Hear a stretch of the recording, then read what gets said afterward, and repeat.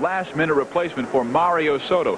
Terry lost to the Cubs that afternoon, 9-6, allowing 6 hits and 9 runs in that ball game. He last pitched, though, July 10th at Montreal. No decision. He pitched 1 1/3 innings, 1 hit, 1 run, 2 walks, and a strikeout. And later in the week, Marty, he found out that he would indeed be moving into the starting rotation when Chris Welsh went down with that knee injury. And before Len Dykstra steps in, we remind you this copyrighted telecast comes to you through the courtesy of Multimedia Broadcasting, authorized under television rights granted by the Cincinnati Reds. Solely for the entertainment of our audience, any publication, reproduction, or other use of the pictures, descriptions, or accounts of this game without the express written consent of the Cincinnati Reds is prohibited.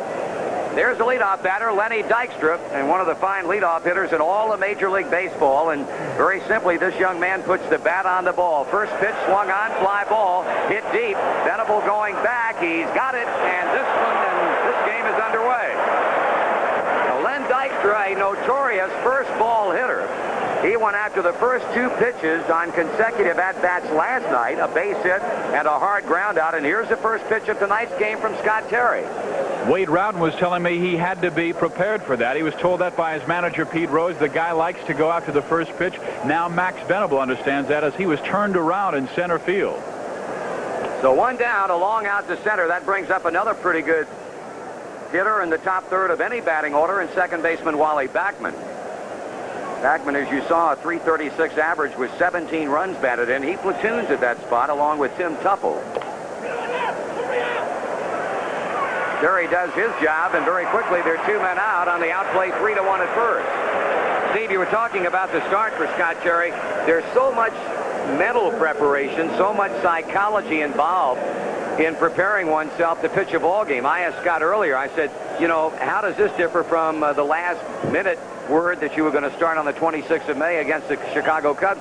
He said simply, I pitched the ball game last night. And I said, you mean you went over the hitters? Yes, went over the hitters in my mind. Each player who I felt was going to be in the lineup, situations as they unfolded in last night's game, and how I might better pitch them when given the chance. And, of course, the chance is tonight. He's very quickly 2 outs deep into the first. This is Keith Hernandez, and Terry in front of strike. He also said he came to the ballpark preparing as a starter, and that wasn't the case in Chicago. Really not sure whether Mario would get the call or he would get the call. In this case, he was able to prepare himself mentally and do the things he normally would do as a starter. 1 ball, 1 strike on Hernandez. Well, at least on paper, the cards seemingly are stacked against Scott Terry. It's only his second big league start, trying to pick up a win for the first time ever in the majors, and only facing the best hitting team in the National League, the team that leads the East by a boatload, and the team that has the best record in all of Major League Baseball. Is it the best team in the big leagues? Only time will tell, but at the moment you'd have to say without fear of argument the New York Mets without question are. 2-1 on Hernandez with 2 outs and nobody on here in the top of the first. There's Gary Carter. He would follow Keith Hernandez, and well, it's a very potent New York Mets batting order. Plate umpire tonight, Jerry Davis. At first, the crew chief, Doug Harvey. At second base, Dana DeMuth. And over at third, Eric Gregg.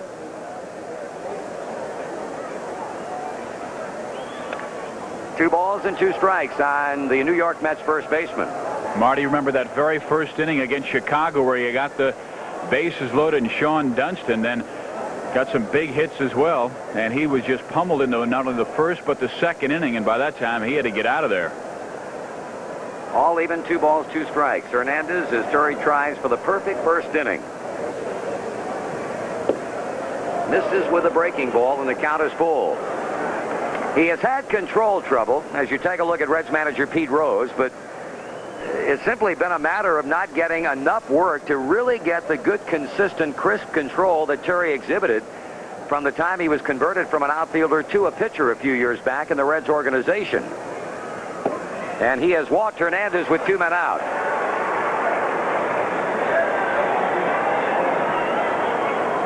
So the first for New York continues, and here's Gary Carter.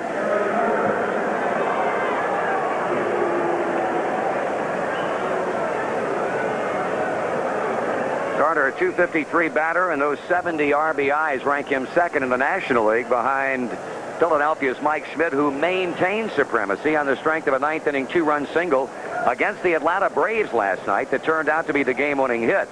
Phillies won that game 3-1.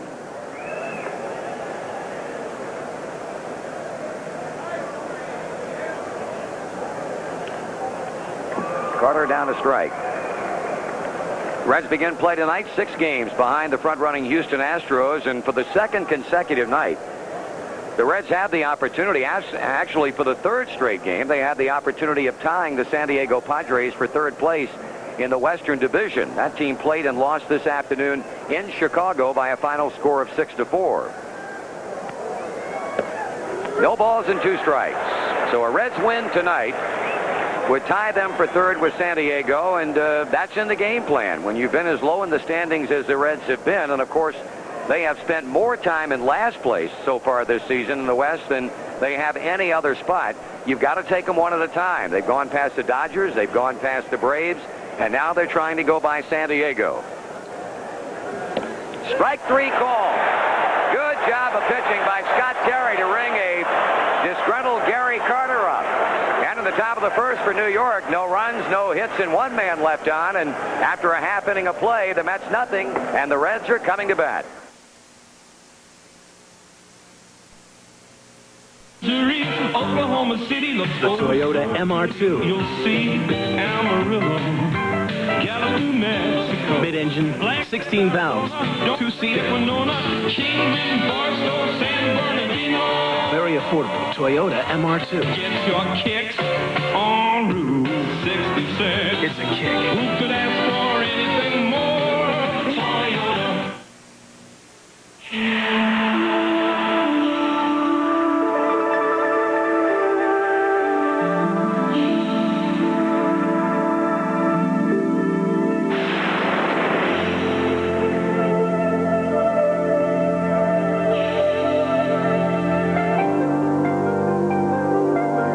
Delta professionals always make you feel like you're on top of the world. Delta gets you there. Catch the cost-cutter savings on the items you need and buy most at Kroger. Butternut, hot dog buns, or golden honey sandwich buns, 10 or 12 count, only 69 cents a package. Con sliced bacon is just $2.49 for a 1-pound package. And Red Baron frozen pizzas are $2.59 each. You just can't lose with Kroger cost-cutter savings. Here's the defense for the New York Mets tonight. It will be Keith Hernandez at first base, Wally Backman's the second baseman, Rafael Santana's the shortstop, and Ray Knight at third. Darryl Strawberry should be in right field, Danny Heap in left, and Len Dykstra in center. Gary Carter's behind the plate, and Bob Ojeda is on the mound. And the lineup that he will be facing for the Cincinnati Reds finds Max Venable leading things off, and not Eric Davis in center field. Buddy Bell will hit second, then Dave Parker, Bo Diaz, Nicky Sansky, Wade Rowden, Tony Perez, Ron Oster, and then the pitcher Scott Terry. Well, the Major League's earned run average leader will be on the mound for New York tonight. An 11-2 record with a sparkling 2.13 earned run average. And Marty, in his last 4 starts, he has been brilliant. Only 1 earned run in 33 innings.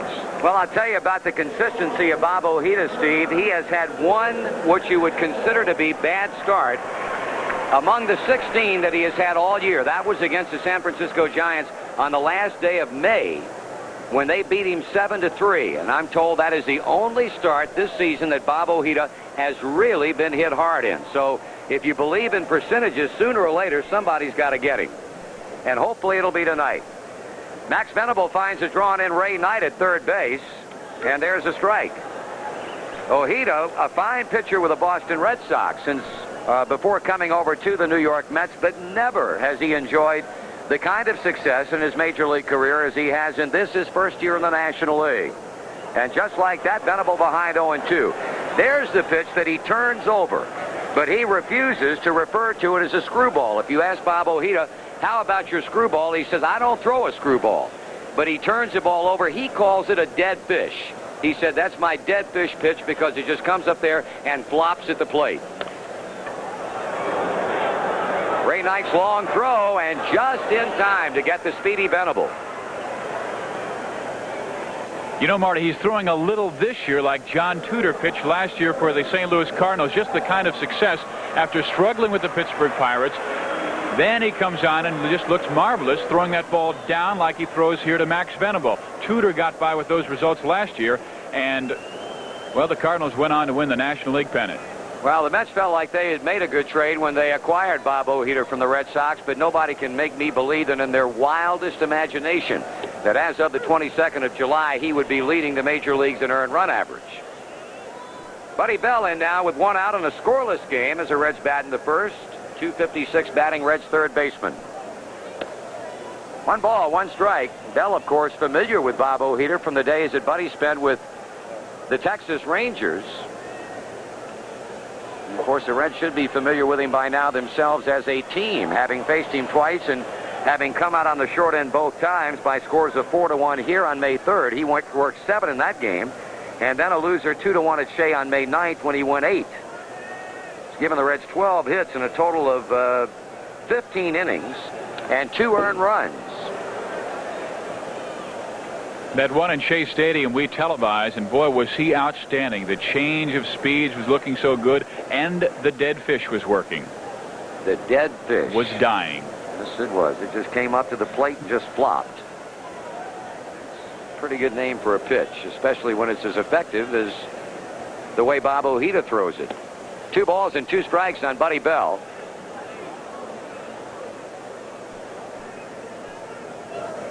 Mets would like to be able to finish the Reds off here in Cincinnati with a wrap-up coming tomorrow night with the same kind of scenario as we saw in New York when the Reds beat them 3 straight. And that's off the glove of Bachman, and that will be a base hit for a very hot-hitting Buddy Bell. Came into tonight's game batting .395. He collected 2 of the Reds' 6 hits last night, and Bachman just could not quite make the play on the ball. Just does trickle off the end of his glove. And as you said, Buddy Bell really has been one of the Reds' hottest hitters. As a matter of fact, in the major leagues, they list him in the number 6 position as the hottest hitters the last 2 weeks.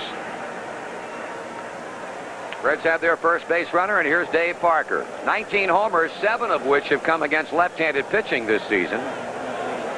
But home runs, something that Bob O'Heater gives up very sparingly. He has allowed 5 in 122 and a third innings. Of course, of late, it's really not made a whole lot of difference whether it was a right-hander or a left-hander out there throwing to Parker. He's in one of those roles right now where he's just getting base hits and home runs. 1 ball, 1 strike, as O'Heater might have made a mistake right there and got away with it. He got a pitch up, and Parker had that big cut. But all he was able to do was stir the air up around home plate on a warm evening here in Cincinnati, Ohio.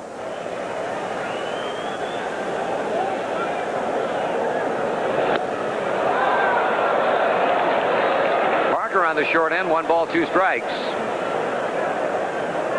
Reds would need to win tonight and also win tomorrow night to split the season series against New York. After the Mets win last night, they've won 6 out of the 10. Bell taking the short lead at first, and Parker's gone as O'Heater picks up his first strikeout.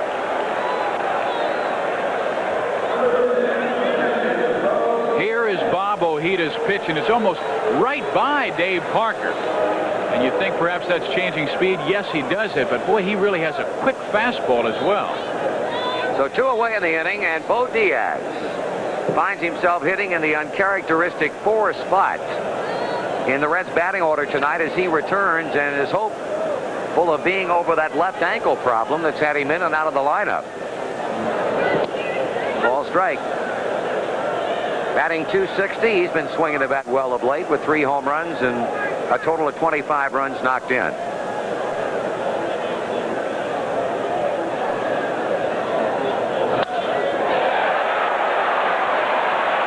Almost overran the baseball, but Lenny hanging with him, and a hard hit ball turns out to be the 3rd out of the inning. No runs, a hit, 1 left. We played 1, and the Reds and the Mets are 0-0.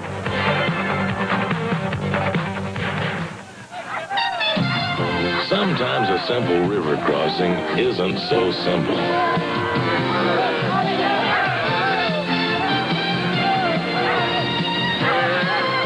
And when you've got him back, it's your turn. Head for the beer brewed natural as a mountain stream, for a taste as smooth as its name. Bush. Head for Bush beer. Head for the mountains. It happens only once a year. Ford year and clearance sale is here. Countdown. Ford cars. Sale price. Quality cars. America's best built quality. Ford cars. Got the will to sell a car. Escort sells the best by far. Luxury, now have you heard? You cannot beat the Thunderbird. Countdown. Ford cars. Sale price. Quality cars. America's best built quality. Ford cars. First there was Diet Lemon Lime Slice. Now there's Diet Mandarin Orange and Diet Apple Slice. We got the juice. Oh, it's such a blast. 3 great tastes. Nobody else has. We got the juice. 10% fruit juices. Orange, lemon, lime, and apple slice. 3 diet flavors and it's just paradise. We got the juice. Lemon lime, apple, and mandarin orange. Diet Life. Buddy Barron for the new Wink. You can win up to $10,000 in free money. Just listen to Wink 94.1 FM or 1360 AM for details. After an inning of baseball, 0-0 between the Reds and the New York Mets. Scott Terry issuing a 2-out walk in the first inning to Keith Hernandez, but then was fortunate to strike Gary Carter out looking on the minimum of 3 pitches. So he'll be going to work against the right fielder Darryl Strawberry here at the outset of inning number 2. I think the one thing, Steve, that Pete Rose has been noted for, and well, not quite 2 years as a manager of the Cincinnati Reds, is his extreme patience with players. And I don't think they can adequately judge Scott Terry on what he might or might not do tonight. They have to commit themselves to probably 3 starts to give this kid a chance to get his feet on the ground, and then would be able to make a more proper assessment of whether or not he can handle going every 5 days. Boy, would it be a tremendous boost if he can go a good 5-6 innings here this evening. Well, the Reds are pretty much in the same situation with Terry tonight as they were with Mario Soto last night. They expected 80 pitches as the optimum from Soto, and probably Scott Terry would be allowed 80 or maybe a little bit more than that.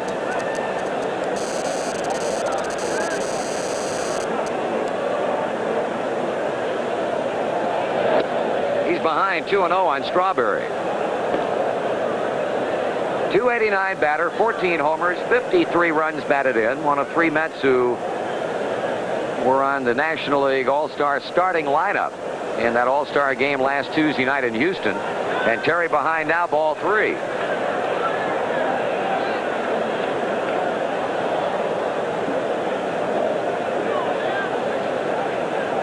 George Foster finds himself in a platoon situation now with his club, and he normally starts only when a left-hander is pitching, and that means he would be in the lineup tomorrow night against Tom Browning. But it is indeed quite a come-down for Foster. All those great years he had here in Cincinnati, and really has not panned out in New York. He's been a major disappointment in light of the kind of contract that he received when he went over there and what he's been able to produce. So there's a walk to Strawberry, the second allowed by Terry in as many innings, and faces a man who gets the call more often than not in left field for the Mets these days, and Danny Heath. He just continues to hit the ball extremely well. There you see his average. He has those 3 big home runs, and it's always seemed to hit Cincinnati pretty well in his past. He did some serious damage against this club as a pinch hitter in years past, and basically with the Mets. Good pitch by Terry that's in for a called strike.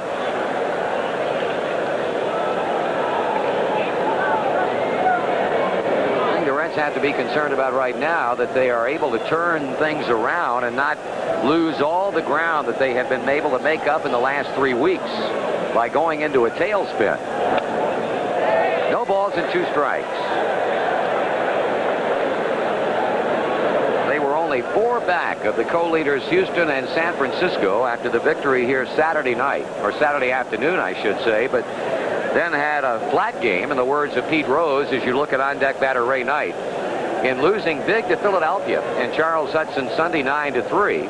And they had opportunities last night and could not take advantage of them against Aguilera.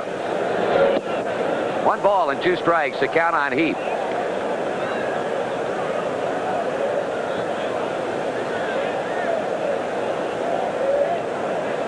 That's with a record of 61-28, but their hopes of going 70-30 to equal that great start by the 1970 Reds would have to mean that they would play unbelievable baseball in their next 11 games counting tonight.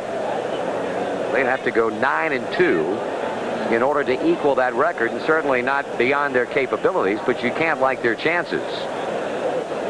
Strawberry running. The throw by Diaz, and not in time. Rowden is arguing, but I'll tell you what.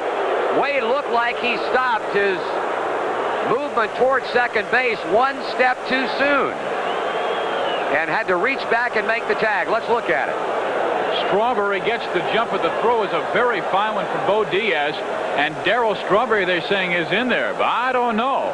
Let's see, as Wade Rowden gets the tag down, they're saying Strawberry got the foot on the outside of the bag. Oh, he's in there easy. Yes, he is. He sure is. And that's because Wade didn't go far enough to the bag to take the throw from Bo Diaz. If he takes one more step, he's got Darryl Strawberry. An excellent throw from Bo. 3-2 on Heap as the Mets try to get something going now in the second. Rowden arguing with second base umpire Dana DeMuth, but that was no contest. Strawberry was in easily ahead of the shortstop's tag.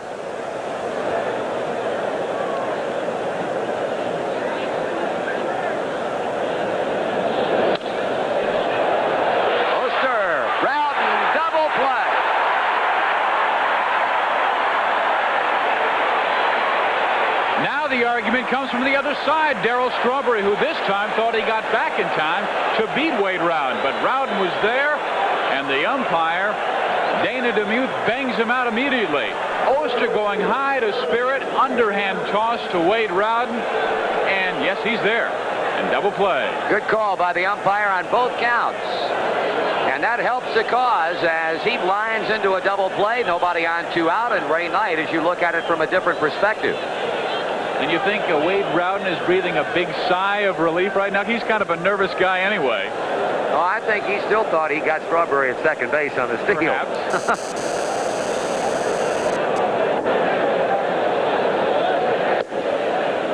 1 ball and no strikes on Ray Knight.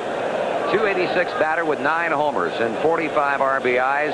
Has he come back in a big way in 1986? Without any question. There were a lot of folks who were writing Ray off. In fact, in spring training, there were rumors that the Mets were going to deal him. Met with manager Davey Johnson, and he calmed Ray's fears. He's always been a big supporter of Ray Knight, and Ray has proven that Davey Johnson's patience, they have been justified to the nth degree by the way he has performed this season.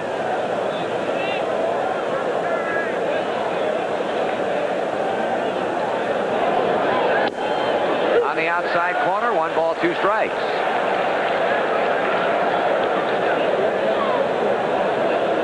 Probably see number 14 back in the lineup tomorrow night. Reds will be facing Ron Darling, but there is some element of doubt as to whether or not Darling will pitch in the series windup here against Tom Browning, and we'll tell you why. 2-2. It is still somewhat up in the air as to the time that a hearing may or may not take place in Houston on Thursday involving Ron Darling and Tim Tuffle, who have been accused of assaulting a police officer in Houston. We understand that the hearing is scheduled for 8:30 on Thursday morning as Knight singles with 2 out. Apparently the Mets are seeking the possibility of getting a time change on that hearing because it is still up in the air, but if the time holds firm, then it's highly doubtful, or there's no way Ron Darling could pitch against the Reds tomorrow night if he has to be in Houston by 8:30 on Thursday morning.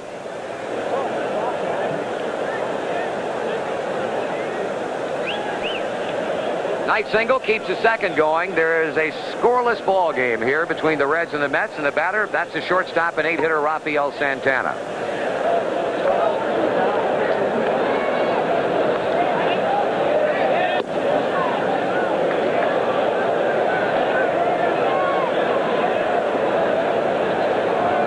back with you, pal. It is great to be here. After you enjoyed Lake Cumberland, so got that golden skin of yours all bronzed up again. It's what you're supposed to do when you go to Lake Cumberland, an all-star break. One of the fine spots on the face of this earth, I want to tell you. I should work for the Chamber of Commerce down there in Jamestown, Kentucky. They'd have a lot more people there, and it'd crowd you. They'd probably make them upset. Your life preserver. And another hit by New York as Santana finds a hole. Knight will stop at second. So after Danny Heap lined into a double play, Wade Rowden was hoping, or rather Scott Terry was hoping for an easy second, but back-to-back base hits by Ray Knight and by Santana. Right now we'll pause 5 seconds for station identification on the Cincinnati Reds television network. Sports, Cincinnati style. WLWT Channel 5.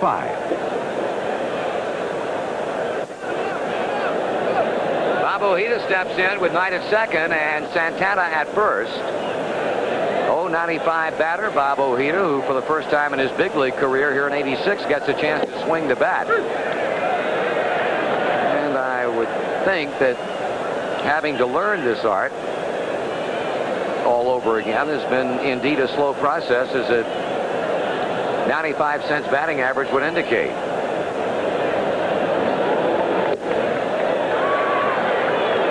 And this would be, as Joe Nuxall would say, just rare backhand throw strikes. Absolutely. After so many years of not swinging the bat, let's make that guy take it off his shoulder. Well, he's been up there hacking. Give him credit for that. You cannot be a threat unless you swing that bat. That's another Joe Nuxallism. And that's all for Ojeda. In the second for New York, no runs, a couple of base hits. They leave as many people on, and at the end of 1.5, Cincinnati nothing, and New York likewise. Have you looked at Allstate homeowners insurance rates lately? Nope. They may be lower than you think. They are low. Leave it to the good hands people.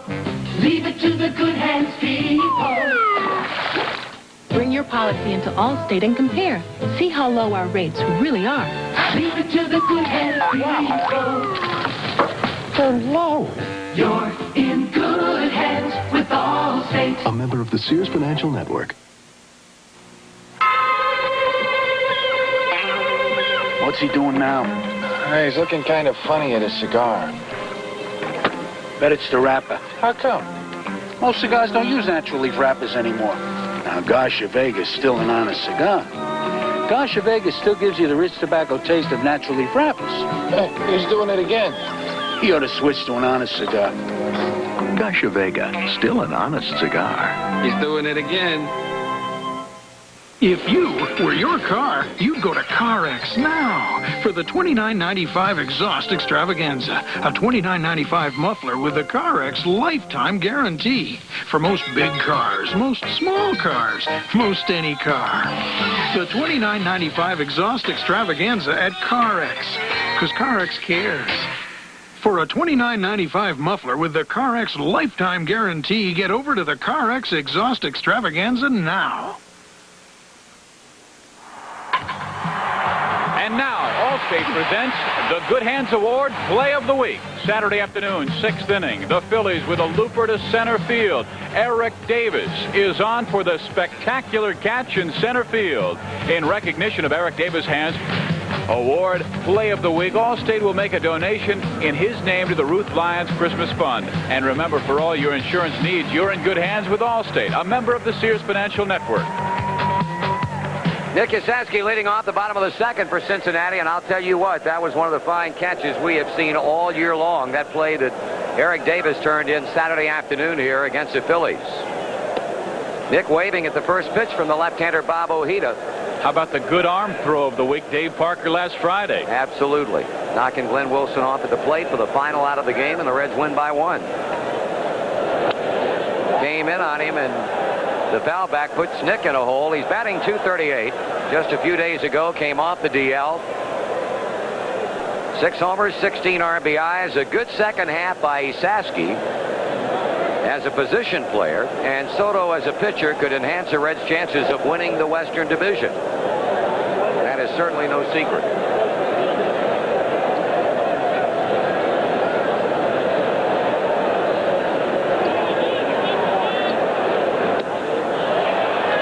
strikeout for Bob Ojeda.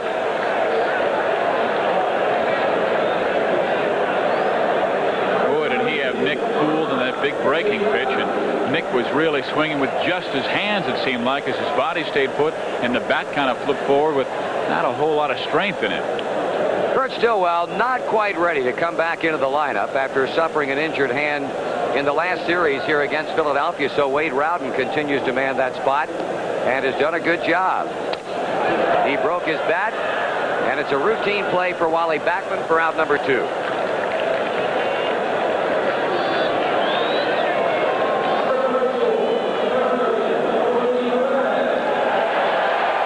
Ojeda giving up a single in the first inning to Buddy Bell. Has retired the first 2 in the second, faces that man, Tony Perez. Tony back in a slump again after tearing the cover off the ball amid all those rumors circulating a couple of weeks ago that he was on the verge of being released, and put together at one time a 9-game hitting streak. Got his average up over 250, now down to 217. 2 balls and no strikes.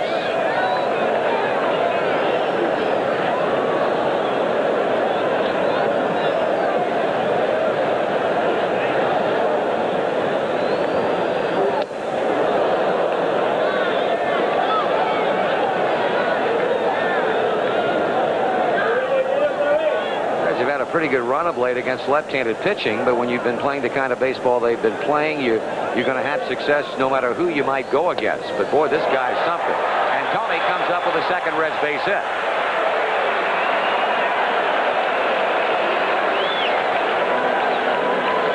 Second base runner for Cincinnati. This pitch looked to be down, and it was. And Tony went right out and got it and laced it right back through the middle. Well, here's the fella now stepping in with 2 out, and Tony Perez at first base, and they are collecting that baseball because that is career hit number 2,700 for Tony Perez.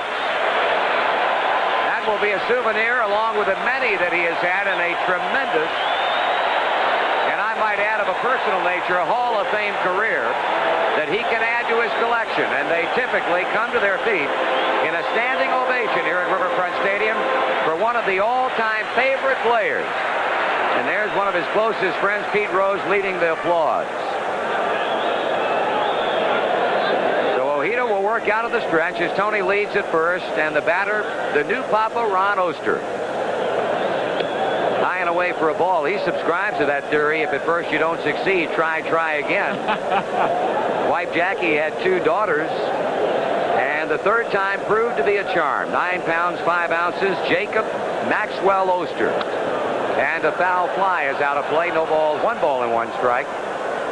Julianne, age 5, Jill, age 2, the 2 girls. And, well, old Jake Oster now.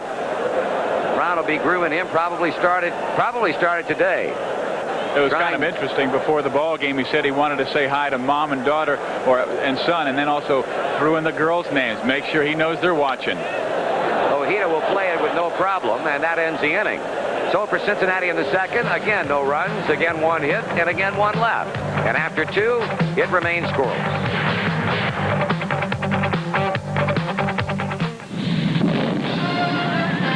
Out here, a thunderstorm rolls in fast, sometimes too fast.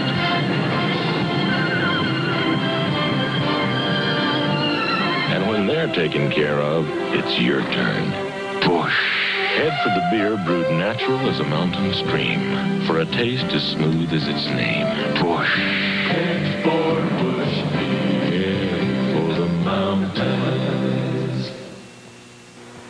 Times change, and we knew we had to change too. Our instructors are trained and certified to give you the best possible service. And our fair deal guarantee lets you work out 3 times the first week after joining. And if you're not completely satisfied, we'll refund your money. No questions asked. Right now, get 3 months free at all area Scandinavians. Call now or come in, get 3 months free and our fair deal guarantee. More than 75% of our members renewed with us last year. Give us a try. Call or come in for a free trial visit today. Ever since things have been made out of metal, there's been rust. And the way to fight rust is with Rust-Oleum. Rust-Oleum renews. Rust-Oleum restores. Rust-Oleum makes things look good longer. No ordinary paint can match its durability because no ordinary paint has Rust-Oleum's unique protective barrier. Nobody fights rust like Rust-Oleum. When you're saving lives, you can't let your transmission die. That's why many ambulance fleets go where it's better than fixed. It's AMCO. 0-2-0 for both the Meds and Rets as we go to the top of the third inning of play. And you know, there was cap day, batting helmet day, jersey day, and bat day. Now your youngster can round out his 1986 Reds outfit on Sox Day at Riverfront. It's Sunday, July 27th, when the Reds take on the Expos at 2:15, and the first 15,000 youngsters 14 and under receive a free pair of Red sports socks. Thanks to Kinney Shoes. These white socks feature the red stripes at the calf and the Reds team emblem on the side. Make your plans now for Sox Day, Sunday, July 27th, sponsored by Kinney Shoes. Lenny Dykstra coming back for the second time as he leads off the Mets' third inning. In the first two, Scott Terry has allowed 2 hits. He has walked 2 batters. But the bottom line is he's been able to keep the Mets off the board, striking out pitcher Bob Ojeda after the 2 out hits in the second by Ray Knight and Rafael Santana. Dykstra sent Venable back to the warning track to begin the game, and he takes it low, ball 1. Got the chance back in spring training when the incumbent Mookie Wilson was hit in the face by a thrown ball during a rundown drill.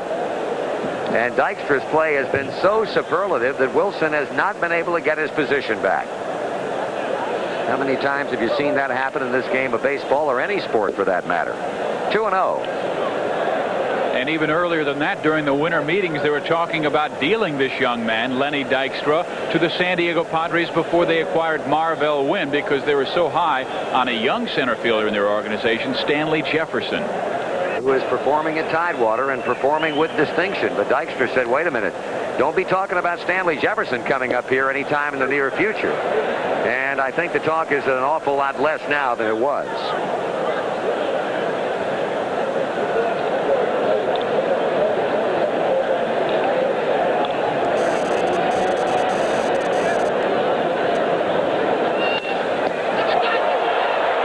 To Terry and hit hard, 1 out.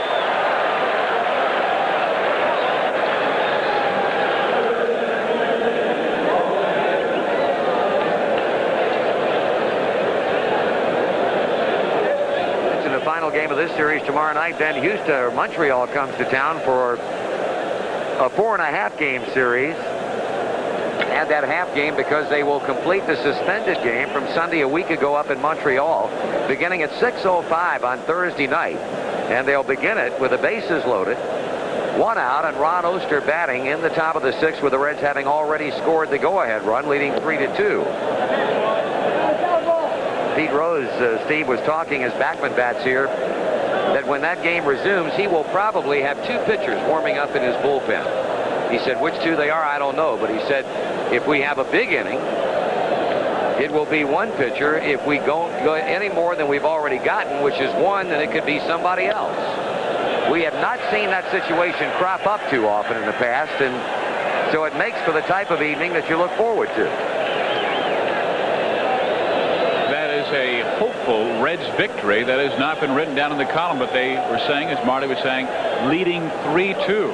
And had everything going their way with the bases full. And it's very conceivable Tom Browning could pick up 2 wins in as many nights, because he's a winning pitcher of record in that game, and he is scheduled, of course, to go against the Mets tomorrow night. 1 ball and 2 strikes as Backman bluffed the bunt.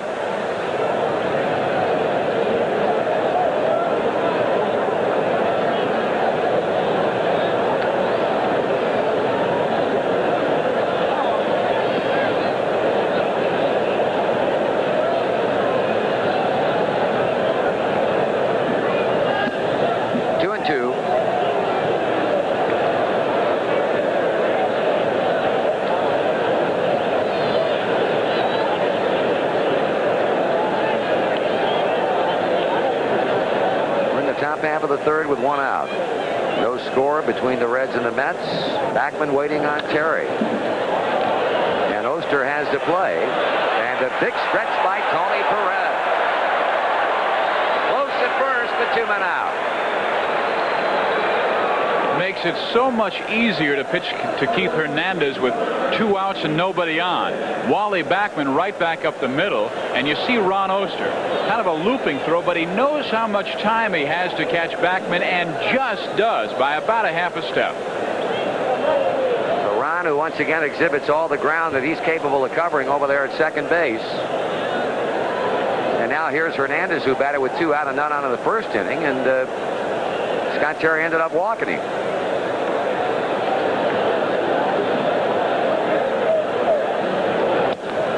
Right.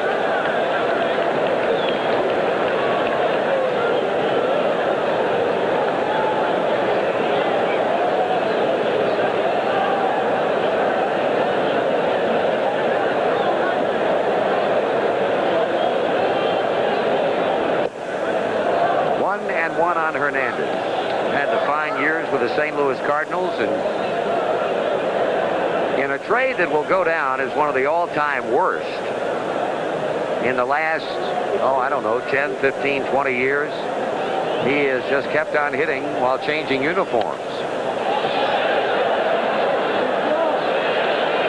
Think about what the St. Louis Cardinals got in that trade, namely Neil Allen and Rick Ownby.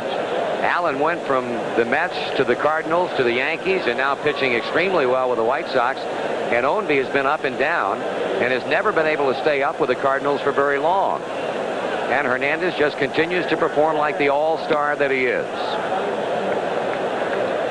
And one has to believe that Whitey Herzog and Keith Hernandez did not get along, because Hernandez was coming off so many great seasons, although Neil Allen was a fine pitcher for the New York Mets. 2-2.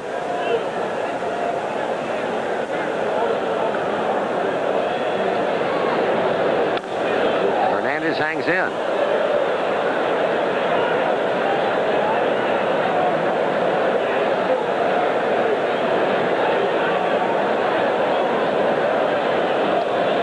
Scott Terry trying for his first 1-2-3 inning of the night. Had the chance in the first, then walked Hernandez before striking out Carter, and will not get a perfect third inning, and that ball will be in there for more than one. Up and throwing is Esaski, and there's Hernandez going to second base with an opposite field double.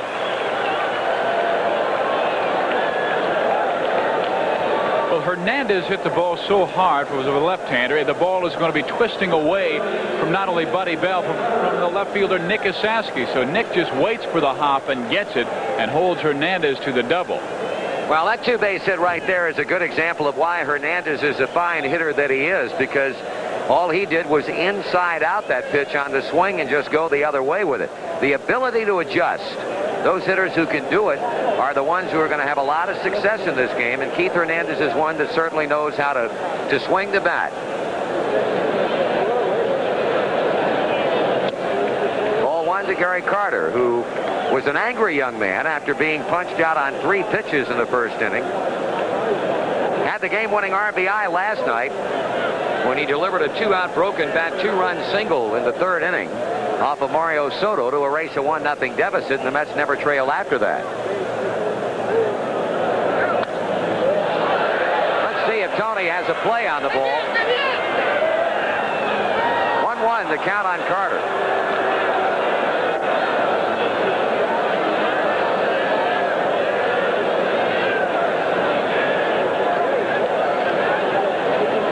Terry kind of finds himself in the same position he had with the Chicago Cubs that one afternoon.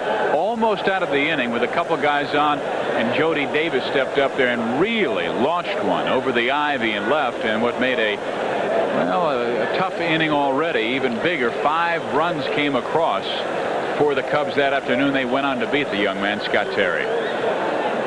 Trying to get Carter out and get out of the third unscathed. He's got Hernandez hanging out at second, and that's all for New York.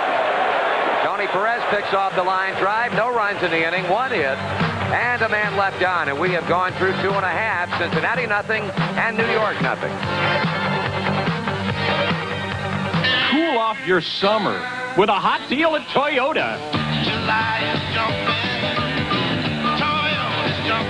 If you're looking for huge savings, now's the time to save on the biggest selection of Toyotas ever. Save on cars like Celicas and Camrys. Save on Tercels, Toyota's lowest price car. And with factory-to-dealer incentives, there are incredible savings on trucks. So jump on into your Toyota dealers now.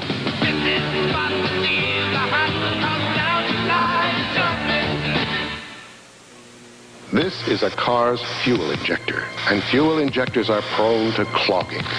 Over 728,000 cars in Ohio have them, and the number keeps growing. That's why Ohio has developed its new high-octane premium unleaded gasoline, specially formulated to clean out the dirt and deposits that clog injectors, to restore power and performance. New Ohio Premium Unleaded, the gasoline for today's cars. All of them.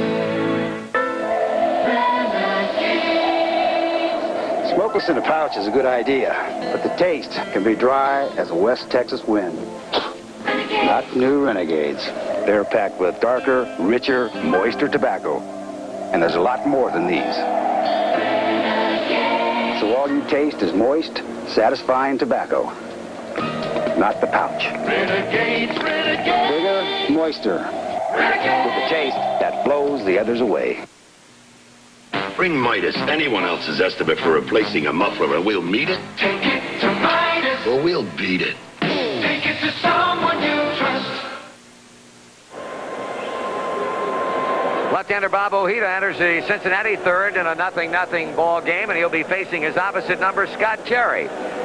A report on Kansas City manager Dick Hauser, who underwent brain surgery shortly after 12 o'clock today in Kansas City, and they found, unfortunately, that 2-inch tumor was malignant. We understand that they removed a portion of it, Steve, and now one of the fine people in this game of baseball will be undergoing, I would imagine, radiation treatment or something akin to that. The doctors at this time say they are making the decision within the next few days and what kind of treatment that he will undergo, but they feel, yes, that it will be radiation treatment. And he is a great gentleman of the game. Oh, I'll tell you, you can't find anybody connected in baseball that is as fine a gentleman as Dick Hauser is. I don't know of anybody who's ever had anything bad to say about him. He's a fine manager. Probably the biggest mistake George Steinbrenner ever made was firing Dick Hauser when he was managing the New York Yankees, and there are a lot of people in this game pulling for Dick Hauser tonight, I'll tell you. Well, now he swings the bat like an outfielder. He took a ball, he rammed one through the left side. Hey, that's something else. You put this guy in the pitching rotation and give him a chance to get 3 or 4 at-bats every 5 days, and I think he's going to show you how he hit when he was an outfielder. He only hit .238, though, but he hits this one like he had about an average of over .350. He just slams it in between the third baseman and the shortstop. Now, most opponents, like the Mets, want that pitcher leading off. They got him here in the third inning, and all Scott Terry does is come through with a base hit. And you know how good a batting average of .238 average is for a pitcher? It's outstanding. But for an outfielder, they tell you, have you ever thought about pitching? Yeah. That's what they said to him. And he said, okay. Reds have their third hit. Let's see what Max Venable can do after taking a look at Ojeda in the first inning. He bounced him out to Ray Knight at third. And the Mets infield defense now looking for the bunt. Knight really pulled in at third base. Keith Hernandez, however, playing behind Terry at first. Good bunt. And the sacrifice successful.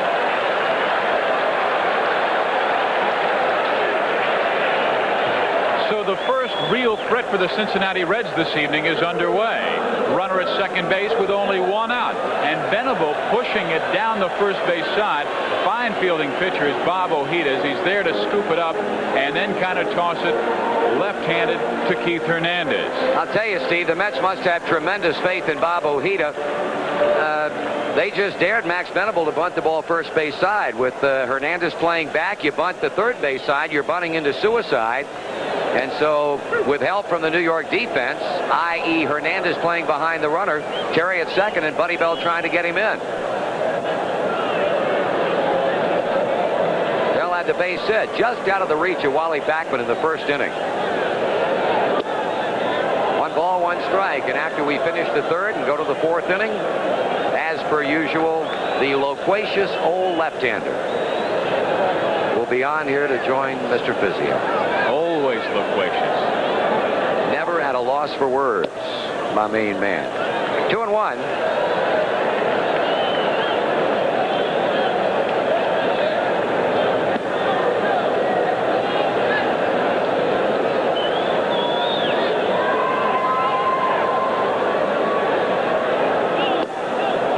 And it's 2 balls and 2 strikes.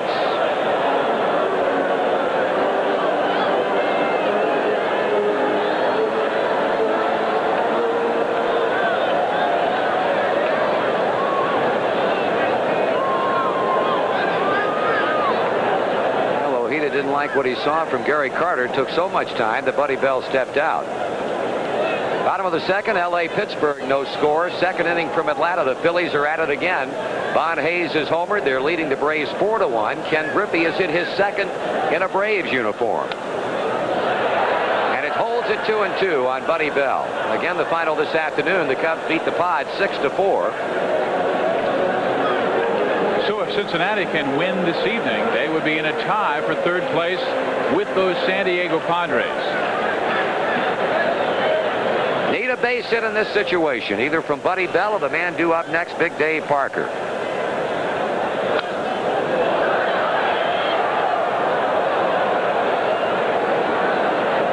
You flinched a little bit on that one, didn't you? Not at all. Yeah, you did. Had it all the way. Yeah, you did. Okay, well, just a little bit. Jeff flinched. He was out of here. Yeah, he was definitely out of here. We're talking about that foul back off the bat of Buddy Bell.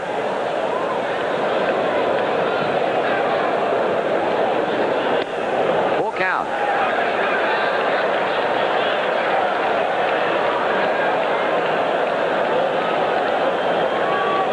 Dave Parker, who did not look real good in the first inning, striking out against Bob Ojeda, will have another shot at him in a moment. Stay at second, and Bell is gone on the ground ball to Santana.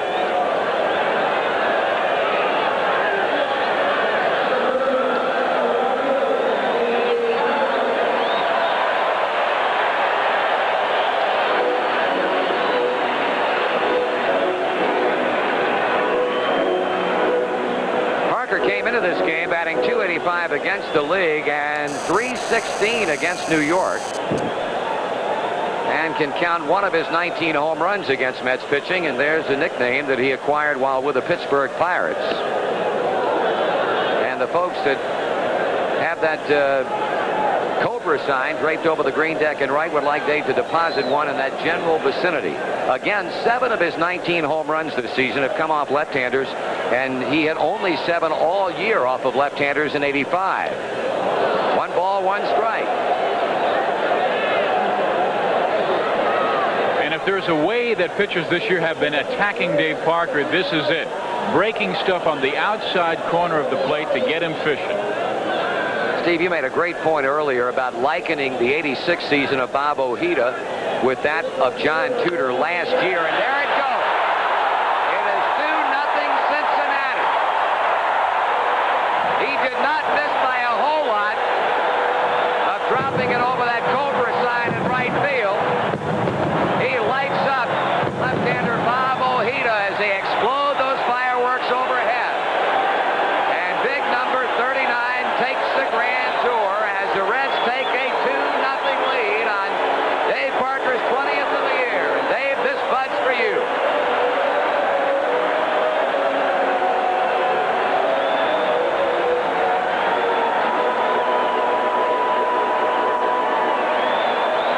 He had looked so by Bob Ojeda on the pitch prior to this. Threw him the same one, but got it over the heart of the plate, and Parker just drives it, standing at home plate and watching it hit off the facade there in right field. Home run number 20 on the season for Big Dave, and 2 more RBIs, bringing his total to 65 this year. Bo Diaz with a 1 ball, 1 strike count.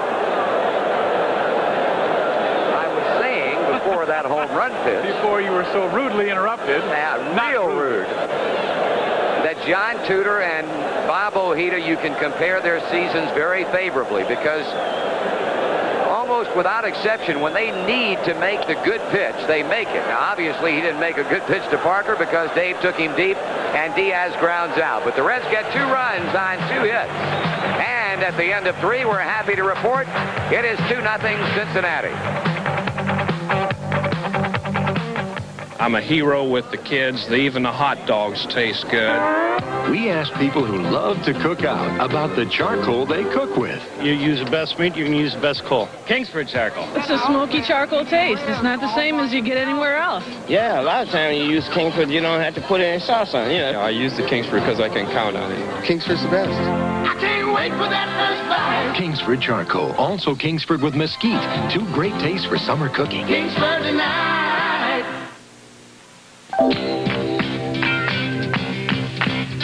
It happens only once a year. 4th year in Clearsdale is here. Countdown. Raise your trucks. Sale price. Top trucks. America's best build quality. Top trucks. Ranger V6 engine man. Most powerful V6 in the land. F-Series pickup, what do you say? Best full size in the USA. Countdown. Ford trucks. Sale price. Top trucks. America's best build quality. Ford trucks. 2-0 the Cincinnati Reds lead the New York Mets by way of Dave Parker's 20th home run on the season. And I'm Steve Physiak along with Joe Nuxall. The old left-hander joins us now for the next 4 innings.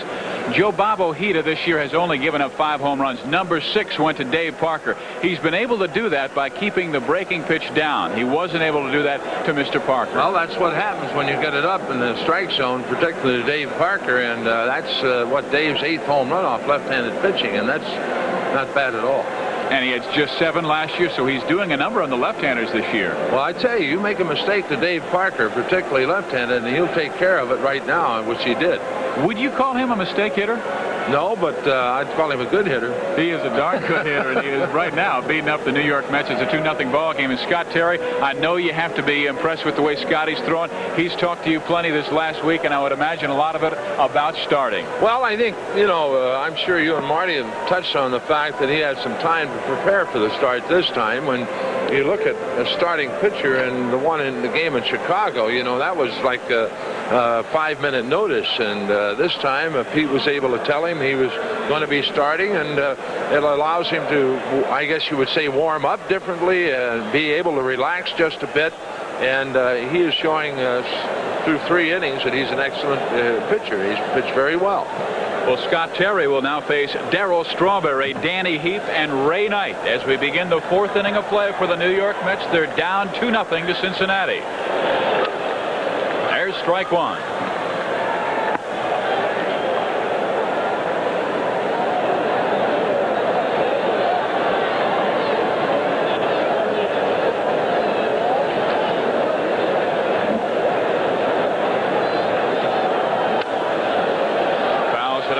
Play, 0-2. I would imagine, Joe, it has to make a dramatic difference when you know you're going to start at least a week in advance like Scott is. A little different than the Chicago game. Well, when you throw down the bullpen, you work a little differently rather than preparing to go into a ball game for an inning or so. Now here's Wade Rout to take care of Darryl Strawberry rather nicely. But the thing is being able to get prepared. And here's another look at Rowden's play on Darryl Strawberry. You can see the pitches away from Darryl and ground ball, and a nice play by Wade and going on the run and a little sinker to Tony, and he had to backhand that ball. But I tell you, Wade Rowden has done an excellent job in the games he's played at shortstop. He's made some fine defensive plays. And that is something coming as a shortstop or as a third baseman in the minor leagues to now a shortstop in the major leagues and making an outstanding play against Philadelphia, again last night against the Mets, and right here this evening against New York. Well, he started 38 games last year at shortstop in Denver, so it's not a strange position for him, but still playing on the turf here at Riverfront as opposed to in Denver on grass, it is a little different, but he's, as you say, has done an excellent job. Scott Terry has the count, 2 balls and no strikes to Danny Heath. Heath hit the ball hard, but right at Ron Oster his first time up, and then Oster tossed quickly to Wade Rowden to double up Darryl Strawberry for a double play. That came back in the second.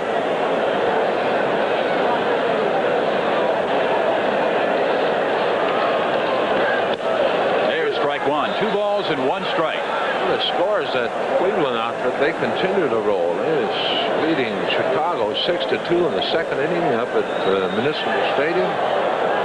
And, of course, Kansas City. Boy, I hope they win a lot of ball games over there for Dick Hauser. Dick is just a super guy. I had the privilege of playing with Dick in 1961 in Kansas City, and he's just an outstanding person. And gosh, I hope that surgery is everything is positive about it. I don't know if there's been any report yet on it or not. It was indeed a malignant tumor, and they said right now they've taken a part of it out, Joe.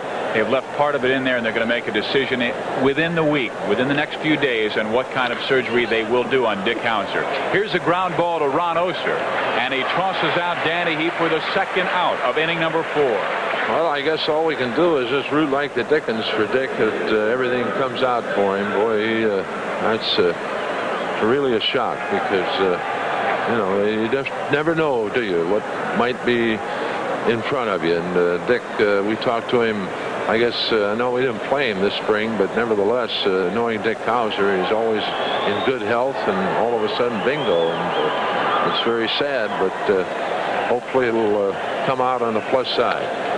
Yes, indeed. Our prayers and thoughts go out to the Dick Hauser family and his wife, Nancy. Scott Cherry now working with Ray Knight has the count. No balls, 1 strike. We have a 2-0 ball game here in the 4th by way of Dave Parker's 20th home run and 64th and 65th RBIs.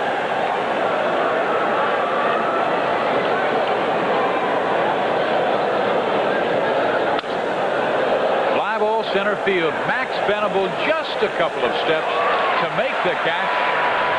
And Scott Cherry has his first 1-2-3 inning. It's a 2-0 ball game as we head to the bottom of the 4th.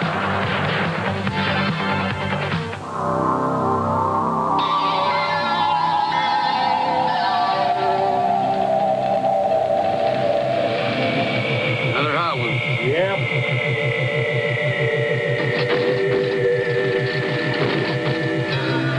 Switch from them hay burners. Yeah, don't make them like I used to. Things sure change. Hadn't changed the taste of Bush, though. Still the smoothest beer around. The heat. She wouldn't start. That's what I figured. Vapor lock. Go easy on her, Hoss. She's not what she used to be. See you, boys. Awesome. Got another, Joe.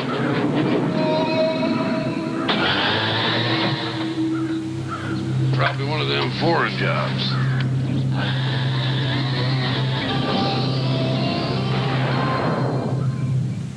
Long John's 3-piece fish dinner. Enjoy.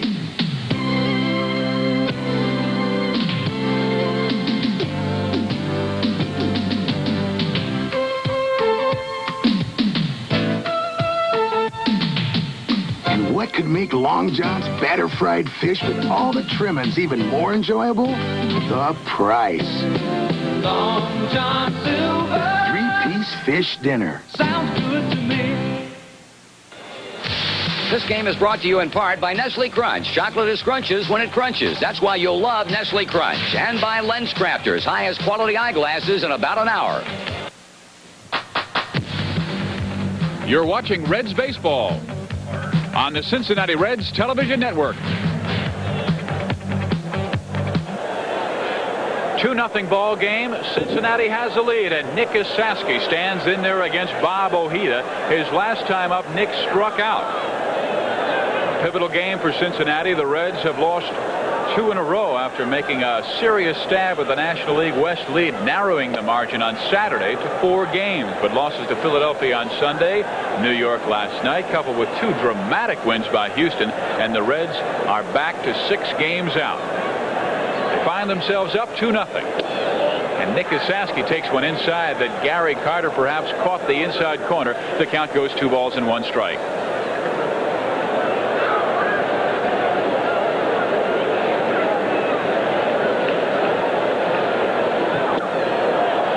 And 2 strikes. See, I think the Probably when you look at Bob Ojeda and the way he pitches, I think there's a good indicator of why he's been successful. Right there, he threw a good change up behind in the count, and you could see Nick was way out in front on the pitch. Misses this one as well and strikes out for the second straight time. The third strikeout by Bob Ojeda in the game. There's a pitch away from, well, not really. That was a changeup, and you could see the bottom fall out of it. Wade Rowden, the batter.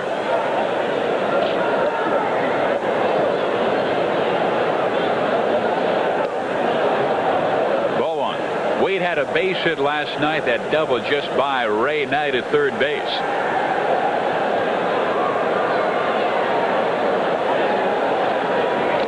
Swings and misses. 1-1.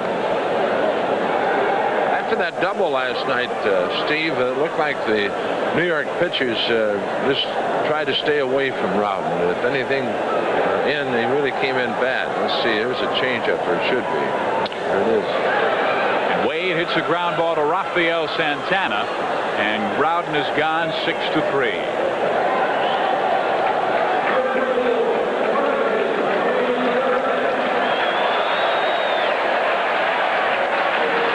Old doggy, he's got 2,700 of them. No, you say, well, that's a whole lot. Then you look at Pete and you say, well, you saw it on the screen. It came back in inning number 2. Base hit back up the middle for Tony Perez, and that was the 4th hit, or at that time it was number 2, but the second into the game that Ojeda has given up 4 now. Tony pops it up. Right side, it will be out of play. 1 ball, 1 strike.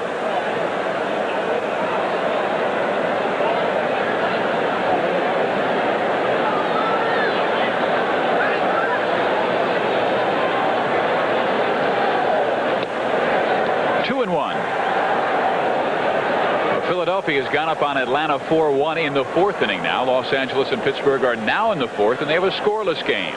Chicago again already has beaten San Diego 6-4. 3 balls and 1 strike. If Perez can get on, Ron Oster will follow, and then the pitcher spot, Scott Terry.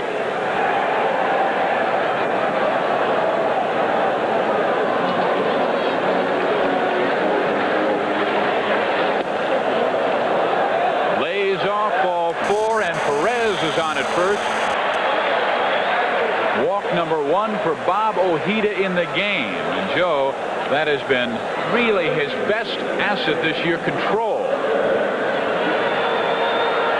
Boy, that was very close. You could see there Tony got it stopped. You know? I think if they would have said yes, he did, I don't think there's been any argument from our group, but we'll take it. But, it almost looked as if Perez might have been a little bit surprised they called ball 4. Ron Oster, the batter. Daddy. New pop. We talked how about much that. did old Jake weigh? 9 pounds 5 ounces. Little chopper in front of home plate that Gary Carter will let it go, and it's a foul ball. He's big already, isn't he? The funny story is he's standing with Kurt Stillwell, the red shortstop, and Joe, you know what an avid fisherman that Kurt Stillwell is. Well, Kurt goes 9 pounds 5 ounces, Ron. That's the bass I caught. He says that's a keeper. I told last night him he was going to teach him to switch it. That was before he was born. Jacob Maxwell. Well, Daddy is up at the plate right now, and I don't know how many times Daddy said, would you say hi to Jackie? His lovely wife, who is now a daughter of 2, has 2 daughters, and 1 son. Yeah. Jill and Julian. And Jacob. Jackie might be asleep, though, laying up in Christ Hospital. Maybe. I don't know. Ron laces 1 foul. Jackie, are you awake? Answer us. Ron said she'd be watching. All right, Jackie. I can hear Jacob right now say, come on, Dad, get a hit, for God's sakes.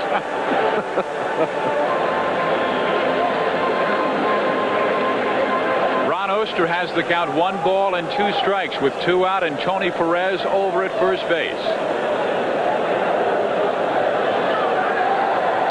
breaking pitch. Hit foul right side. Stays the same, 1-2.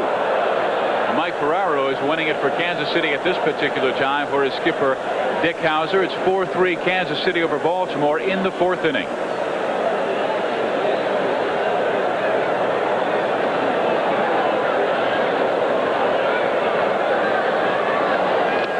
Struck him out, and that will do it for Cincinnati in their half of the 4th.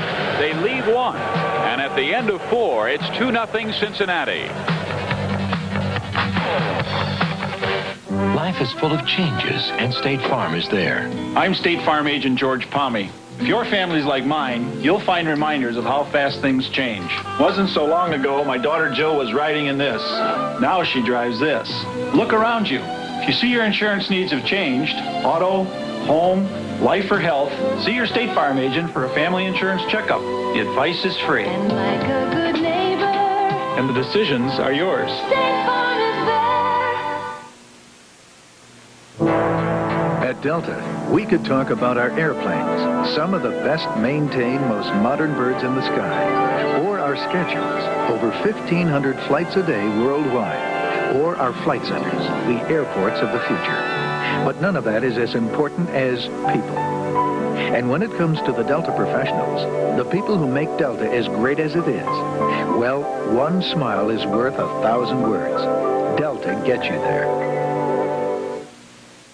This is an update from News 5. Good evening, I'm Jerry Springer. And I'm Norma Rashid. Could more trouble be on the way for Riverfest? Covington is thinking of not participating in the annual event. Tonight on News 5, we'll have more on the problems that could make Riverfest fizzle. And the man believed to have taken control of millions of TV sets a few months ago was captured today.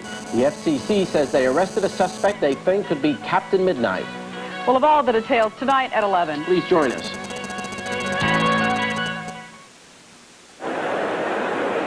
Cincinnati has a 2-0 lead on the New York Mets, and whether you're a master marathoner or a lunch hour jogger, you'll want to enter this year's Reds Pepsi Home Run. The finish line is on the turf at Riverfront, and the whole event takes place between games of the Reds-Padres doubleheader on Friday, August 15th. Runners get a free ticket, race t-shirt, free Pepsi, and a chance to finish in front of thousands of fans. You can get your Reds Pepsi home run entry form by calling the Reds at area code 513-421-4510. Rafael Santana will lead things off for the New York Mets. He'll be followed by the pitcher Bob Ojeda, and then back to the top of the order, and Len Dykstra, the center fielder. You know, Steve, you talk about Scott Terry and the 20 appearances in the relief role this year, this being his second start, and I think he's more accustomed to the starting role. As you go back in his minor league days last year, I think he led the American Association with 28 starts. So I think it's more comfortable, you would have to say, in the starting role. My question is, how long, since being a starter, he's only started one game, how long do you think the Reds would like to see him throw this evening? Well, I would have to think they'll allow him to go just as far as he can. I think has worked very well, and the number of pitches he's thrown, I would imagine somewhere around between 60 and 70 pitches. That one's low, and it's 3 balls and no strikes to Rafael Santana. Pitcher's spot is coming up next. The Reds would like to escape these number 8 and 9 hitters when they get to the top of the order, and Mr. Dykstra. There is strike 1. It's 3 balls and 1 strike. Right now, of course, it's easy to sit up here and say it, but you just throw 2 more pitches in that same spot, and if he can hit one, well, he does it. But just don't walk him. He does. Missing the outside corner, ball 4. So that's the 3rd walk in the game that Scott Terry has allowed in the game. And here comes Bob Ojeda in a bunting situation.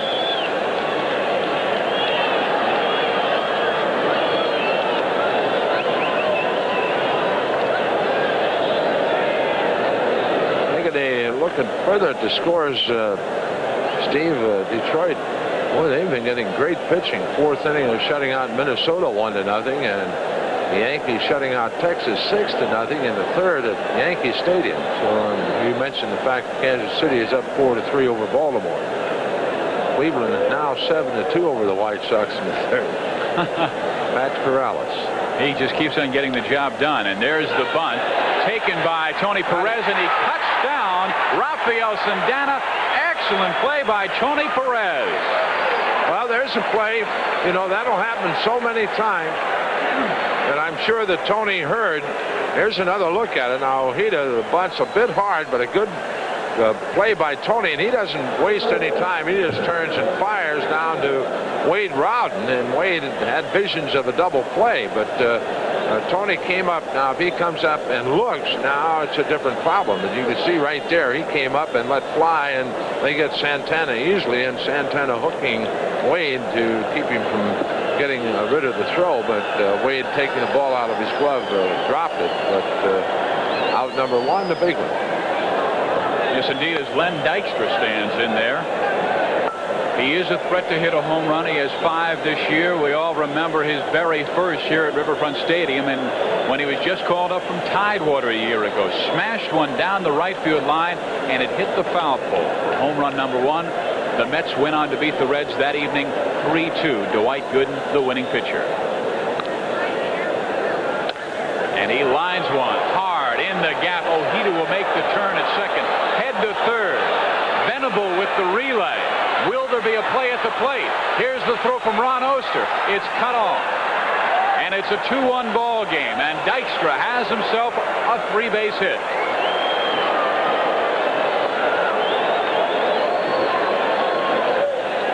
Well, the little guy Dykstra, I tell you, he hits the ball, it seems like hard. Here's another look at it, and not a bad-looking pitch, a little on the inside half the plate and down, but Dykstra, I tell you, he's an aggressive little hitter. He walks up there cutting and slicing, and he's hit the ball hard 3 times tonight, in all honesty, and has gotten, we finally got a base hit.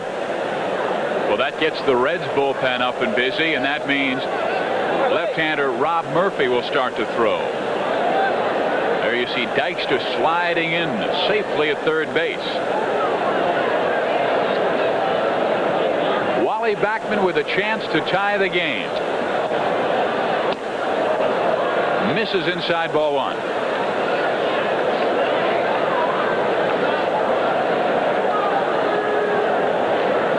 Scott Breeden's going to go out, and really, I think this gives Scotty a little breather right now with run scoring, and want to take cautions that he doesn't start overthrowing the ball. That can happen sometimes, and just stay relaxed, and you got a man at third with 1 out. You need to pop up and ground out, and you're out of the inning.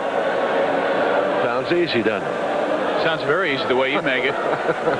There's Rob Murphy, the young left-hander just called up for Denver last week. If it were only that easy. If only. It ain't never that easy, as you can attest to through your years with the major leagues.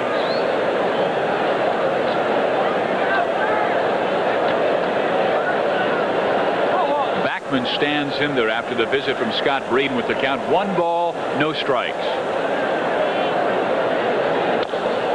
Little grounder. Ron Oster's coming home. Gets Len Dykstra at the plate.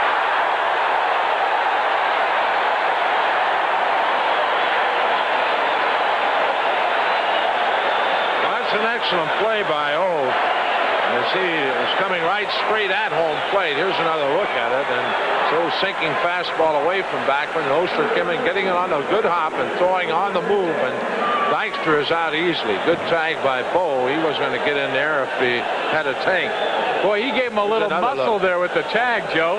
He's got a home plate covered. Look at here. Now Backman trying to get around him, and he looked like he tagged him right in the face. But there's Backman headed down to the water cooler. I don't think he's injured, but good play by both Oster and Bo Diaz. And that was a big out.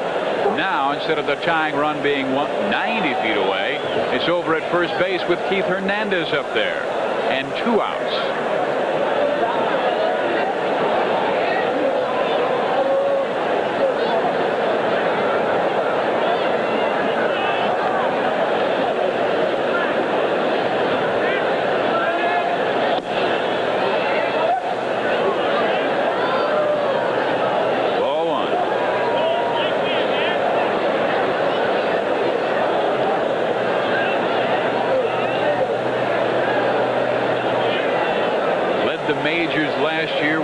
54 game-winning RBIs. Backman is a threat to go, has very good speed, but is not going as Scott Terry took his foot off the rubber. Wally has 8 stolen bases, has been caught 5 times.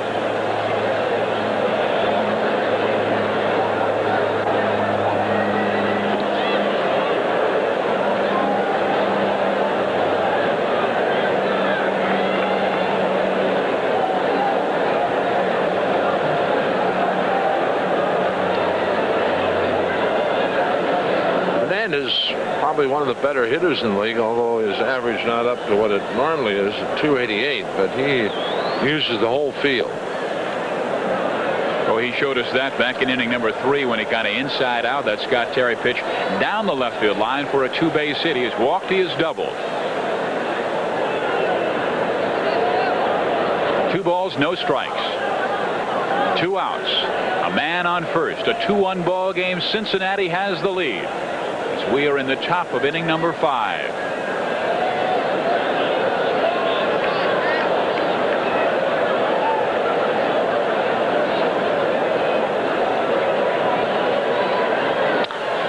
And rips one by Ron Oster. Backman will wait for the turn, but that's all because Dave Parker's the man firing that baseball back in from right field.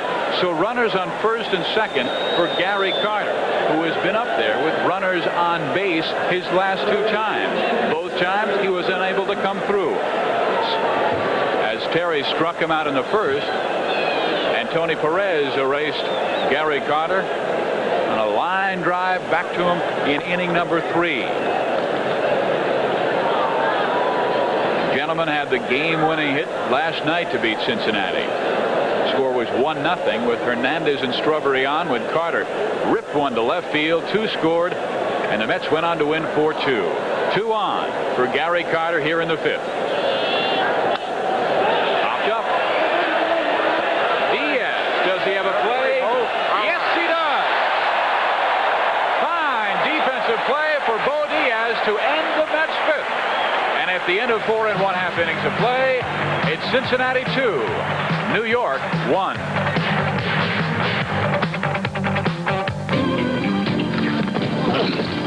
They say the best ones are the hard ones. These you don't break. You try to reach an agreement.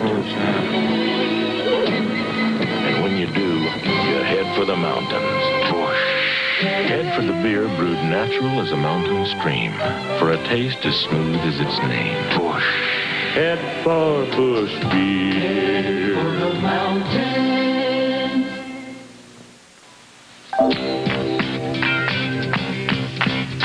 It happens only once a year. Ford year and clearance sale is here. Countdown. Ford cars. Sale price. Quality cars. America's best built quality. Ford cars. You got the will to sell a car. Escort sells the best by far. Luxury, now have you heard? You cannot beat the Thunderbird. Countdown. Ford cars. Sale price. Quality cars. America's best built quality. Ford cars. Get the best of summer's taste. Just go Kroger-ing. Fresh, ripe fruit every day. Just go Kroger-ing. Picked for you the Kroger way. The Kroger Garden, bursting with fresh summer fruit and vegetables. Get the best of summer's taste. Just go Kroger-ing. 2-1 our score. Cincinnati has the lead over the New York Mets. Bottom of the 5th inning we go, and Cincinnati has called on a pinch hitter to replace Scott Terry, and that gentleman is Cal Daniels. So Scott Terry can only get the win. He has gone 5 innings, allowing 1 run. And boy, Joe, it looks like he will earn another start this year for Cincinnati. Well, he pitched very well, and I guess when you look at this thing, it's a little surprising, although we don't know what the situation is, how many pitches he's thrown, and that might be a criteria as far as how far he was going to pitch this afternoon or this evening. But Scott pitched very well. He walked 3 in his 5 innings out there. The Mets had 5 hits. He had a couple of strikeouts, but I think he has to be very pleased with the way he pitched tonight. So Cal Daniels will fill in there. His average this year is .333. He's making his 70th plate appearance. He has a couple of home runs and 10 RBIs. He was last night's starter for Cincinnati, and the first time up, he doubled. Let's see what he does here. He's been an outstanding pitch hitter for Cincinnati this year with 6 hits. As a pinch hitter, he takes strike 1 from Bob Ojeda.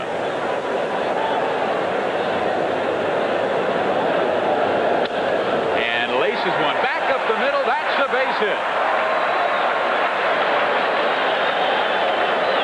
So 7 pinch hits for Cal Daniels this year, and it looked like it went right between the legs of Bob Ojeda or by his leg. Well, Cal is, I guess everybody has heard, is an excellent young hitter, and you could see on the pitch he hit off Ojeda, he just flicked the bat on it, just laid the bat on the ball, then overswing, and hits it up the middle, and good start here in the 5th inning for the Reds.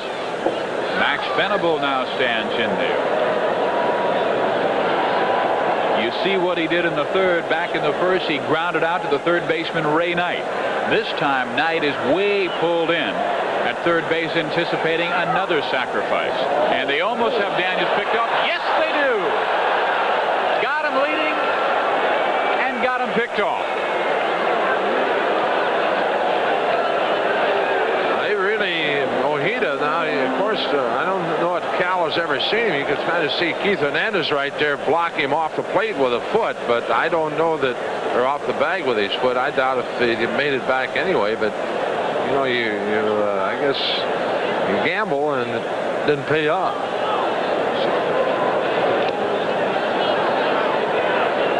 So Ray Knight now will back up at 3rd base. Max Venable standing in there in a hitting situation. And that young man will be the next Reds pitcher when the Reds take the field in the 6th inning. Rob Murphy.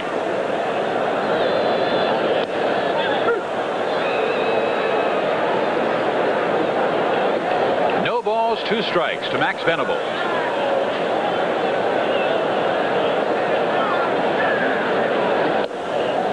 One and 2.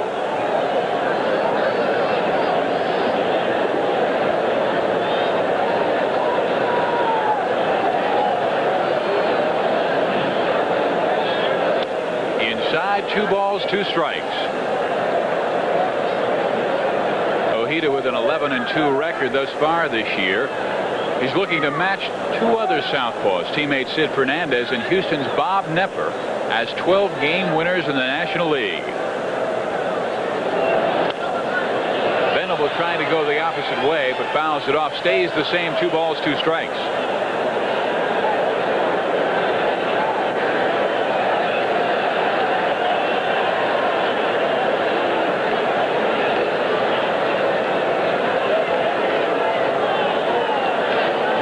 With a good changeup. Of course, he extends his fastball that extra bit that makes it very effective. 3 balls, 2 strikes.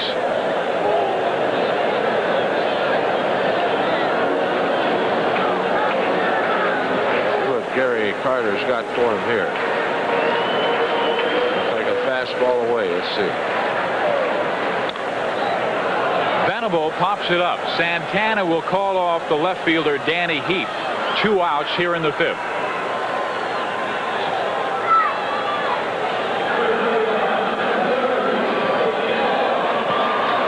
And here comes Buddy Bell.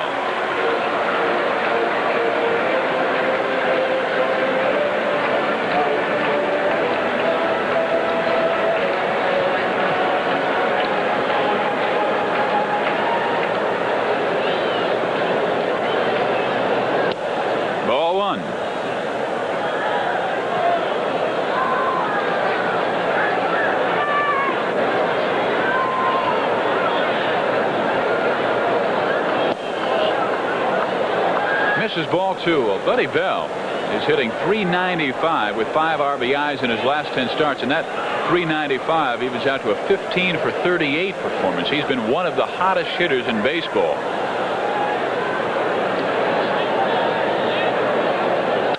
And he drives one deep to left. Look out here. Up, all right.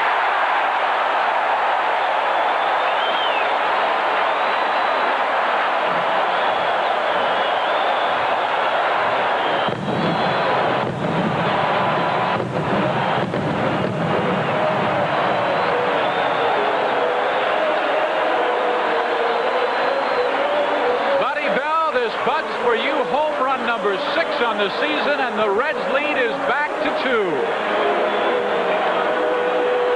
Buddy went right down and got that one. Now, here's another look at it. Watch this. Now, he just goes right there and gets it. A little under the glove there. Boom. Just a question of if it was going to be high enough, and it was. Well, here's Mr. Parker, the guy with the last home run off of Bob Ojeda. This time he grounds out to Keith Hernandez, but the Reds come up with a run. Buddy Bell, 6th home run of the season, and lead it now 3-1 over New York.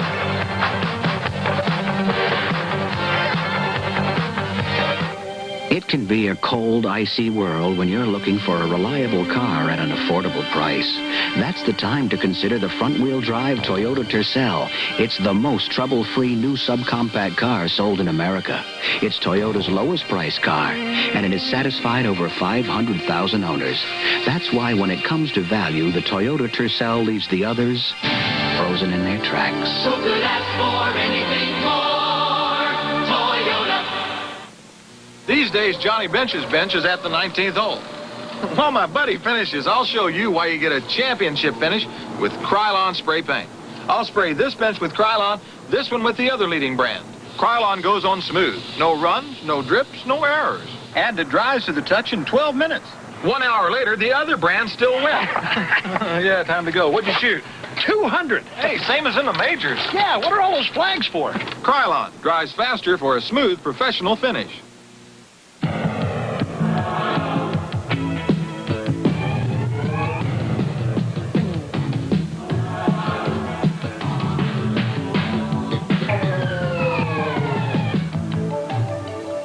In this whole wide world, there's one spectacular taste you just can't pass up.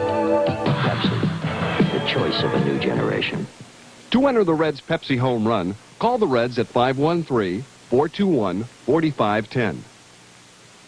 All you gotta do is smell the morning splash on Old Spice. Now you're moving, isn't it nice? Up and at 'em, don't think twice. Nobody sends more guys out there alive and awake than unmistakably masculine Old Spice. Now you're moving, don't think twice. Splash off the feeling, splash off some spice.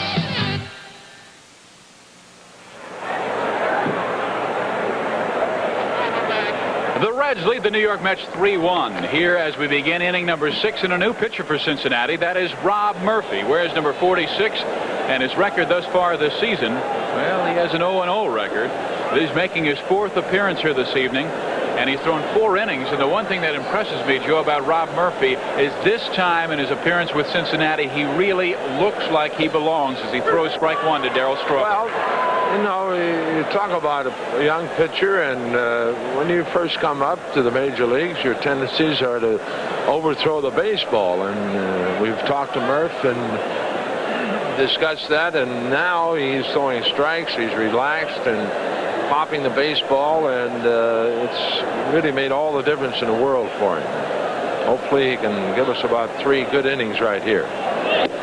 Catches the outside corner at the knees for strike 2. And that's a perfect pitch. Well, you know, Murph he's got to be sneaky. You just watch his delivery, and it really looks like he gets right down in front of his uniform and then releases the baseball. And he's got a good split finger or fork ball, whatever you want to call it, a good slider. And he just has come a long way. High 1-2. He reminds me a little of Ken Daly of St. Louis, the way he winds up and throws the fastball. Well, he doesn't have as big a kick, I don't think, as Daly does. He's a little more, I think he'd be more sneaky than Daly is. Struck him out.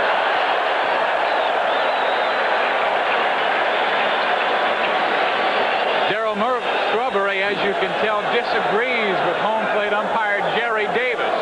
Well, they've had several. Here's another look at it. Now, what do you think? Well, that's, you know, from the camera angle, that does kind of look outside, but we'll take it. Darryl not happy. It's Jerry Davis. Ain't a whole lot you can do about it once he raises that right hand. That's 1 out. Start walking. mention it. And bring a new guy up there. This case, it's Danny Heap, to be followed by Ray Knight. Goodbye, Darryl Strawberry. Wow. And here comes I Dave think Johnson. it's Strawberry. Jerry Davis, he got somebody over there. He didn't fool around. Now Davy Johnson and Ray Knight talking with Jerry Davis. And I don't know who it is. I would have to think it's Strawberry. It looked like Davis just turned and said, "You're out of here," and not knowing who it might be over there, it said it. I've seen it happen. And before, where the umpire said, "Well, I got to get somebody," and he turns and throws that somebody out. So let's see who takes a walk. I think Vern Hershide is going to try to get the heave-ho here. He's walking down the dugout. Usually in a case like that, you try to get someone that has no bearing on whether you can win or lose a ball game. And certainly Vern Hershide doesn't have any bearing. Great guy. Well, it's not Vern. So let's see who it is. Dave Johnson, you can see him walking down the dugout, and let's see who is he going to point to. Darryl Strawberry, and that's who it's going to be. So Big Darryl is by you, and I don't know, it might be possibly the first time in his career. Darryl is usually a very quiet young man, but let's see if he has a last shot. There, yep, there it is. And there he's giving some very kind words to Jerry Davis. Expletive, as I make my exit in Jerry Davis with the stare over at the Mets dugout. But that is one young man that can change the complexion of the game around with one swing out of the lineup now. Rob Murphy with a 1-1 count now to Danny Heap.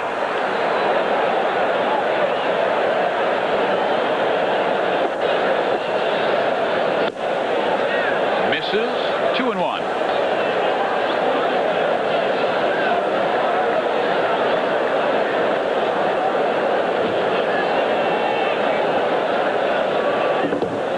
Low, 3 balls and 1 strike.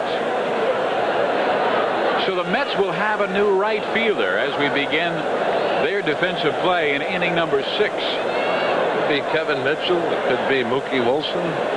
Just waiting for George somebody. Foster. Waiting for somebody to jump up from the side and start throwing. Well, on the 3-1 count, Rob Murphy now walks Danny Heap. And that's Murph's first walk of the ball game.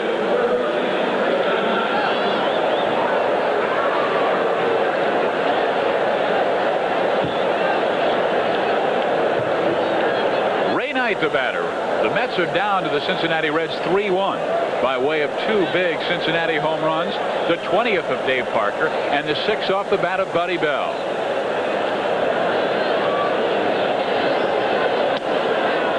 Ball 1.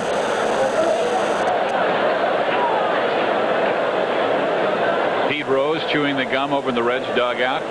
He talking the other day about the way the Reds can still win this thing in the National League West. Why? He says because we got more home games left than anybody else in the league. And after they got off the last trip, we really don't have a long trip the rest of the year.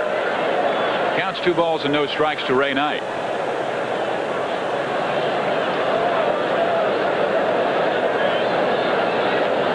He's got a right-hander throwing on the New York bullpen, Rick Anderson. 2-1.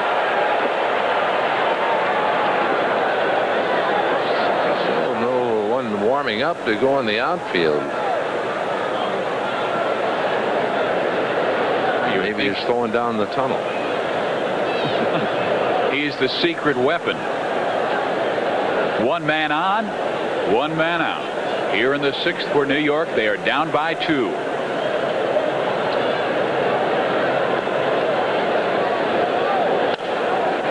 Two balls and 2 strikes.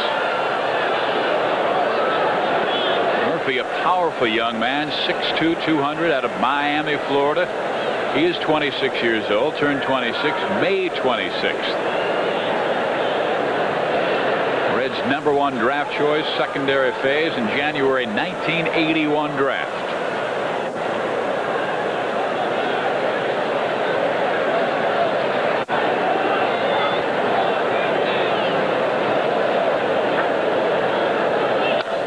And there's a drive to right field. Parker back to the warning track. Makes the catch, 2 out.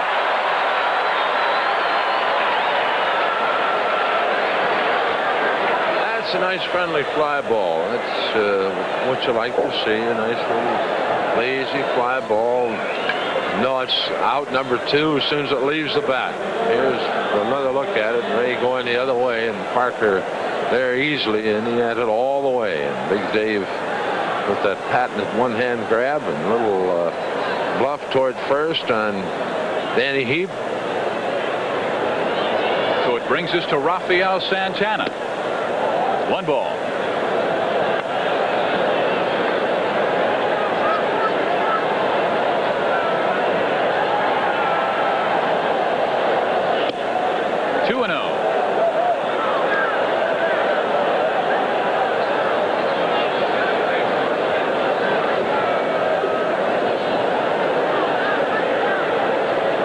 Now standing behind the pitcher's mound, grabbing a handful of dirt as Rafael Santana waits at home plate.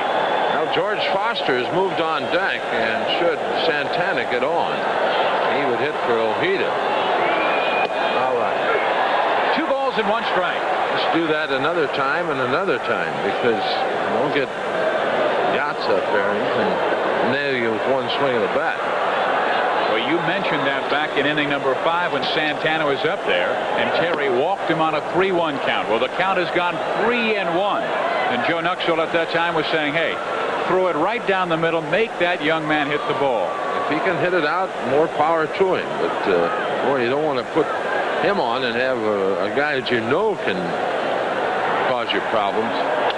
Santana with a little grinder to Wade Rowden, scoops, tosses to second, not in time. Rowden kind of got crossed up out of shortstop. And they will call that an error. Looked like Santana got jammed on the ball, and that ball must have taken a funny kick on Wade. He was there. In fact, it looked like he might have kicked his own glove. So a break for the Mets, and here's George Foster. Error on Wade Rowden after turning in a flawless defensive game this evening and last night against the New York Mets. Rob Murphy now has the count to George Foster with 2 on, 2 out. And the man who carries the bat when he played in his Cincinnati days, what, Black Death? And they asked him the question after those 52 home runs, did you have cork in the bat? And he said, no, the cork is in the arms. And in the ball. Jumped out of there. They were legitimate, I'll tell you that. Here's a look at Anderson, who will take over for Bob Ojeda. This is only the 4th time that George has gone to the plate as a pinch hitter this year. He was 0 for 3. Hopefully 0 for 4 after this one. All right. Center field. Parker just in front of Max Venable for the final out of the inning, and the Reds get out of the jam set up by the New York Mets. It's a 3-1 ball game as we head to the bottom of the 6th. Give me a light. Bud Light. If you just ask for a light beer, you never know what you'll get. Give me a light. Bud Light. Hey, thanks. So if you want the less filling light beer with the first name and taste, don't just ask for a light beer. Can I have a light? Bud Light. Bud Light. Because everything else is just a light.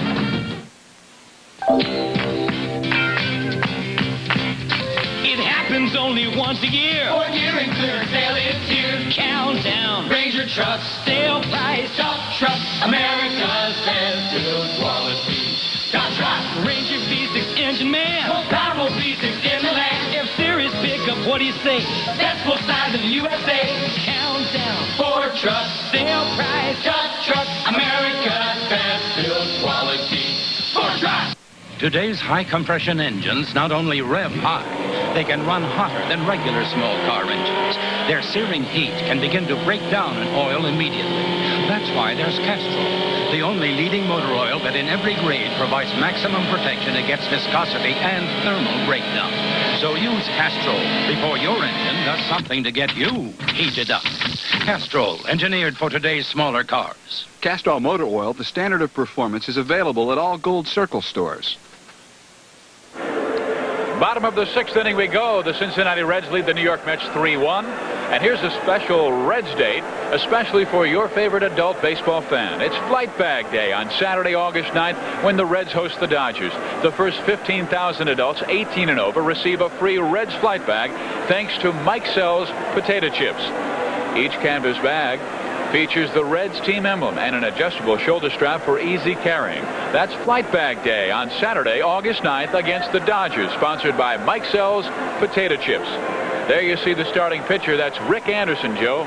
Rick Anderson is making just his 3rd appearance since joining the Mets. He started 1 game, has worked a total of 10 innings, has allowed 5 hits, has struck out 5 and walked 5. He has no decisions, and a new right fielder also for New York, Kevin Mitchell, takes over for Darryl Strawberry, who was tossed out of the game in the top of this inning when he was called out on strikes by Jerry Davis, and Darryl not happy with the call at all. So Mitchell in right and Rick Anderson a new pitcher. Well, Joe, he was the young man that was called up along with Rick Myers when Bruce Bereni and Randy Neiman were sent down to Tidewater. Kevin Mitchell, the new right fielder. Joe talked about him making that appearance when Darryl Strawberry was thrown out of the ball game, debating a called 3rd strike from home plate umpire Jerry Davis. Diaz to lead things off. He'll be followed by Nicky Saski, then Wade Rowden, as the Reds lead 3-1. Diaz has the count, 1 ball, no strikes.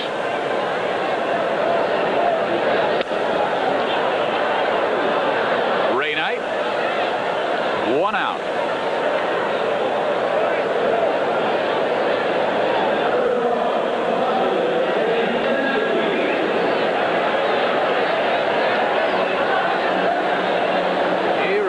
Man, I am sure, is glad to be taking a look at a different pitcher other than Bob Ojeda. From the left side, Ojeda had them all tied up, and Nick struck out, as you saw that graphic, his first 2 times up. You know, an interesting situation, Joe, is that Bob Ojeda, in 122 innings prior to this game, had only given up 5 home runs. And then, boom, Dave Parker, another boom to Buddy Bell. Well, you're, of course, serving him up to one of the better home run hitters in the league, and Dave Parker, and then to a hot batter right now in Buddy Bell. So, you know, when you run into people like that, well, there goes the Louisville Slugger. Sounding like a piece of celery breaking in half, and there's 2 outs. You're going to have to call your friend down in Louisville, Harold Pee Wee Reese. Harold, I think Harold thinks they don't play baseball here anymore. He hasn't visited you yet this summer. What's wrong with him? I know his golf game isn't that good. You've had your feelings hurt, haven't you? Maybe it is. Yeah, you know, you got to consider the fact that he is an avid golfer, and to play 36 holes every day and drive to Cincinnati and back from Louisville, it's a little too much to ask of him. But you'd think, you know, when the guys bring the bats up, that Harold would send a message or something, you know, or whatever. But no messages from him. 2-0 the count to Wade Rowden. Him and Rex Bradley used to travel together. Pee Wee would sleep on the way up, and Rex would sleep on the way back. A couple of good old boys. 2-0 pitch. It's 2-1 now as Rowden fouls it off. 2 outs, nobody on. No, you talk about Pee Wee. I'll never forget. I know you probably remember, but he tried to get an inside the park home run in Evans Field one afternoon off me. Yeah. Who cut him down at the plate? He thought he was Jesse Owens or who, but he almost made it. That only counts in horseshoes. And who cut him down at the plate, Joe? I think he, if I remember correctly, he hit the ball to right center field. I don't know where Gus or Bell or Wally Post threw, and then to McMillan, and really onto the plate. And Pee Wee was out of there. Well, the count is 2 balls and 2 strikes for Wade Rowden with 2 outs here in inning number 6. Wade with a rip to left field. His first hit of the evening.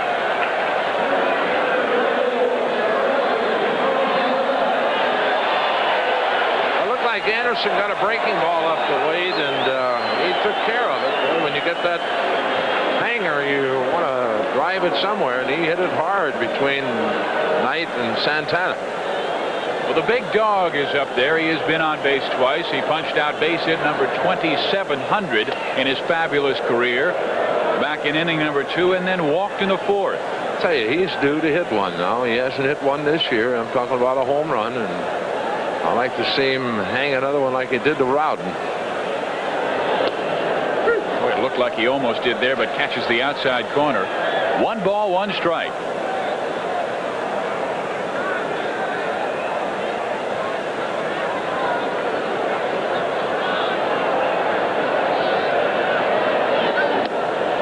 Misses. 2-1. Pittsburgh's gone up on L.A. That's good news, because as long as the Dodgers continue to lose, they're making it even more difficult than climbing out of that last place hole they've dug for themselves in this National League West. 2-1 the score in the 6th. Philadelphia's gone up on Atlanta 4-1 in the 6th, and it is scoreless Montreal and Houston in the 3rd. San Francisco, St. Louis tied at 2 in the 3rd. Tony pounds it foul, 2-2. Watch Anderson, how he gets set to pitch. It's kind of interesting the way he drags the ball up his right side and kind of says, I don't want you to see this ball at any time. See if we pick it up here. Does that mean a little sneaky? Doesn't want to show the batter the baseball?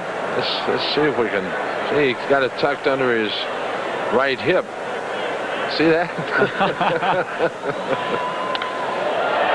Tony goes down the line and right into the stands, and boy, it looked like momentarily it might be able to twist and have the distance in right field.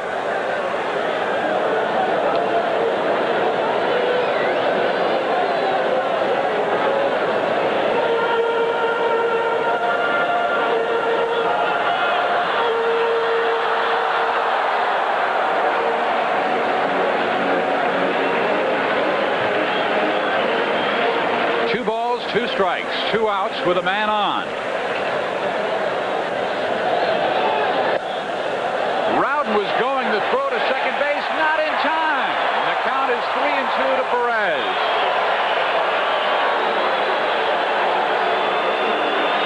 There's another look at Wade, and he gets a pretty good jump. He takes a look at plate, and now the headlong slide, and just in under the tag by Santana. And another look at it. He is definitely there, and as Santana tags him on the right shoulder. Now Gary Carter,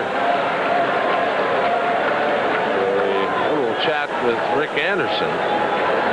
Full count to Tony, and I would have to think that you're not going to give in to Tony Perez, but Ron Oster has been swinging the bat very, very well from the left side.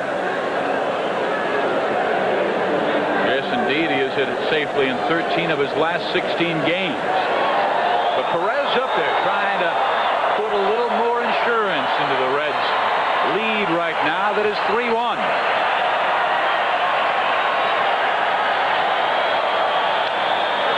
Bouncer, Backman takes it. And Perez is history, and so are the Reds here in the 6th. They leave a man. They get the base hit from Wade Rowden, but the score at the end of 6 is 3-1 Cincinnati. Hey, I hope you're eating potato chips, because I got to show you something. These Delta Gold brand potato chips are so fine you can even see how good they taste.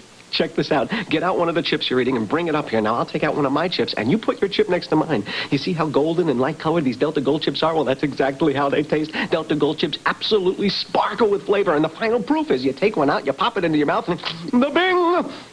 You are golden. New Delta Gold brand. You can see how good they taste. You're watching Reds baseball on the Cincinnati Reds Television Network.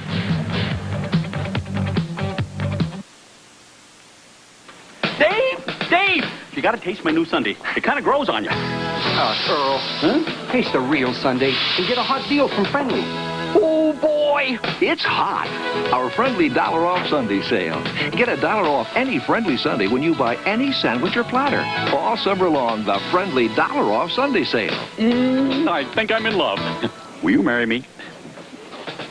Friendly has a flavor all its own.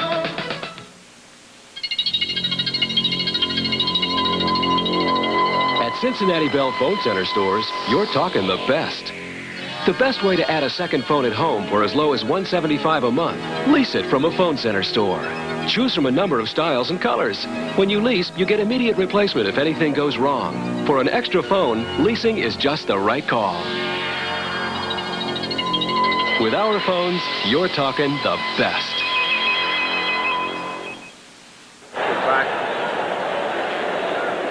The Cincinnati Reds have the lead 3-1 over the New York Mets as we head to the top of the 7th inning of play.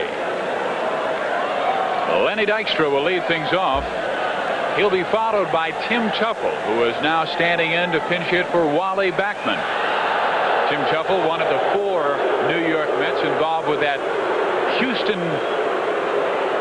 barroom brawl, and all 4 will have to report back to Houston sometime in the near future to pay their dues and figure things out and straighten things out as they try and also win this National League West. Dykstra with a ground ball to Rowden.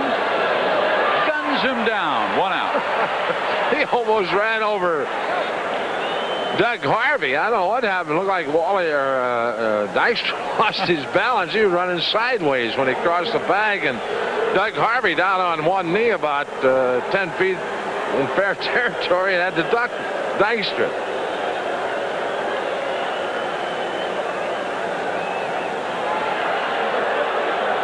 Here's Tim Tuffle.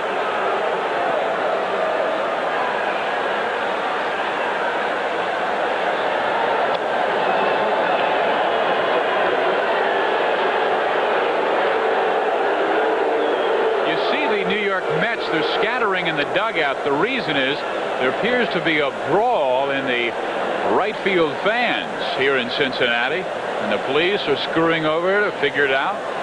Meantime, the battle continues between Rob Murphy and Tim Tuffle, and the count is 2 balls and no strikes. We are in inning number 7 with 1 out.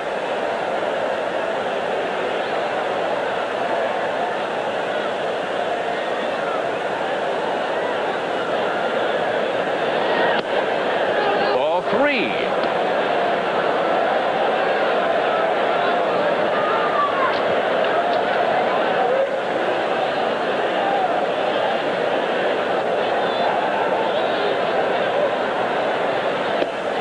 Ball 4. He walks Tim Tuffle on 4 pitches. And it brings us to Keith Hernandez. Which means Scott Breeden going to the mound, and you could see it looked like Murph got a little hurried with his pitches and not really setting and picking up his target. And I think Scotty is probably going out and say, hey, now just slow it down and get the job done. It really looked like he really was speeding his delivery up, and you could see all the pitches were high to Tuffle. So getting into the meat of the order, we don't want anybody on base. For Mr. Hernandez and Mr. Carter, that will follow, and then the man who replaced Darryl Strawberry, Kevin Mitchell. Hernandez has been on base all 3 times. Boy, has he been deadly tonight. A walk, a double, a base hit to right field. And he has a man on and Tim Tuffle over at first base.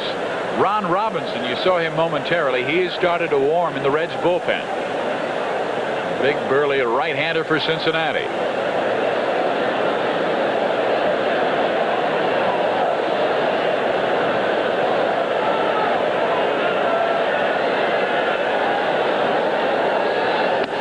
Ball 1.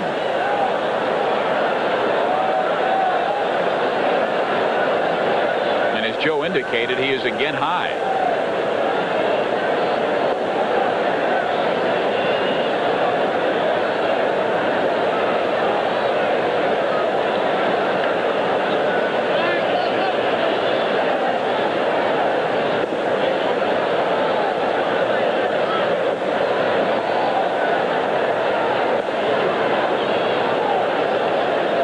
Fastball. You can see where Bull wants it away from him, and there it is. 1-1 strike.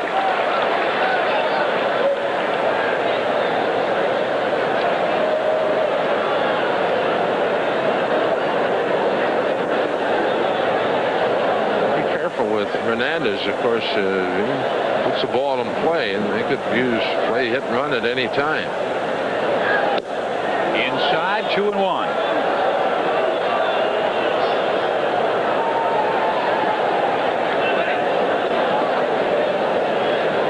Eddie Milner now warming up along the Cincinnati sideline. He may report in, pushing Nick Osaski out of the lineup, and Max Venable over to left field. Inside and high, 3-1.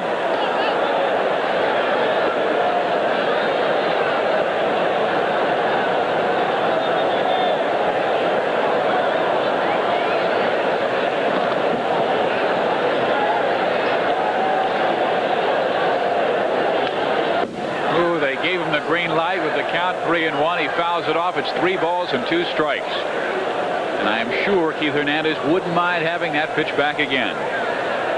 Saw the grimace on his face, determination in the look of Rob Murphy. Might have been a break for Murph because it looked like a pitch out of the strike zone. All right, 2. All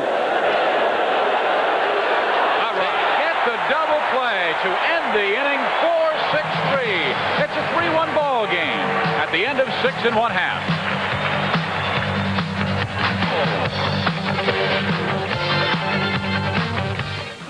Give me a light. Ooh, Bud Light. Great game. What else? If you just ask for a light beer, you never know what you'll get. Pitcher of light. Bud Light. So if you want the Lips Filling light beer with the first name and taste, don't just ask for a light beer. Give me a light. Ask them to bring out their best. Bud Light. Bud Light. Because everything else is just a light. Guess who's fixing to take your mouth to catfish heaven? Long John Silver's is serving up a down-home catfish meal. Coleslaw, French fries, hush puppies, the whole deal. We're gonna put a hole down in your mouth with sweet, tender catfish, born raised in the South. So when you're hungry for a genuine catfish dish, try the folks who know fish. Long John Silver's sounds good to me. This is where it begins. Anywhere there's moisture, there's the chance of catching athlete's foot. This is where it ends. Mycotin. Only Mycotin cures athlete's foot with myconazole, a medically proven ingredient that eliminates athlete's foot. This is where athlete's foot begins. This is where it ends. Mycotin, the end of athlete's foot. An important medical survey reveals doctors prefer the relief formula in Rolaids over that in Tums. Rolaids consumes the acid required to bring millions 100% relief, then keeps working to help keep your stomach trouble-free. Choose Rolaids.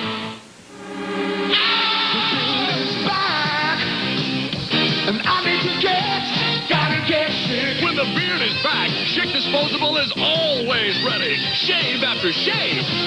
Gotta get sick. Pete Rose watching as Ron Oster will step into the batter's box with the Reds leading 3-1 in the bottom of the 7th inning of play, and the Reds will have a pinch hitter for pitcher Rob Murphy, who has been able to escape New York Met threats in innings 6 and 7, Joe, to help this 3-1 advantage by Cincinnati. Well, Murph has done exactly what I think Pete and Scott Breeden wanted, is get 2 scoreless innings out of them. They get to Robbie and Franco out of the bullpen. So with Carter and Mitchell coming up along with Danny Heap in the 8th, you're going to see Robbie in to face that trio. Tim Chupple's the new second baseman, replacing Wally Backman, who he pinch hit for in inning number 7. And Ron Oster takes a ball outside. It's 1-0.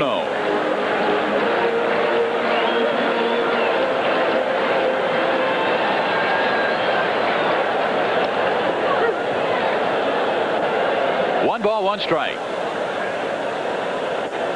Pittsburgh has pushed their lead to 3-1 now over the Dodgers in the 7th. 1-2.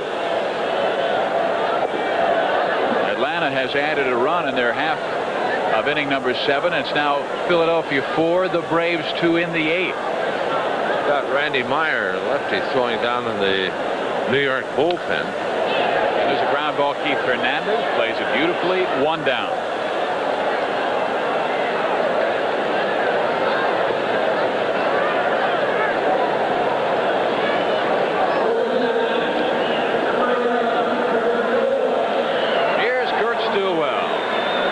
Hitting for the pitcher Rob Murphy, and it would appear that Ron Robinson would get the call for Cincinnati when the Reds take the field in the 8th. Robinson continues to warm down in the Reds bullpen. You see Kurt's stats, but he is up that average since the All-Star break from 176 to 189. Kurt last night had his first pinch hit of the year. Line drive to central field. Center field. It's baseball lingo. Central, right up the middle. That's the center, isn't it? Not sure if you saw that shot by Damaso Garcia the other night. You see Myers warming in the New York Met bullpen. He had a screamer to right field. Stillwell takes a strike. It's 2 balls and 1 strike. And it hit the leg of Mike Davis in right field and carry him through center all the way through left and almost to the foul line. Hit that hard. Mike Davis had a welt on his leg about the size of a baseball. And there's another base hit.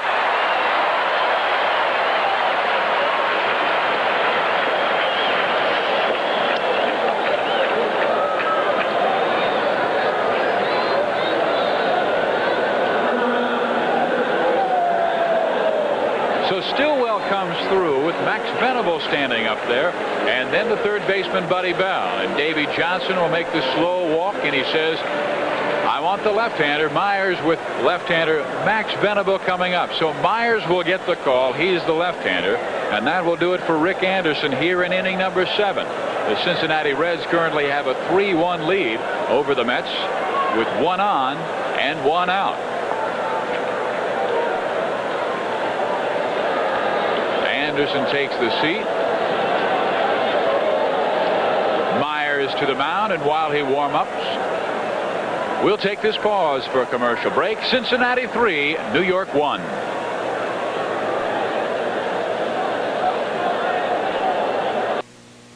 Talking Yellow Pages, may I help you? Yellow Pages, may I help you? Now we're talking, we're talking Yellow Pages, now we're talking. We're fast, we're friendly, we're free. And we work with you step by step Pick up or delivery. to find the product or service you want, no matter what it is. So come on, Cincinnati, call 333-4444. Now we're talking. Thank you for calling. Boys, start your engine. Being cool to find is a state of mind. A refreshing attitude when things get hot. Cool is all you got. Doing it country cool. Doing it country cool. Doing it country cool. To enter the Reds Pepsi home run, call the Reds at 513-421-4510.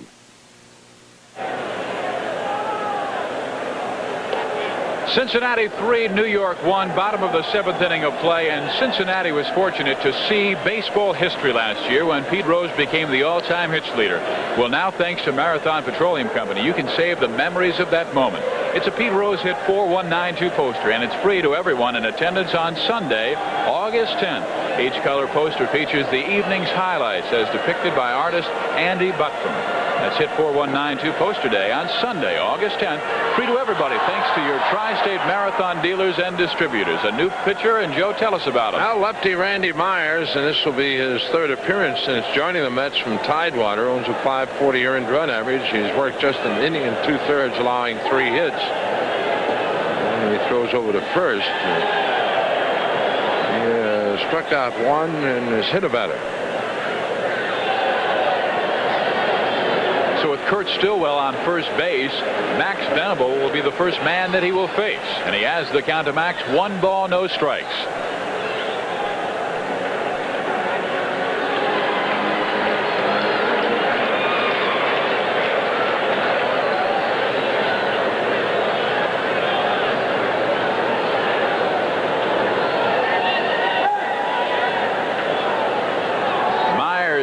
trying to show off his move that Max Venable saw the last time he was at home plate. Cal Daniels was there. Bob Ojeda was pitching, and Ojeda picked off Cal Daniels.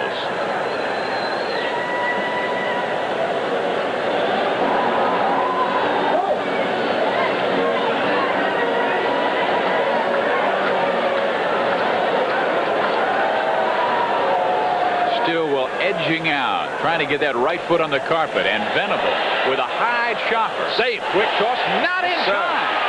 Now they get Stillwell up. He slides off the bat. Dana DeMuth right there, the second base umpire. He ruled Stillwell safe on the slide, and you can almost see the disgust in the face of Pete Rose. Well, here's another look at it, and you can see the safe ball. You can't, but there Kurt sliding over the bag, and there's the tag, and that's an out. A tough one. Kurt looked like he was really bent on breaking up the double play, and he had that done very well, although I don't think there would have been any chance. Oh, tough break for Curtis. There he is. And Tony Perez is given the go-over.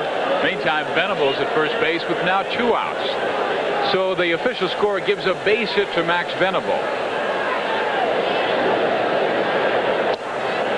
Low for a ball. Last time Buddy Bell was up there, slammed his 6th home run over the left field wall. He's 2 for 3 in the game. Base hit back at the middle in the first, and that home run in inning number 5 that pushed the Reds' lead to 3-1.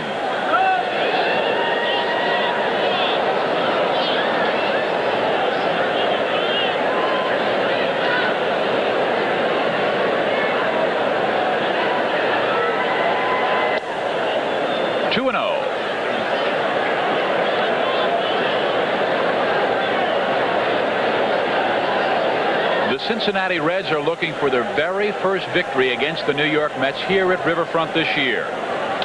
And Bell skies one to right. Kevin Mitchell side retired, and at the end of 7 complete, Cincinnati leads by 2, 3-1 over New York.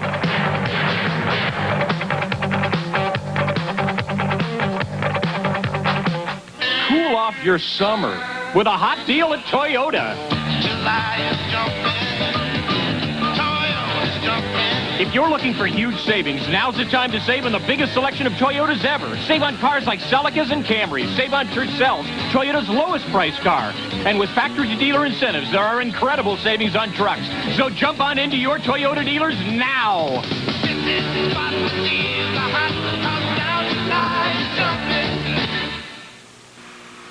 Choose softer. Choose moister. Introducing new Softer Moisture Beech Nut. Just chew it. You know it's softer. Just put it in your mouth, and you know it's moister. New Softer Moisture Beech Nut. I like it softer. I like it moister. Softer. And you'll like it, because it still has that famous just right balanced taste. New Softer Moisture Beech Nut. Balanced and better. Says softer. Says moister. Says... This is an update from News 5. Good evening, I'm Norma Rashid. And I'm Jerry Springer. At the local animal shelter treating man's best friend like a dog. Well, tonight on News 5, we'll look into accusations that a shelter in Indiana is mistreating their animals. We'll also have the latest on Dick Hauser, the manager of the Kansas City Royals. He underwent surgery to remove a brain tumor today. We'll have all the news, sports, and weather tonight at 11. Please join us.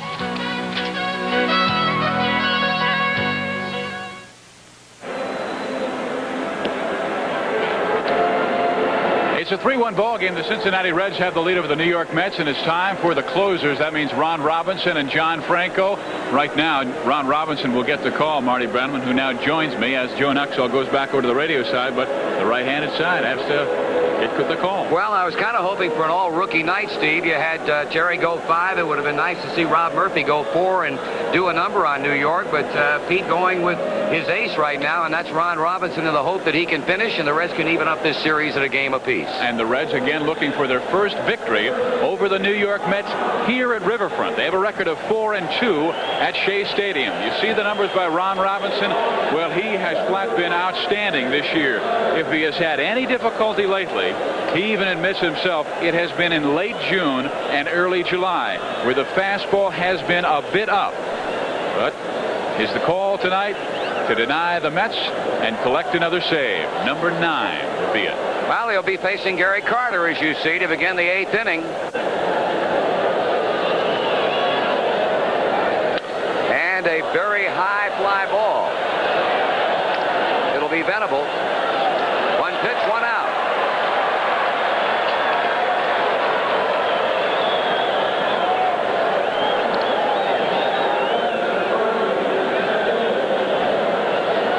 Well, Carter may well be done as far as this night is concerned at the plate, and if he is, he will have capped off an 0 for 4 night. Meanwhile, Kevin Mitchell comes up for the first time. Very impressive numbers for a young man who has started at 5 different positions this season. Right field included among those 5, and that's a position he was forced to come off the bench and play when Darryl Strawberry was pitched out of here. And it's Venable again, and there are 2 men out, and whoa, he turned that into a circus catch. That baby might have had a little rise on it. It was hit so hard that it might have been taking off on Max, and watch this play. Hang with him. Had it all the way. Yeah. Boy, he twists him around, and you can tell, Marty, as you said, the ball was kind of on a rise. At that occasion, you think the ball's going to die and come right to you, but it just went right over his head, and if not for a fine athletic maneuver for Max Venable, he pulls it in. He's had a workout. Here's Danny Heath. Have gotten good pitching up to this point. Terry went 5 and allowed 5 hits and a run. Murphy won a couple of innings, did not give up a hit. Struck out 1 and walked 2, and now it's Robbie hopeful of finishing and picking up his 9th save. 1 ball, 1 strike.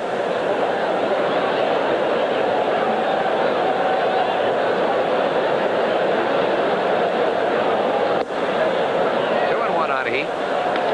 You can never feel too confident with these New York Mets, particularly watching their games over the weekend, Marty, with the Houston Astros. What wild ones they had. Now there's a base runner for New York as they pick up their 6th hit and their first hit since the single by Hernandez back in the 5th.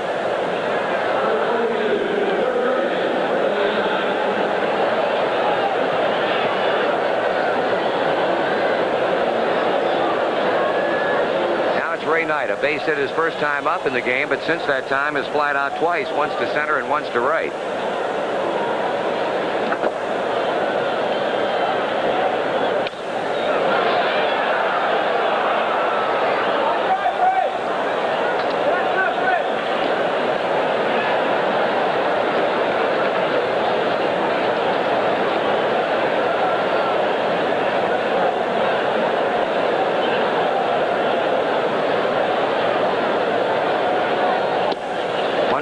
Strike on Ray Knight. 2 away here in the top of the 8th. Reds have gotten their runs on home run power from Dave Parker and from Buddy Bell. Mets scored their only run to date in the 5th inning on a triple by Lenny Dykstra. And Knight behind on that foul back.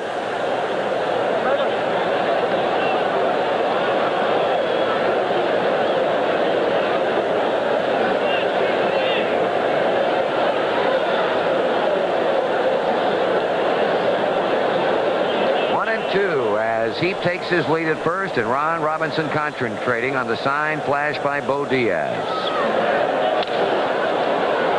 Oster, Perez, and the inning is over. No runs, 1 hit, 1 left. We're in the middle of the 8th inning, and the Reds lead New York by that score, 3-1. Want to know a secret? The glasses you're wearing right now were probably made in about an hour, but you had to wait because they made your glasses at a faraway lab. At LensCrafters, it all happens right here. Listen. My time is very important to me, and LensCrafters got me in and out in less than an hour. Our lenses went back to be processed. We came back in about an hour, and they were ready. Yeah, great. LensCrafters, glasses in about an hour. 4 locations, including Casanelli Square and Goodman Avenue, North College Hill. It happens only once a year. Ford year and clearance sale is here. Countdown. Ford cars. Sale price. Quality cars. America's best built quality.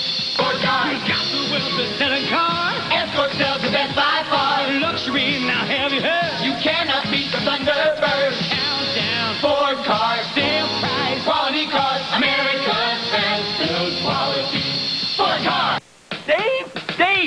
gotta taste my new sundae. It kind of grows on you. Earl. Huh? Taste the real sundae and get a hot deal from Friendly. Oh, boy, it's hot. Our Friendly $1 off Sunday sale. Get $1 off any Friendly Sunday when you buy any sandwich or platter. All summer long, the Friendly $1 off Sunday sale. I think I'm in love. Will you marry me? Friendly has a flavor all its own. Cincinnati 3, New York 1, bottom of the 8th. The Reds and Borden Dairy are teaming up for a blockbuster special date at Riverfront Stadium. It's Backpack Day on Sunday, August 17th, when the Reds take on the Padres. For the first 15,000 youngsters in attendance 14 and under receive a free Reds backpack. Each red canvas backpack is just the right size for carrying school books, lunches, anything to and from school. So be sure to be on hand for this super Red special date Backpack Day on Sunday, August 17th, thanks to Borden Dairy. Boy, you did that so well. Well, I was just picturing you with a Borden Dairy backpack on your back, just kind of heading off to class again. I can understand that. Back in Tar Heel days. I can't remember when I went to class and how it was. It's been that long ago. Dave Parker leading off the bottom of the 8th, an inning in which the Reds are hoping to hit for the final time tonight, and he has been a factor. In fact, if the lead stands and the Mets have only one more at-bat, he would pick up another game-winning RBI. It would be his 10th of the year.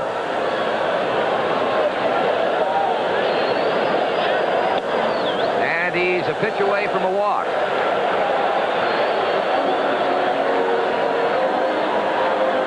The attendance tonight, 23,707.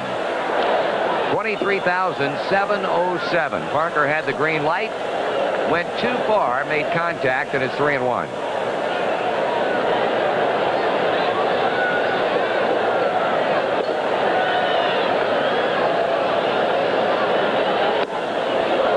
Pretty good fastball right there. Sure was. As a matter of fact, I was asking Dave the other day, I said, do you ever go for home runs? Because a lot of guys just say, I try and hit the ball hard. He says, I try and hit the ball hard, but there are occasions where I am straight looking for nothing but getting the ball in the seats. He has gotten a walk there.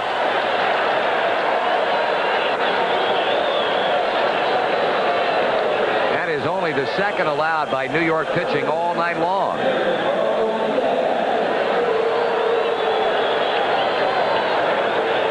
Diaz batting in that cleanup slot is without a hit. He's lined to center field. He's bounced to short. He's grounded to third. And now Davy Johnson bouncing right back out of the dugout. That is a move that he has made a number of times tonight.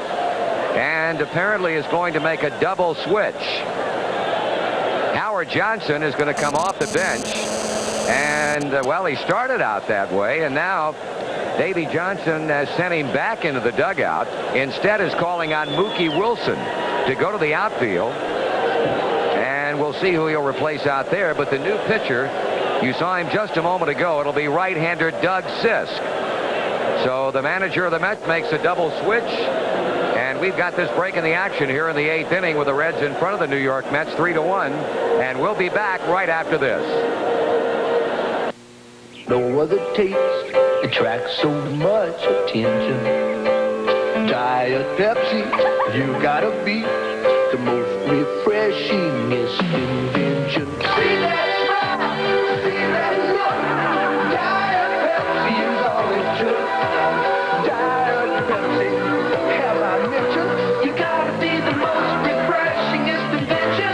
No other taste attracts so much attention. July 4th. 1986. We're in Cincinnati's All Park, one of the many places young and old are gathering in our area to celebrate the national birthday. At News 5, we believe that one of the best ways to show you our hometown is to be at the heart of it. Here in Eagle Ridge, tradition is what you make it. That's why we brought you the special celebration of liberty, live from Alt Park. News 5, because you deserve something more.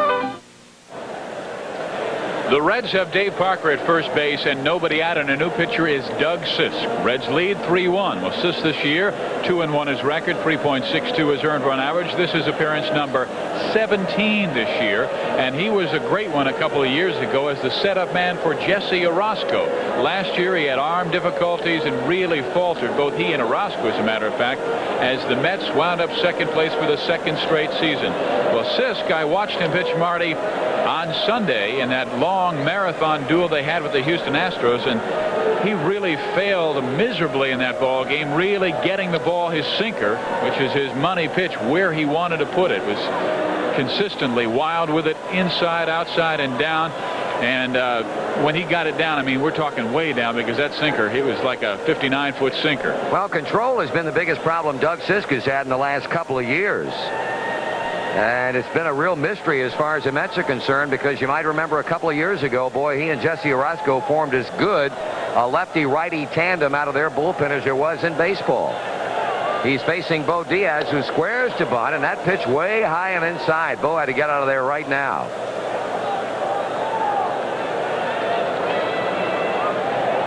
Red's trying to stir something up here in the 8th inning and maybe add some more runs before the Mets come to bat in the ninth. Mookie Wilson now playing left field. He replaced Danny Heap. He'll be batting 9th in the Mets order, and that means he'll hit second in the 9th inning. Last year, Sisk divided his time, or actually spent most of the year with the Mets, but did appear in 4 games with Tidewater. He was 4-5 with New York with a .530 earned run average after, in 1984, saving 15 games. Parker goes, and he'll have to come back. In fact, in the 83 and 84 seasons, Doug Sisk had a total of 26 saves. And in 1984, in making 50 appearances, he was 1-3 with a .209 earned run average, and those 15 saves, and then fell on hard times.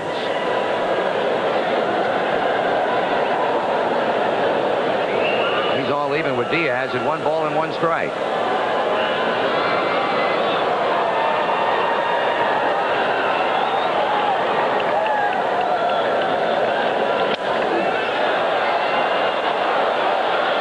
Wilson using his good speed to good advantage.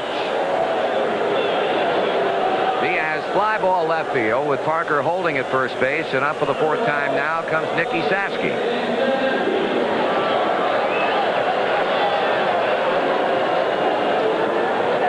Nick has not had a good night. He has struck out twice. He is meekly grounded out.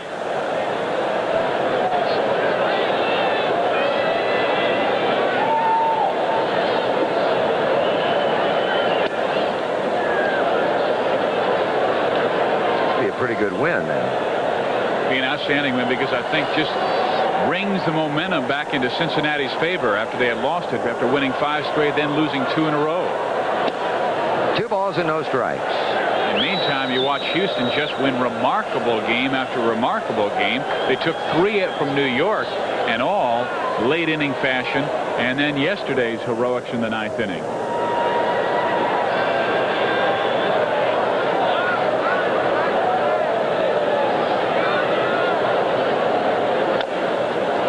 And 1 strike on that foul. And it seemed like, Marty, all the talk in Cincinnati when the Reds had trimmed it to 4 is, hey, where is the path now? All the gates are open. You just have to walk in. But then Houston keeps on fighting. So is San Francisco. And the rest of the West keeps on faltering, with the exception of Cincinnati. But Atlanta and L.A. and San Diego are just going through some struggling times. Well, the Reds would like to think those struggles from the Western Division clubs would continue into next week and beyond, because they'll be back in the West beginning on Monday in San Diego. Hernandez, good play. And they're 2 men out.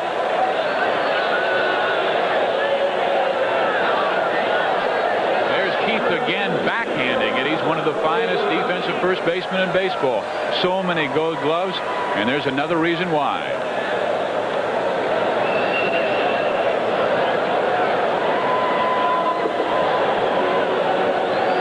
Not a base hit. His last time at the plate in the 6th inning when he singled to left. Batting a solid .281.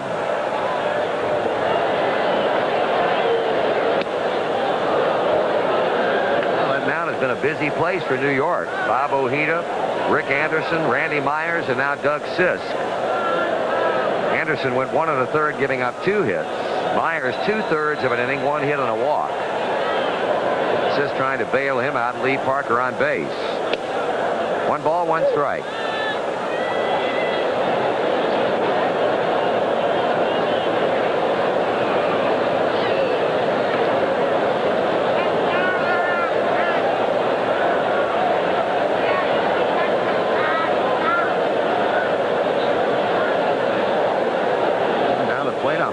Jerry Davis is going to, with that bat, measure the batter's box. I wouldn't be surprised if Gary Carter might have said something to Jerry Davis. Wade Rowden, though. Little psychological warfare going on right there. So Wade well within the confines now as he gets a toe hold with that back right foot only inches in front of the back line as drawn by Jerry Davis. By Carter. Parker not going anywhere. Ball players have different philosophies on that breaking stuff. Some want to stand way back there and get the entire look at the break. Some want to stand way up in the batter's box and get it before it breaks. Right. Some think the fastball slows down the further back you go. I don't think they've proven that yet. I don't think they have either. Not within the confines of how far you can go back as a batter. 3-1. Now let's get Rowden on and get Tony Perez a shot at him.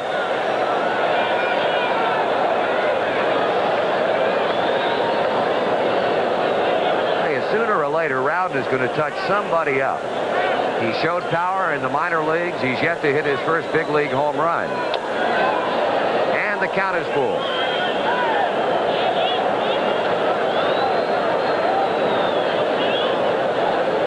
Attendance tonight of 23,707. The Reds now show a season's paid attendance of 892,764. A very good chance to go over 1 million in home paid attendance before this homestand comes to an end. This plays it. That's all for Cincinnati in the 8th. No runs, no hits, no errors for New York, and the Reds leave a man. And on we go to the 9th inning with the Reds in front, 3-1.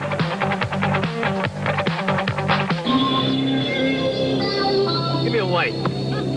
That's not correct, Steve. Don't just ask for a light beer. Come on, give me a light. You asked for it, Steve. Bud Light! Yes, Steve. Bud Light, the light beer with the first name and taste. Don't just ask for a light.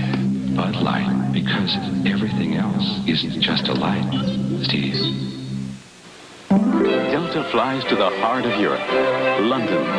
Why, hello, Delta. Paris. Bonjour, Delta. Frankfurt, Munich, and Stuttgart. Guten Tag, Delta. And Shannon, Ireland. 100,000 welcome, Delta. 6 gateways to all of the heritage, tradition, and pride of Europe. All as close as a Delta jet. Europe. Delta gets you there.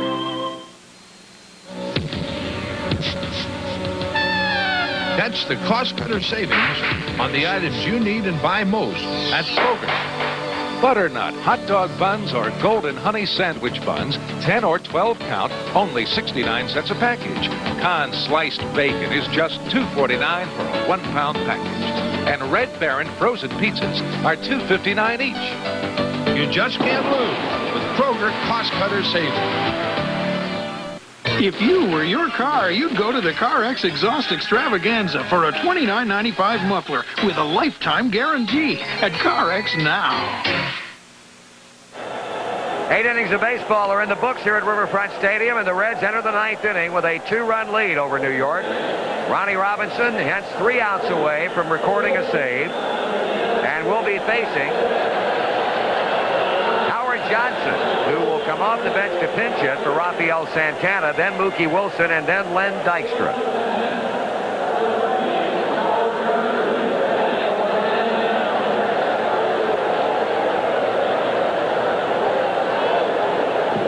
Pete Rose going to defense here in the 9th inning. He's brought Eddie Milner into the game. That's Eddie out in center field. And Max Venable has moved from center to left. Nicky Sansky out of the lineup.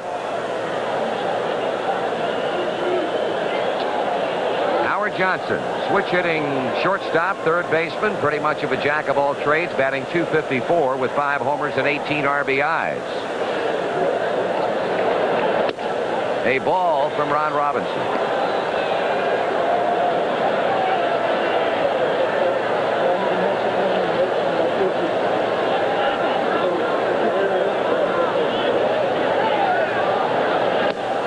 One ball, one strike. Reds win this game. It would be their 5th against 6 losses against New York this season, and the season series between the two clubs coming up tomorrow night. Reds could split it right down the middle, and that would be no small accomplishment against this ball club. 2 balls, 1 strike. So left-handed batting Johnson, followed by left-handed hitting Wilson, and another left-handed swinger in Len Dykstra. Maybe Johnson has things in his court here in the 9th inning in terms of the percentages, but Robinson, if he's on top of his game, you can take those percentages and file them. Right now, he has squared the count on Johnson at 2 balls and 2 strikes.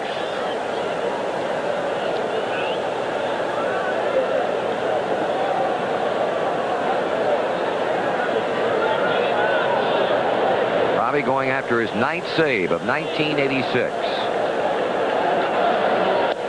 Strike 3 call. And the ball kicked away by Johnson. Robbie picks it up, and the throw hits Perez. Now what are they going to do? The ball got away from Bo Diaz. He went after the ball as Johnson broke down the line. Johnson inadvertently kicked the ball. Robinson picked it up, and look at this argument as Doug Harvey, the crew chief, gets together with third base umpire Eric Gregg. And what are they going to call, if anything? There's no question that Johnson would have been out. Diaz was within inches of picking it up when Johnson's foot kicked it up the first baseline. And Roddy Oster irate along with Pete Rose and Dave Parker, which might indicate that Howard Johnson, despite the strikeout, is going to be a base runner. I have never, ever seen that before.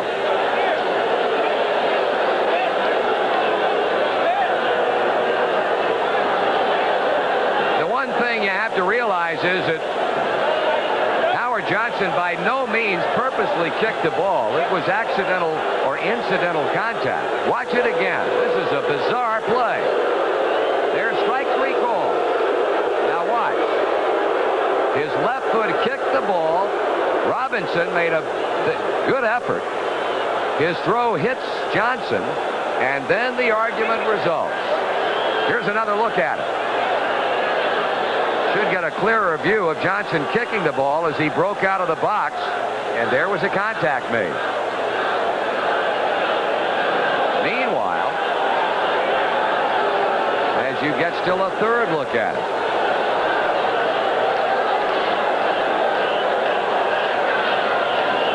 Better be concerned about calming Ron Robinson down, because he's got a hair-trigger temper also, and Tony Perez now saying something to him as the 4 umpires get together, and normally when they do that, trouble results.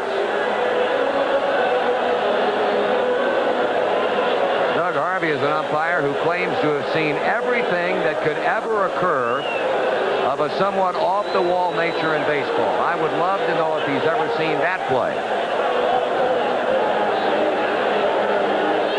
I think Johnson's going to stay at first.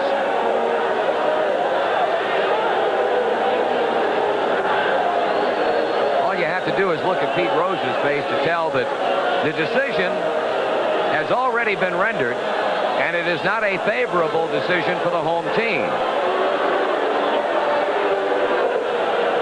So you are probably going to be able to score that a strikeout looking. And I would think, based on looking at the replay, that Bo Diaz will be charged with a pass ball.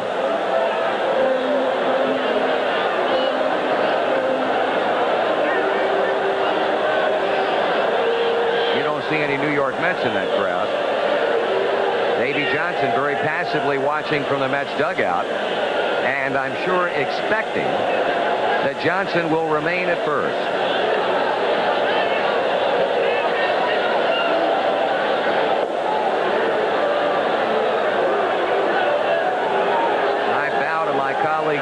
Rexall, who has said numerous times, if you stay around this game long enough, you are going to continue to see something you have never seen before. And I have never seen that.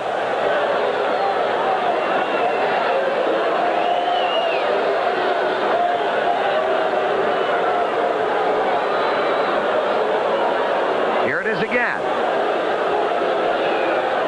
Now, from this look, Robinson will block out the contact, but it was made, as we saw from another look earlier, when he accidentally kicked it with his left foot. And now Billy DeMars has been thrown out of the game as he continues to carry the argument to Doug Harvey, and I believe he's been thrown out. Pete Rose, who had headed back toward the dugout, has gone back out. Can continue from now until the sun comes up, and the umpires have made their decision, and it ain't going to change.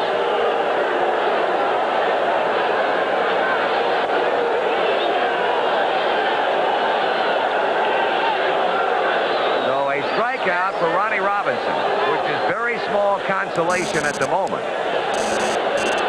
And Ron now will throw down to Bo Diaz as the conversation continues among Rose, DeMars, and crew chief Doug Harvey. And there is activity elsewhere on the field, specifically in the Reds bullpen, where left-hander John Franco has gotten up. Strikeout, pass ball. That is the official scoring decision.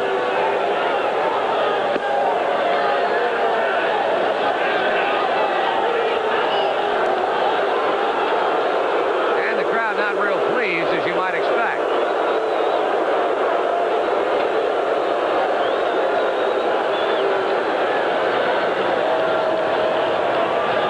Bo Diaz is very happy either. He has turned and looked up toward the press box, which, among other folks, also houses the official score. If we get a chance to look at that play later on, from the times that we've already seen it, I would have to say that's a good scoring decision.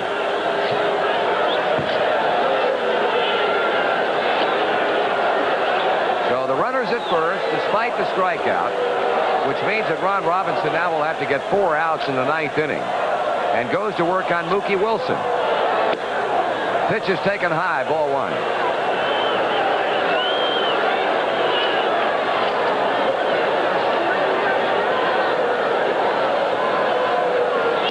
One ball, 1 strike.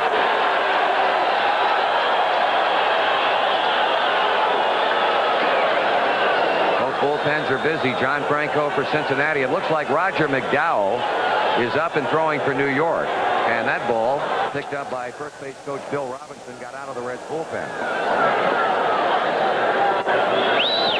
There's John Franco. And here's Ron Robinson's 1-1 to Wilson. Good fastball.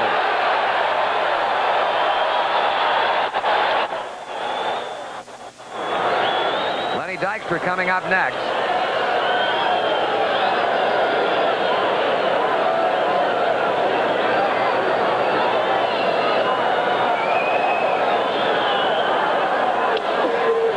They might get 2 out of this.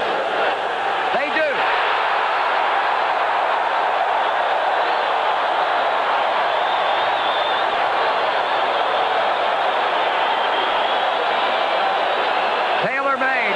Wilson's fine speed, because it was hit near the bag, and that's all Oster needed with that fine throwing arm of his. No contest.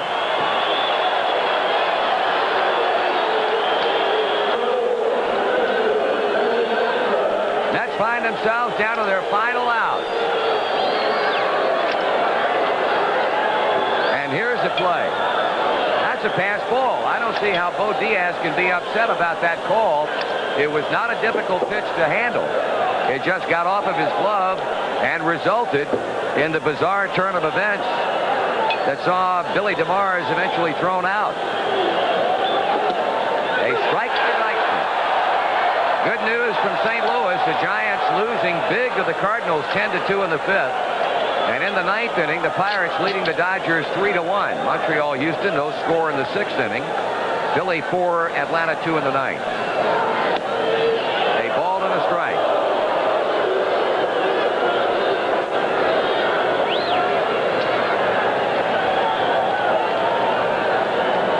One out away from a Reds win and a first big league victory for Scott Terry.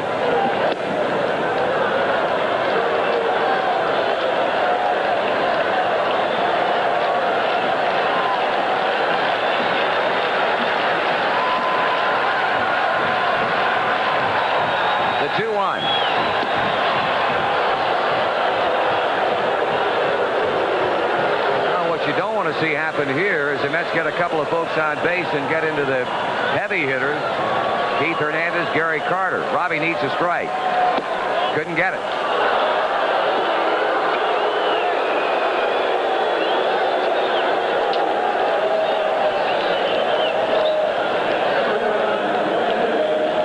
That'll bring up Tim Tupple, who will bat for the second time.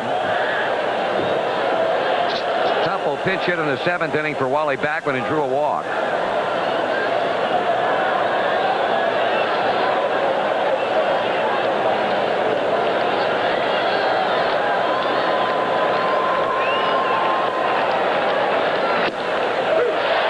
That's one of them.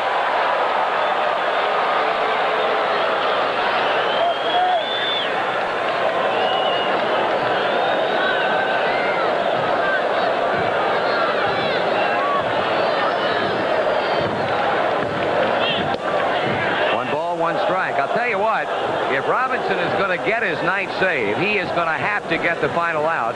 And the final out with this batter right here, Tim Tupple. You'd have to think Pete would bring Franco on to face Hernandez if Tupple keeps him alive. But Robbie throwing good.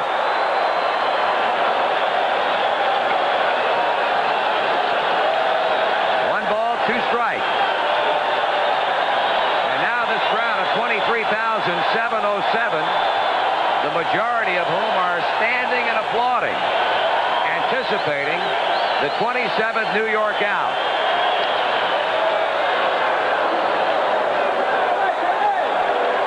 Calms them down for just a minute, but the den will start up again.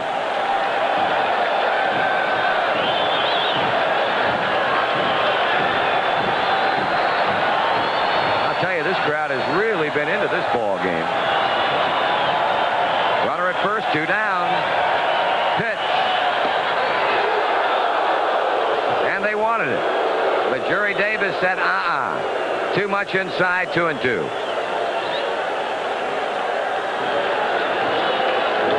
And he made the right call. Check Pete's reaction now.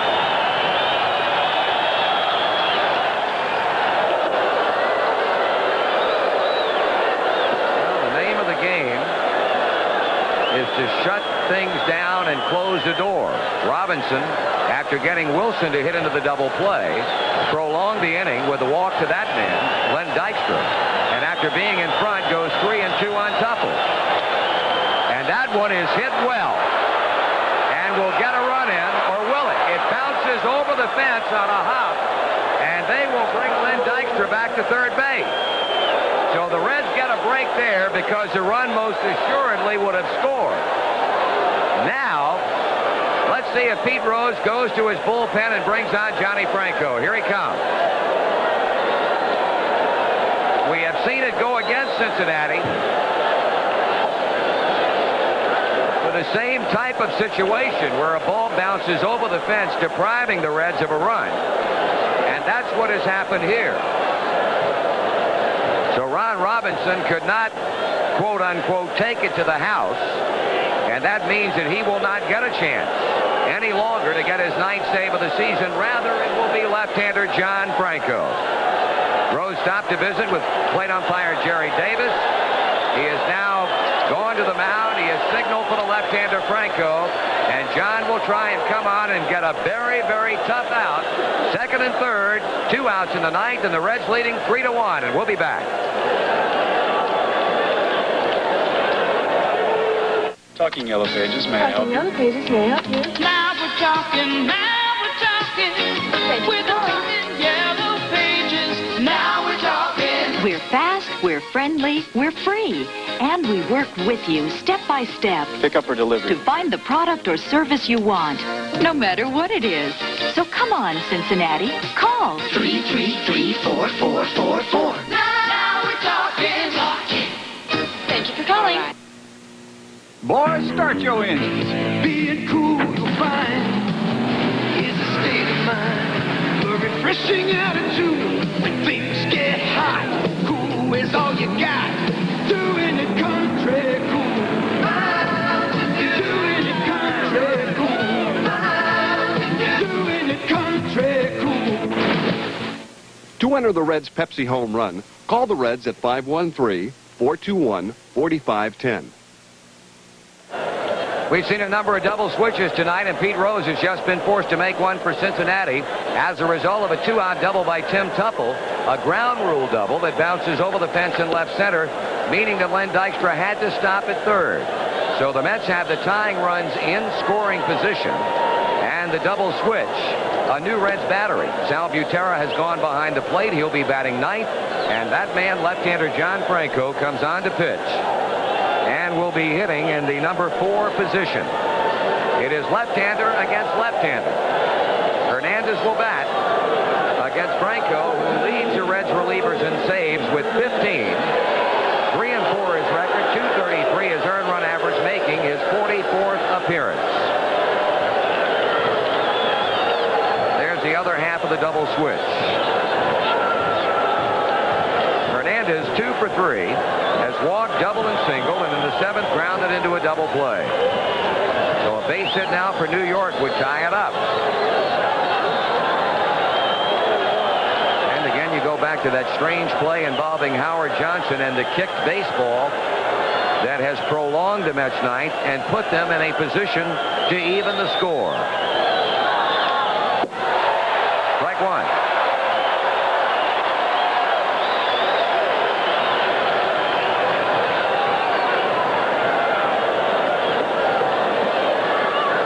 Have been batting a long time in the ninth.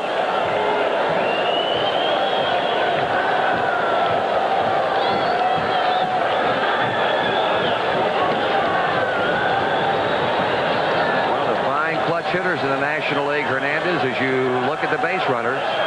Dykstra at third, Tupple at second.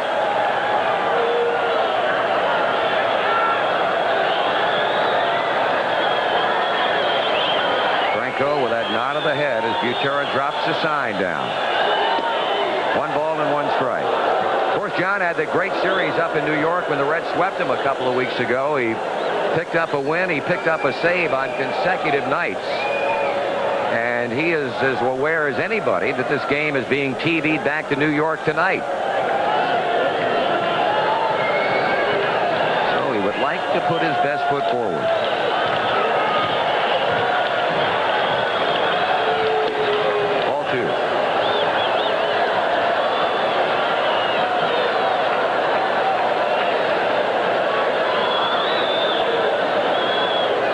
Another tough customer waiting, Gary Carter.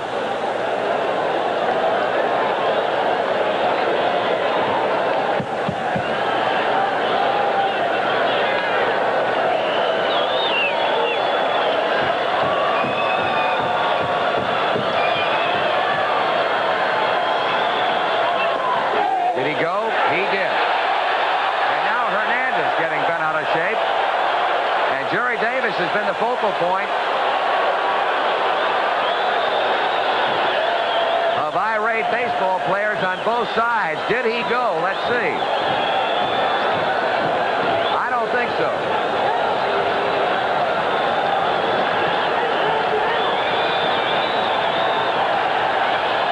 So Keith has to try and get his act back together again. And the great thing about this matchup, you have two guys who have ice water in their veins. John Franco and Keith Hernandez. Second and third, 2 out. Parker. And this one, no! He comes the ball. The Mets tie it up as Parker coughs up a routine fly ball in right field.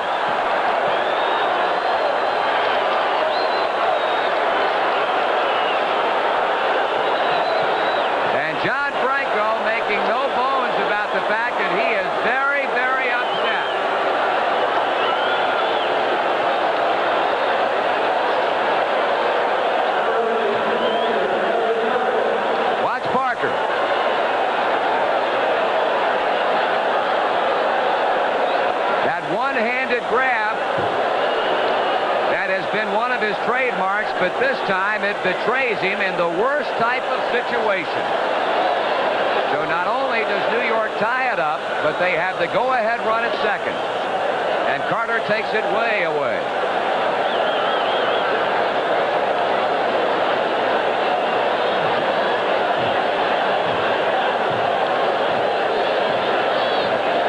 Two-base error by Dave Parker, and the Mets have come off the mat here in the ninth inning.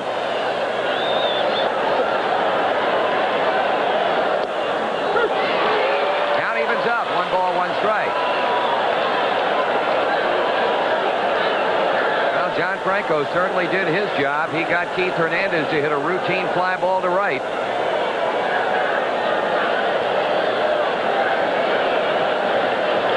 The 5th error Parker has committed this season. Ball 2.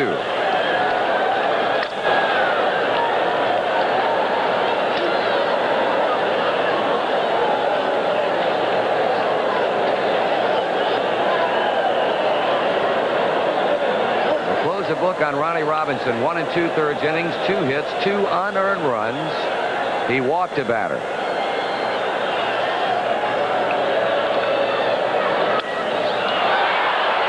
Who's going to catch this one?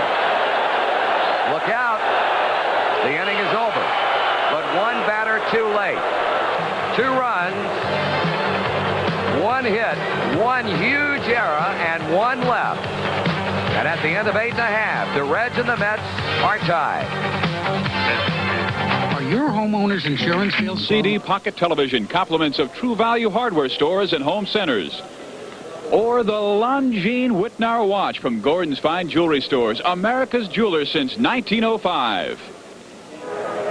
Needless to say, it should have never come to this. That is the bottom half of the 9th inning, but it has. And the Reds now have to hitch themselves up by their bootstraps and go to work against right-hander Doug Sisk. And for Cincinnati in the home half of the 9th inning in this 3-3 tie, it's going to be Tony Perez, Ron Oster, and Sal Butera. Sisk came on to bail out the left-hander Randy Myers in the 8th inning after Dave Parker had led off the 8th with a walk and retired 3 in a row.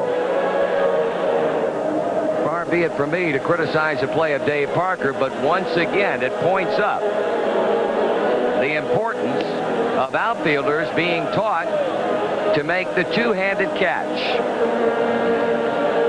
Parker, a man alone at the moment right there in the Cincinnati dugout, and I'm sure that Dave is hoping that if it goes long enough, he will get a chance to atone for a huge mistake. But I guess things balance themselves and even themselves out after, or before that era, of course. You go all the way back to the 3rd when he hit that 2-run home run to get the scoring underway. So who will wear the laurel of hero in this one? Howard Johnson staying in the game at shortstop. Here's Tony Perez. Ball 1. Tony 1 for 2 with a walk. He had a base hit back in the 2nd. Foul ball.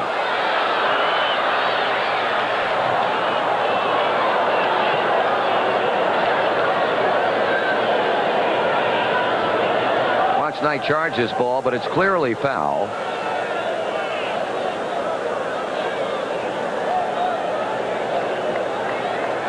In fact, Ray stepped to foul territory to field it.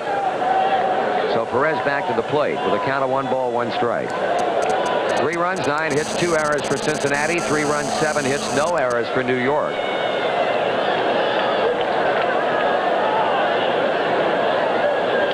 Ball 2.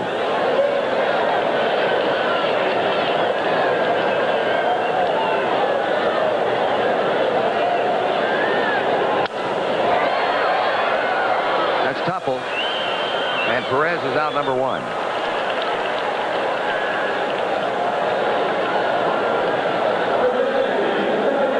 Mario Soto threw the ball well last night.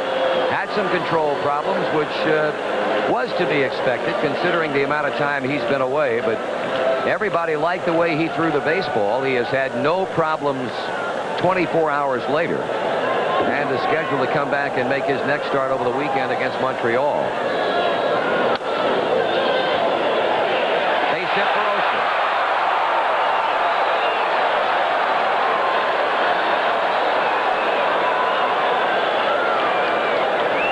Ronnie found the hole despite the fine range of Keith Hernandez.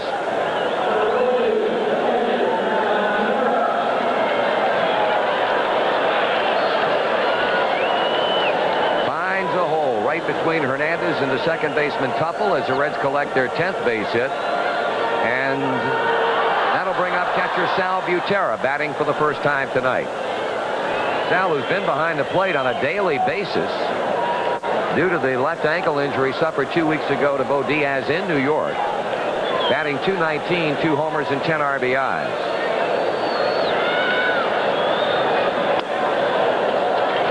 Nobody loosening up in the New York bullpen, although they had Roger McDowell throwing while the Mets were batting in the top of the ninth.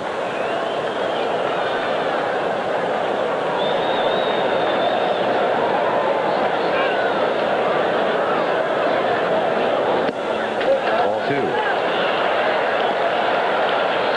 Reds have won 8 consecutive one-run games, and they sport a winning record in that very important department, 17 and 16, while the Mets have won 17 and lost 11.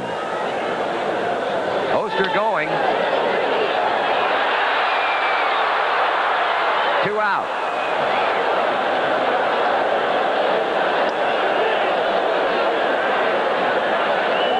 Butera hit it very hard. And had Oster not been going, of course, Knight coughed it up, but that's a double play ball under any circumstance, and would not have had to play at second anyway, but Butera doesn't run all that well, and Knight had a chance to recover. Now, Davy Johnson comes back to the mound, and this conversation involving everybody on the infield, no doubt will concern what do you want to do? Do you want to pitch to Venable?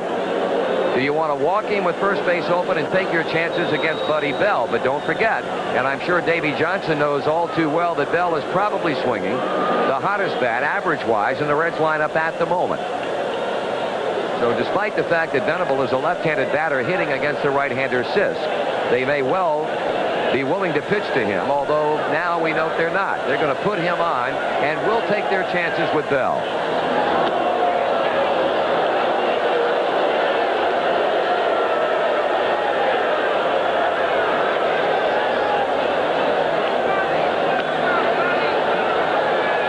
Sisk in the process of issuing an intentional walk, his first base on ball since coming out of the 8th inning.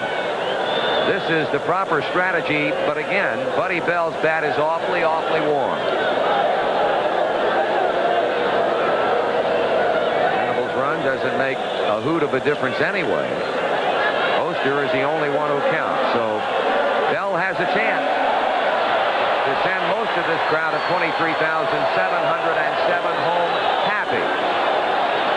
He has gone 2 for 4 with a single and a solo home run.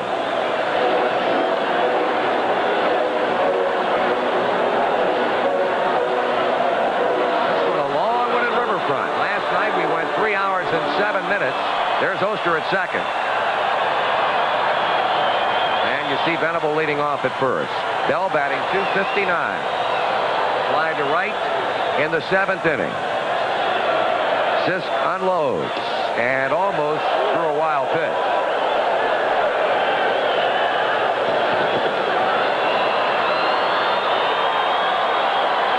Davy Johnson pitching coach Mel Stottlemyre.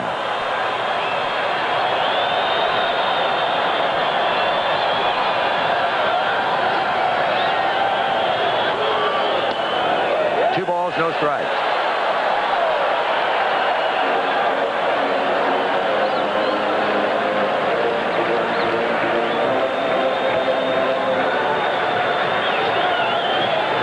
Attempting to pull it out in the bottom half of the 9th inning. And not this time.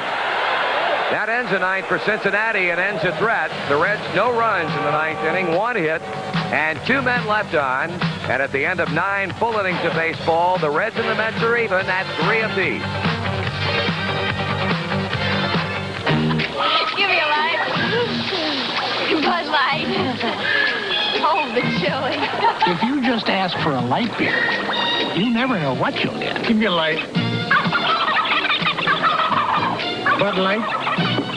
So if you want the less filling light beer with the first name and taste, don't just ask for a light beer. Give me a light. No, Bud Light. Bud Light. Because everything else is just a light.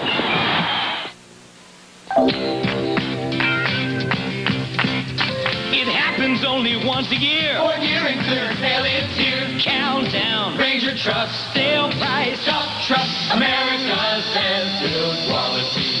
Shop trucks. Ranger V6 engine man. Most powerful V6 in the land. F-Series pickup, what do you say? That's full size in the USA. Countdown. Ford trucks. Sale price. Shop trucks. America's best-built quality. Ford trucks. Overtime. We're in the top half of the 10th inning, and there are the numbers. John Franco, who came on, and when the ball left Keith Hernandez's bat, looked like he had his 16th save of the season. But Dave Parker dropped it. 2 runs scored. The Reds failed in a 9th inning threat, and we go to the 10th. Cincinnati in extra innings for the 14th time this season. Make that the 13th. The Reds are 6-6 in overtime affairs. And interesting to note that the Mets are in 13 extra inning games, 1 under, 6 wins and 7 losses. New York will lead off the 10th inning with Kevin Mitchell. He replaced Darryl Strawberry in the bottom half of the 6th inning after Strawberry was ejected when he was called out on strikes in the 6th inning against Rob Murphy. And Mitchell has been to the plate 1 time and lined hard to center.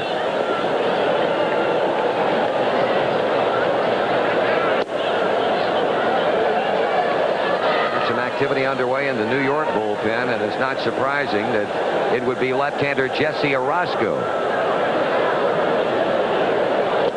1 ball, 1 strike to the free swinging Mitchell. Well, the Dodgers have had a top of the 9th inning rally. They've gone in front of Pittsburgh 4-3 with the Buccos batting, and Atlanta comes back. They have forced their game at home against Philadelphia into a 10th inning, and the game is tied at 4 apiece.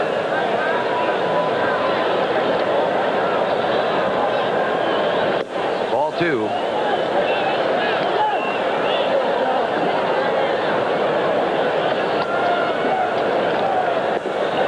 Liz, you've been doing a lot of running around, son, and it looked like the Reds had a win well in tow.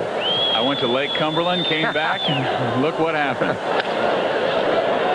That evens a count on Mitchell, 2-2.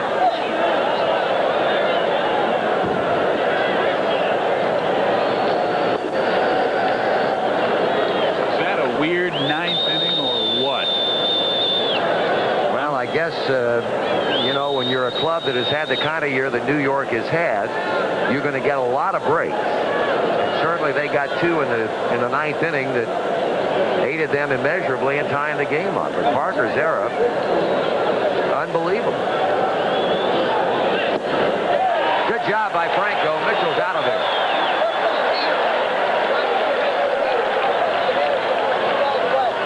Here it is again, and this is the pitch that John kind of turns over and twists into the right-hander, Kevin Mitchell, for the strikeout, and that's why Pete Rose says he is one of the most difficult left-handers against a right-hander, for right-handers to hit against. Boy, that ball just dives down there, and basically you're swinging it air every single time.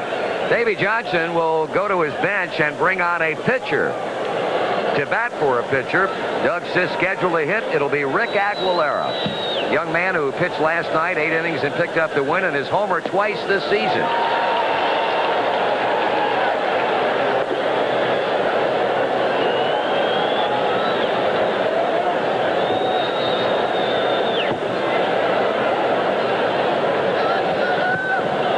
Ray Knight will follow Aguilera. And Franco quickly jumps in front, 2 strikes.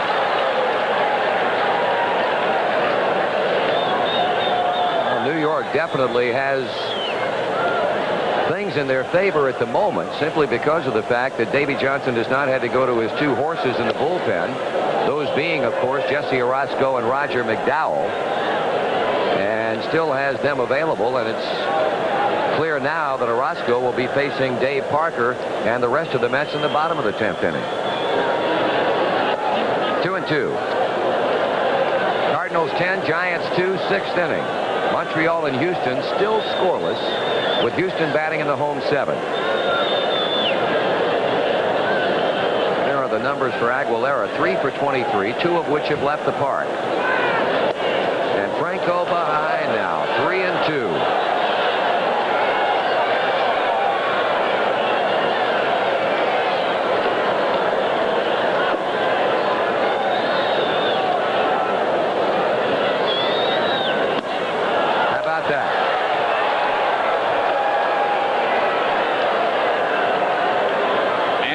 Trouble anytime you walk, even if the pinch hitter happens to be a pitcher. But in this situation, with the batters that this team has, boy. Ray Knight is 1 for 4 as he seeks out the sign from third base coach Bud Harrelson.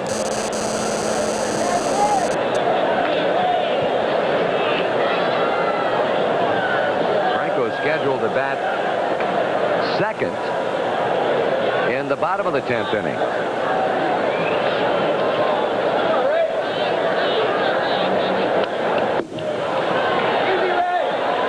Final scores in the American League: Cleveland beats Chicago 9-4. Baltimore edges Kansas City 5-4. Detroit, behind Walt Terrell and 2 home runs from Johnny Grubb, shut out Minnesota 3-0. And the Yankees romp over the beleaguered Texas Rangers 9-1.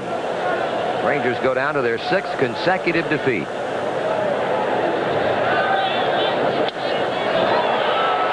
Mets have a threat. Knight with his 2nd hit of the night, and the 8th total for New York as he gets a glad hand from first base coach Bill Robinson. That'll bring up Howard Johnson.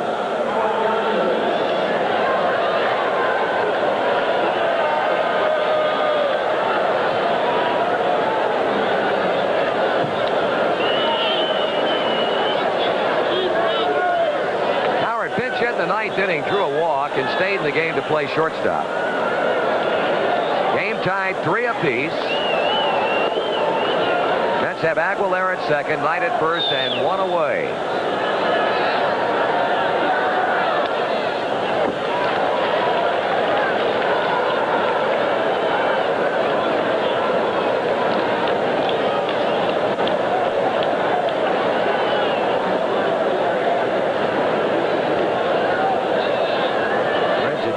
Terry, Rob Murphy, Ron Robinson, and Johnny Franco. The Mets have used Ojeda, Anderson, Myers, Sisk, and Orozco still to come. At an ill-timed wild pitch. And John Franco and the Reds are in deep, deep trouble now.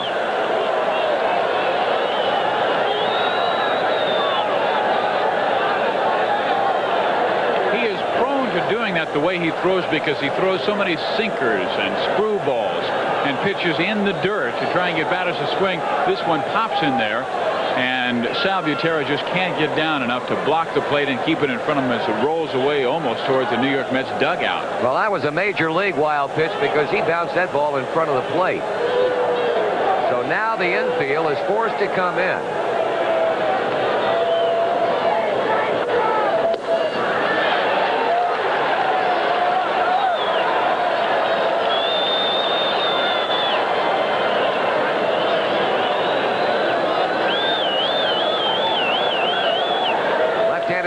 Switch hitter, I should say, Mookie Wilson on deck. And this, of course, is a situation where you go for the strikeout.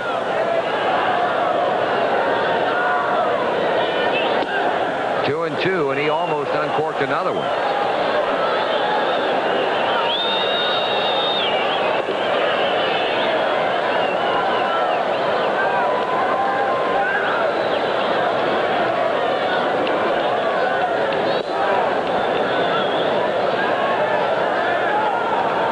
Second and third, 1 out.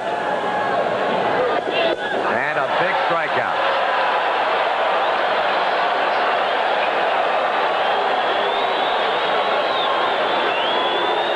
Here it is again, that pitch that John kind of turns over and screws really into the right-handed swinging Howard Johnson, but really looks like a ball, Marty.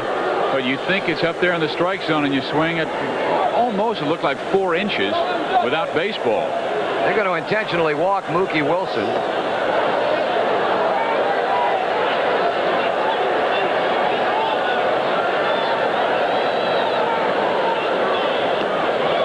It's an interesting situation here because, well, you've got the left-handed batter Dykstra coming up next, and with first base open, so good strategy, really. But, of course, Dykstra a tough out. John Franco, I don't know that he has ever fully recovered from watching Parker drop that fly ball that would have been the final out of the game. I mean, it was no question, as the little Italian out of Brooklyn exhibited for all to see his disgust with the way things turned out. Almost feeling the shower, hitting him in the face. The end of the game. Reds with a victory 3-1, but Parker just could not hold on, and we're still here. We saw the Reds fail in a 2-out threat in the bottom of the ninth that could have won it with a base hit. And now New York faced with a similar circumstance, although they've got the bases loaded with Dykstra standing in, and he's had one hit tonight, and that drove in a run. Lenny 1 for 4 with a walk. He got that walk in the ninth inning and scored one of the 2 runs.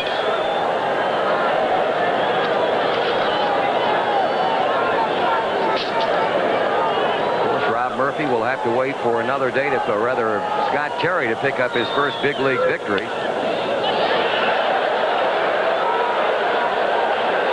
But from an optimistic standpoint, he threw the ball very well in his second major league start against the best hitting club in the National League. And of course, Murphy threw the ball well. Robinson again had problems closing the door. And that has occurred a number of times of late. Should have been out of it, and now trying to get Dykstra and end this thread by New York. And he does. He got him with wall-to-wall gas. New York leaves the bases loaded, and after 9½, the Reds 3 and New York likewise.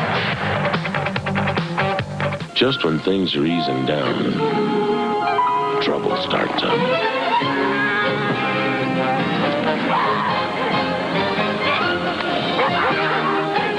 And when the dust and everything else is settled, you head for the mountains. Head for the beer brewed natural as a mountain stream, for a taste as smooth as its name. Head for Busch beer. Head for the mountains.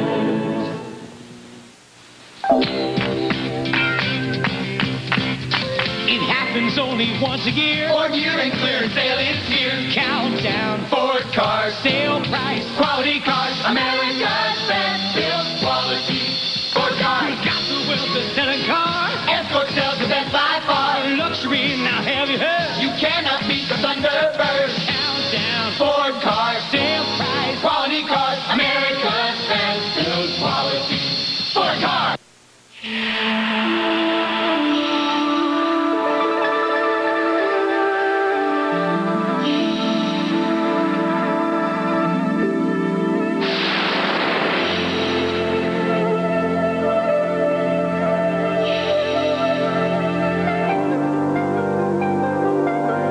Delta professionals always make you feel like you're on top of the world.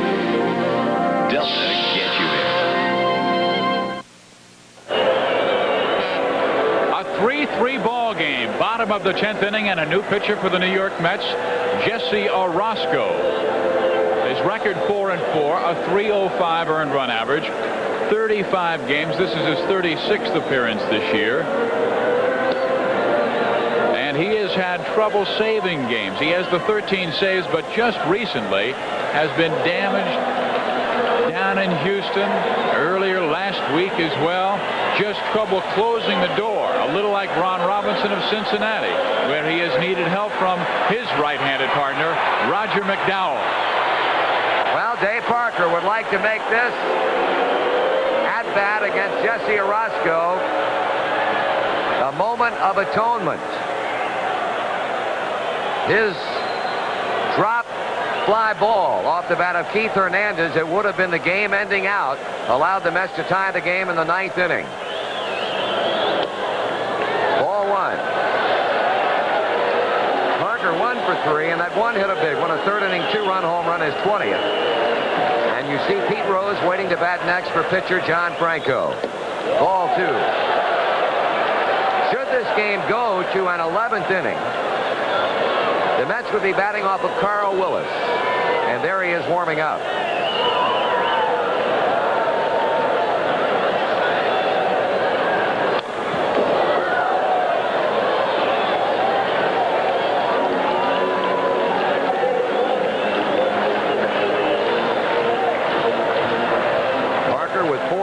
In the last 5 games. He had a streak stop last night of homering in 3 straight when the Mets kept him in the ballpark, but Bob Ojeda couldn't do it back in the 3rd inning of this one.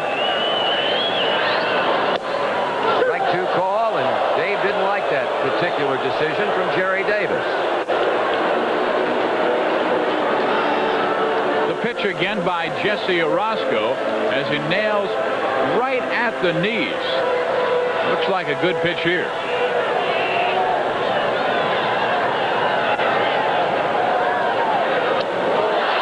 Got him with a breaking ball.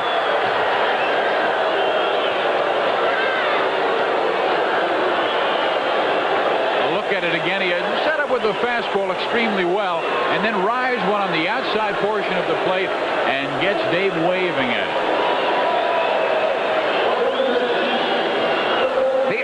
Comes off the bench. That leaves, if he is able to swing the bat, only one other position player left, and that would be Eric Davis.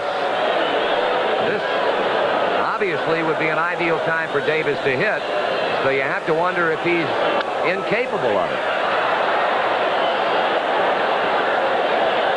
That plus the fact that Rose, well, he's improved a bit of late, batting .250 against left-handers. Rose really gets jammed inside and has to come out of it, and you see him going down as that left leg comes out from underneath him, and he takes a seat. Pete, but 0 for 1 this season as a pinch hitter. Count evens, 1 ball, 1 strike.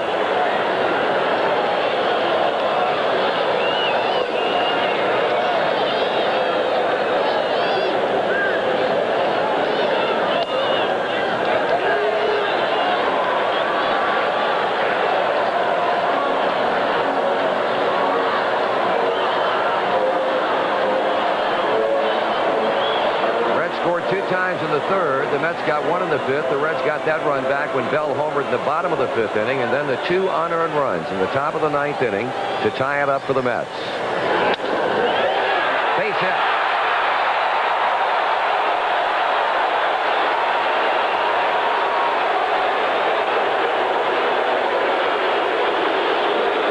Well, Eric Davis coming off the bench.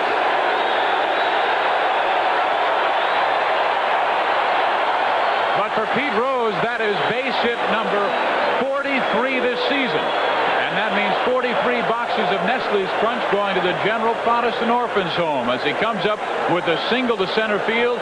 Davis comes out there, and you've got to be thinking this guy will be going, who has 45 steals this year, tremendous speed, and very few catchers have been able to throw him out this season, including the Mets' own Gary Carter. Well, he's 45 for 50, and while he's got a bad hand as a result of being hit on it a week ago Sunday in Montreal, it has not affected his ability to run. With 1 out, the winning run over at first, the batter Eddie Millman. And he's hitting for the first time.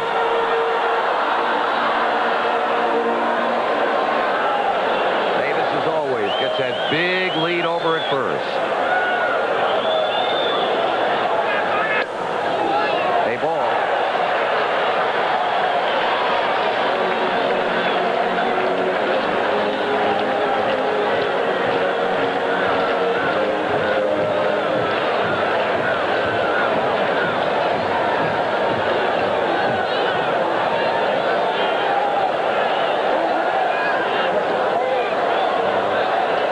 Be misled by that move. That is not Jesse Orozco's best bolt. is full well aware of that.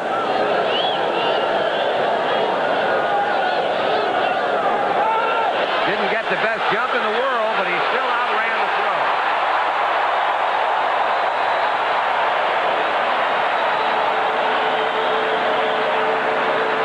Man, you described it perfectly. Look, he makes the move back to first base and then goes. And look at this. He almost can get it standing up. That's just outright speed, Marty. It's incredible because Gary Carter is one of the best arms in baseball. The throw is a little bit high, but boy, Davis just eclipsing that with the terrific speed. And as they meet on the mound, we'll pause 5 seconds for station identification on the Cincinnati Reds Television Network. Sports, Cincinnati style. WLWT, Channel 5. I made the point on radio, and it bears repeating in light of the fact Davis has just stolen a base. Gary Carter has had a terrible year throwing runners out.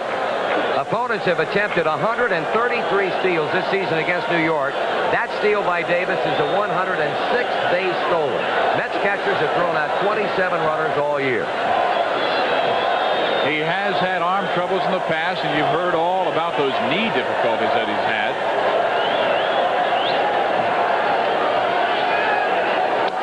There's a strike. Now, Milner does not oftentimes get a chance to hit off of left-handed pitching. As a result, he doesn't hit left-handers very well. That's not a knock on Eddie. It's simply a matter of him not getting that much of an opportunity unless there are games like this.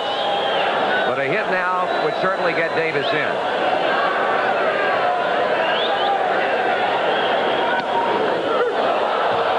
Well, he was bailing on that pitch. Davis set strike 2. The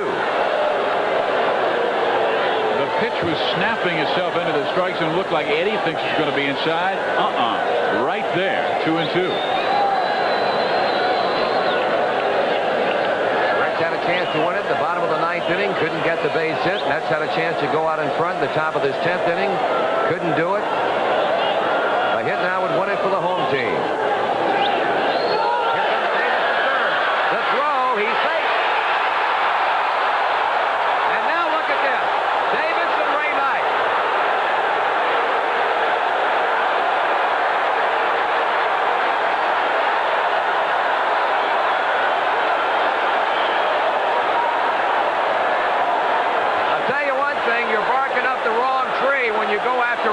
But look at Eric Davis.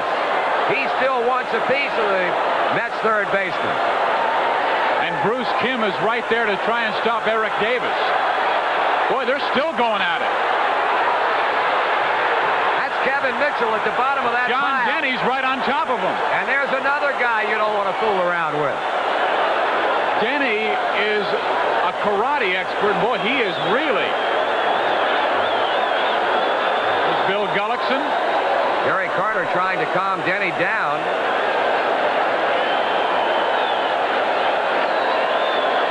It all started when there was contact between Ray Knight and Eric Davis. Eric's trying to stay on the base. Look at the area around third base. It looks like a hockey match, like they dropped their gloves. Everybody dropped their hats and their gloves and just went at it. And there you see it. It looks like we're on the ice. And look, you got a quick shot of Eric Davis and Tommy Helms. And Tommy, a pretty good battler in his day, has Davis completely removed from the scene of the action. But did you see Eddie Milner get in there right now? Yes, sir. He's protecting his buddy Eric Davis. A lot of people will talk about, is there the kind of competition because they're battling for center field? Well, you saw the kind of friends they were. When Davis got into it, Eddie Milner was right there to bail him out. There's another guy who got into the middle of it, and Kevin Mitchell. And Ray Knight is still hot.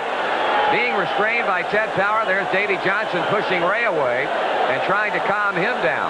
And look at Kevin Mitchell.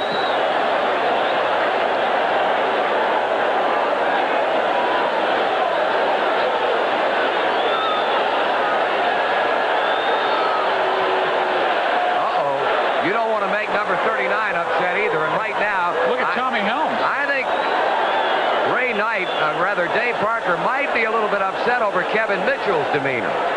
Tommy Helms is earning his money tonight. He had tackled Eric Davis to keep him out of there, and now Dave Parker and Eric Gregg, who is he throwing out? He must be throwing out a ton of people. basically been a free-for-all.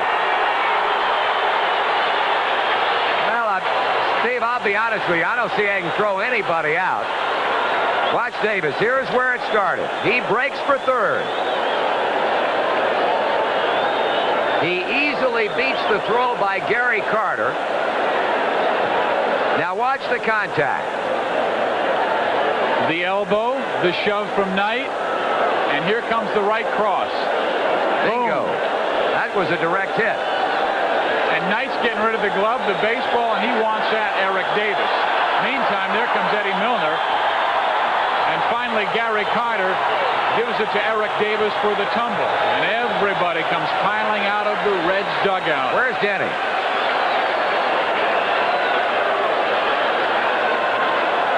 John Denny's right on top of that whole thing. I don't think he's gotten into it yet. A third time. The left elbow, the push back, and now it's time to retaliate, and there's the right. Boy, Ray Knight is a tough guy. Hey, tell me about it. Whoa. I saw him drop Cesar Cedeno here about 5 years ago, 6 years ago. It was no contest. Look at Parker.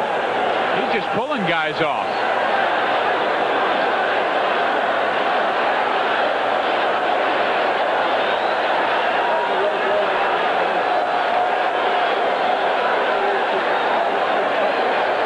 John Denny. And Wade Rowden is just trying to keep Eric Davis out of it, so it's Doug Harvey, the first base umpire.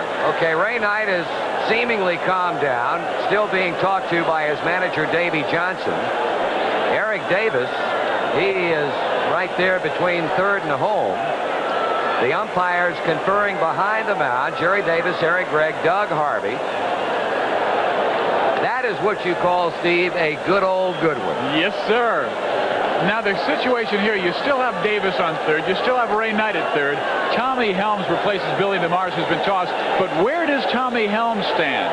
He's got to be thinking something may develop in the near future. Because each of those guys are going to be eyeing the other, saying, when are we going to go for it? I don't think you'll see any reoccurrence tonight. Perhaps not. They're going to give them plenty of time to calm down, but the Reds dugout is at the ready, and Parker at the forefront. Marty, there were some New York writers reading some of the New York papers, the Times, the Post, and they were saying perhaps when the Mets lost those 3 straight to the Cincinnati Reds that they were becoming complacent. I think you can rule out complacency. Well, I would agree with that. You got some pretty good battlers on both of these clubs. Ray Knight is about as good as there is, and as mild-mannered a guy as you'll ever meet.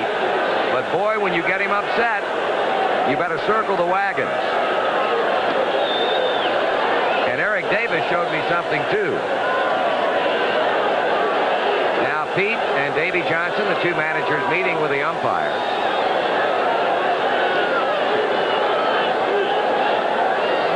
What you hope for is to go into the clubhouse after the game and find out that no one has been injured. A lot of times the guy will go down there and you won't know it right away, but find out later that some guy had his shoulder roughed up.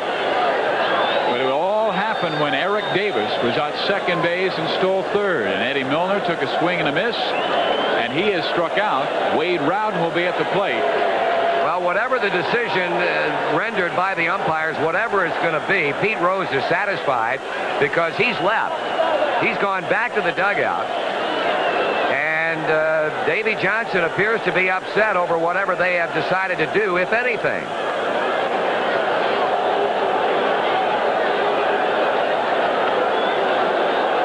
So we'll have to see if anybody has been thrown out. Again, here comes Dave Parker storming in, pushes Bill Robinson away, tries to pull away Sid Fernandez and Howard Johnson. Look at him. That's a big guy. Looks like he's taking apart a building. Eddie Milner, one of the smallest Reds, is in the middle of it all. And Davey Johnson, I believe, has just been given the old heave-ho.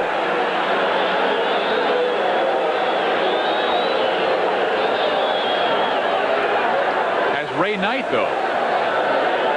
Well, he's still out on the field. He's talking with Doug Harvey now in front of the pitcher's mound. I believe Davis has too, because he's talking with Eric Gregg, and he's really in a jaw session right now. And now Pete Rose coming back out of the dugout and going over to eavesdrop on the conversation between Eric Gregg and Eric Davis. And Pete, as you can see, trying to get Eric away from him, and young Mr. Davis still all bent out of shape. So, Steve, I believe you're right. Eric Davis has been pitched out, and Ray Knight is slowly going back to the dugout. He has also been thrown out. And there it is again.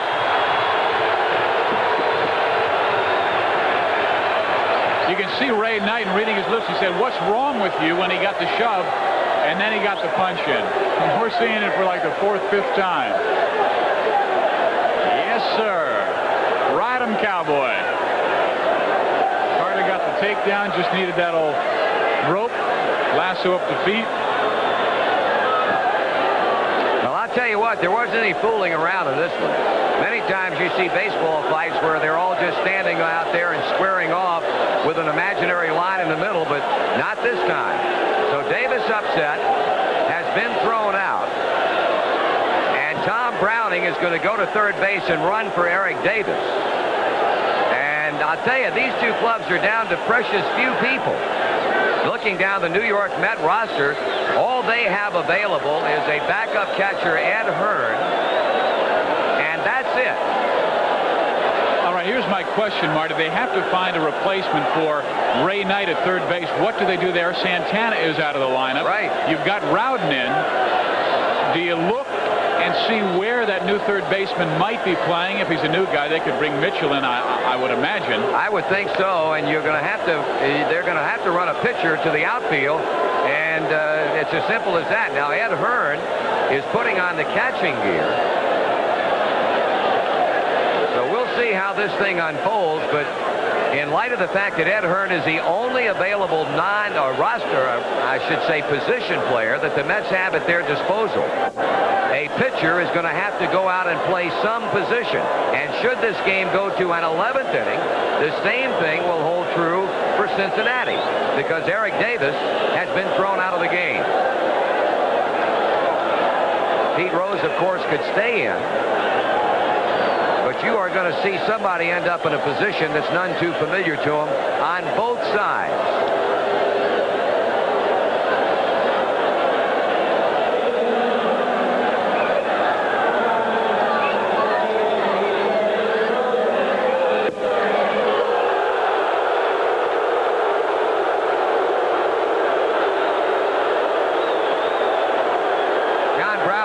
Address announcer has just made an announcement that did not sit too well with the crowd here at Riverfront. We were unable to hear it.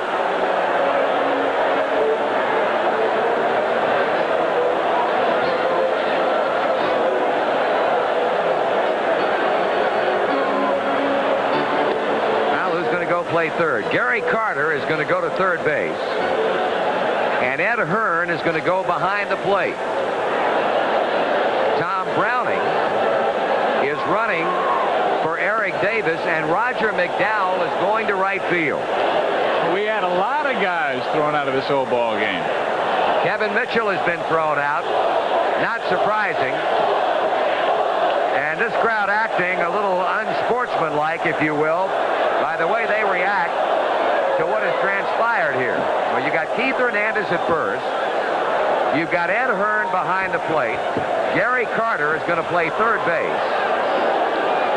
Mookie Wilson in left, Lenny Dykstra in center, Roger McDowell, the pitcher, goes to right field. Ed Hearn, we mentioned, is catching. Tim Tuffle still at second base, and Howard Johnson at shortstop. So Ray Knight has been thrown out, and Kevin Mitchell has been ejected. And we will wait to see who has been pitched for Cincinnati. We know Eric Davis has. One more time.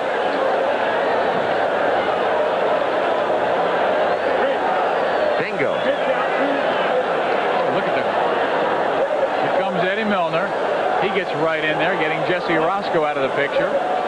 Carter eliminates Eric Davis, and Parker starts taking the puzzle apart. Well, this mess could all be decided if Wade Rowden can get a base hit off Jesse Orozco. But he will not be hitting off of Orozco. He's going to be hitting off of Roger McDowell, and Jesse Orozco is going to go to right field. This is like the old Little League games. Remember when the right fielder would come in to pitch? And there you see Kevin Mitchell getting into it and going after one of the Reds down there in the bottom. John Denny is right on top of him, who knows a little bit about the martial arts, and, well, showing it because he's the guy on top.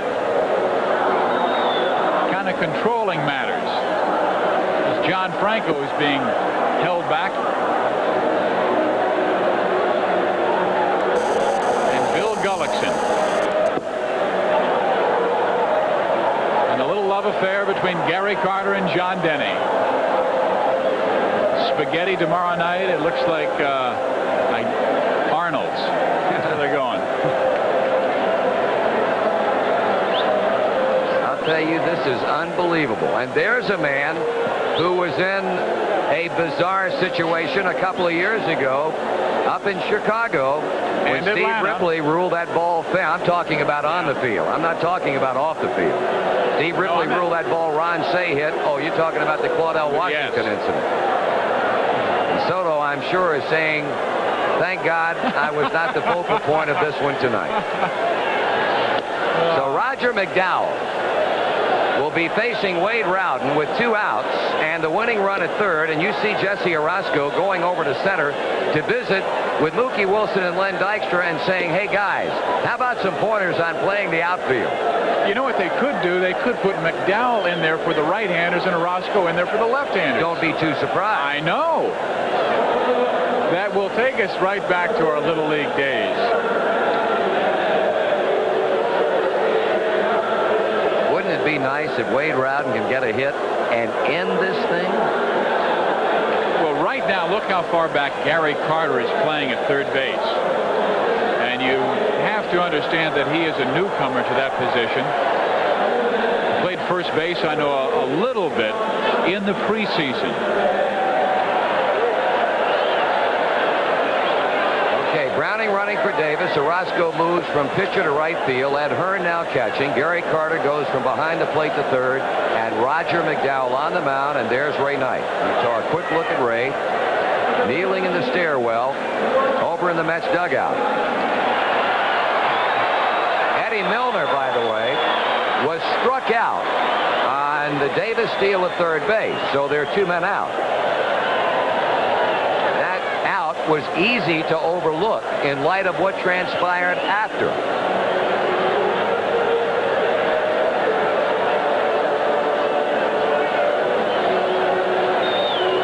Rowden has had 1 of the 11 Cincinnati hits. He singled back in the 6th inning.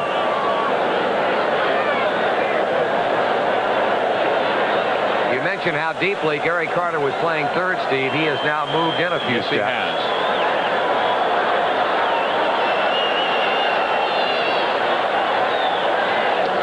Ball 1. McDowell was the losing pitcher Sunday in that 15-inning 9-8 Met loss to Houston. And he pitched pretty well. 3 innings, gave up the 1 run. He has lost 4 in a row since going 7-0 at the outset of the season. 1 ball, 1 strike.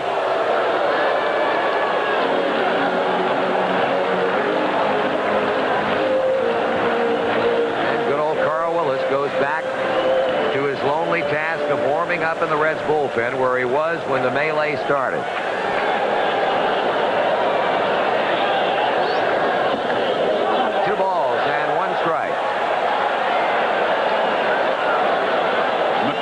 That man there in Shea Stadium when Parker ripped the double and later scored the game winner for Cincinnati at Shea. And the man on deck right now who was the fellow who had the hit to win that game, Tony Perez.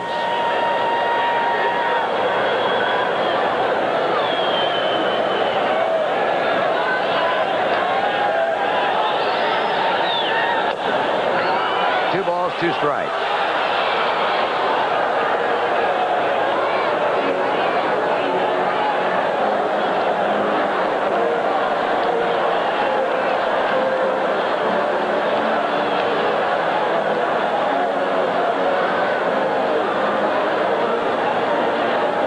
teams are out of players. That is position players. So pitchers will become very prominent if this game goes any longer. Already one is in right field, Jesse Orozco. A 2-2 count on Rowden.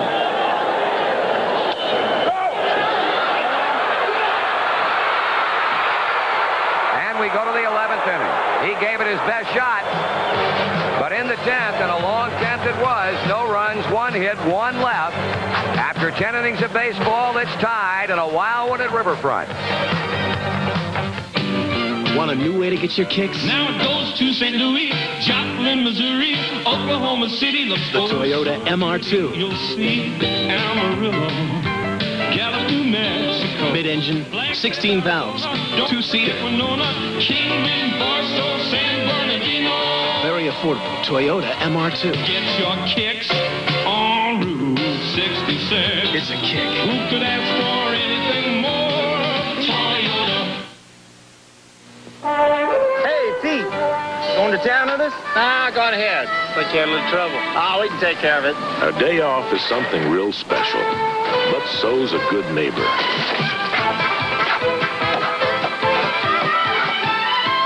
Going into town with us, Pete? Head for the beer brewed natural as a mountain stream, for a taste as smooth as its name. Head for Bush Beer. For the mountains. Long John's 3-piece fish dinner. Enjoy.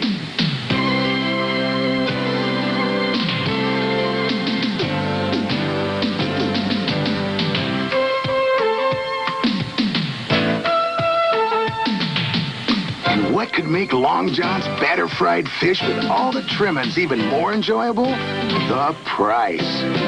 Long John Silver. 3-piece fish dinner. Sounds good to me.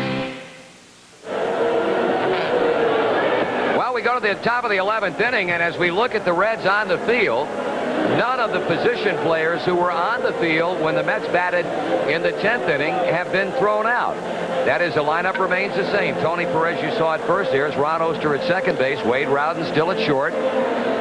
Buddy Bell still manning things over at third base, and the outfield remains the same. Max Venable in left field. Over in center, Eddie Milner still out there, and Dave Parker remains out in right. And Sal Butera still behind the plate and catching. Okay, those who were ejected for New York, we told you Kevin Mitchell and Ray Knight. For Cincinnati, Eric Davis, and are you ready for this?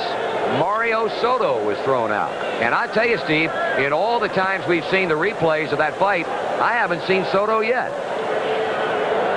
Maybe it's just for breaking parole, I guess, something like that.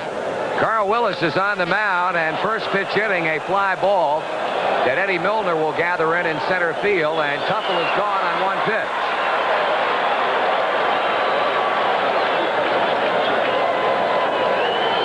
Well, there's Mario with Kevin Mitchell and Tom Browning trying to break it up, but that's apparently what the umpire spotted when Keith Hernandez made the tackle of Mario.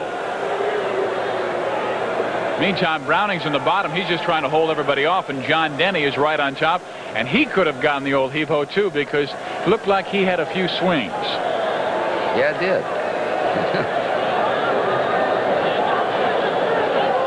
Here's a guy who has forced, along with Dave Parker, the long evening at the ballpark. He hit the fly ball that Parker dropped that allowed the 2 runs to score and tie the game up in the 9th inning. How about John Denny? I guess he's got to count himself fortunate as still being around. He's got fire in his eyes. 2-0.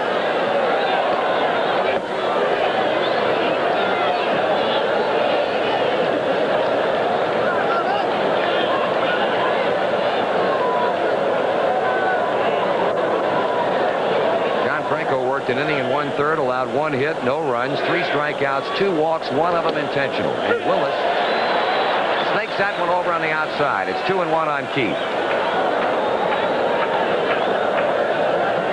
This will be a game, I'm sure, that neither club will long forget, nor will the fans have any problem remembering. Tony couldn't get it, and let's see if Hernandez will go to second. He's going to try. Parker's throw coming, and it'll not not be in time. And Hernandez hit that bag hard, but he's all right.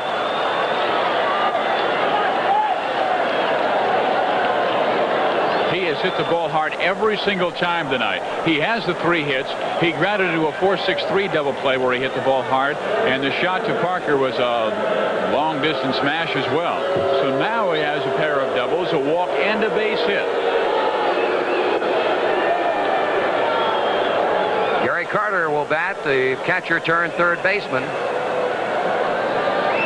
Dodgers have beaten the Pirates by a run. Philadelphia edges Atlanta by 1 as Carter gets the intentional walk. Montreal and Houston, they're in the 10th inning, and neither team has scored, while the Cardinals lead San Francisco 10-4 in the 8th. This game is heading toward 4 hours.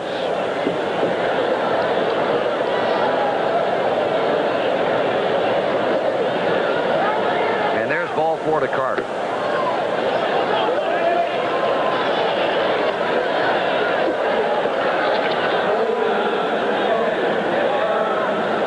That means that catcher Ed Hearn steps in for his first at-bat. Hearn batting .311, 3 home runs and 6 RBIs. He has been more than an adequate backup for Gary Carter.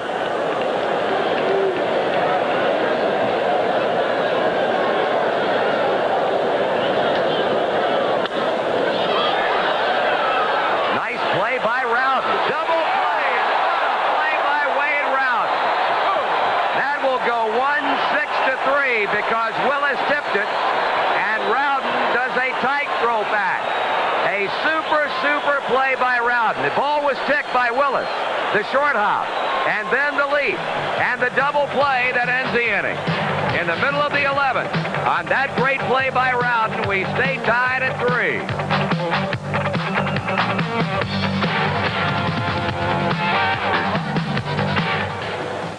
If you just ask for a light beer, you never know what you'll get. Thoughts? No, actually, Bud Light.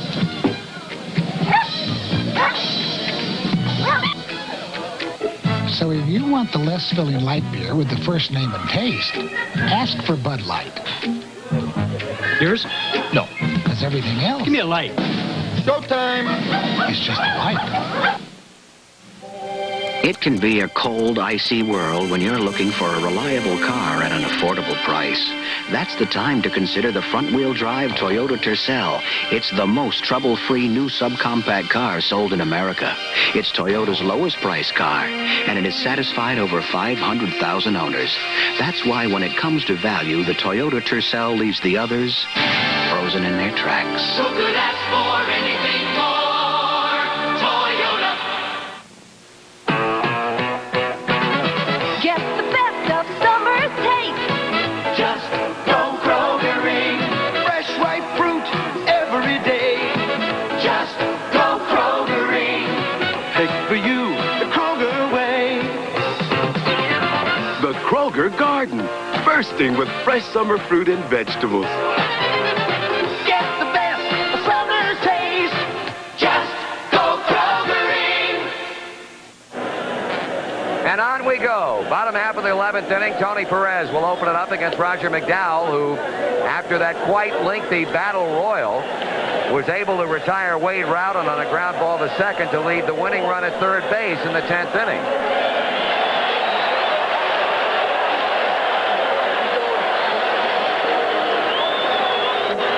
Bounced out to second in the 9th inning and officially 1 for 3.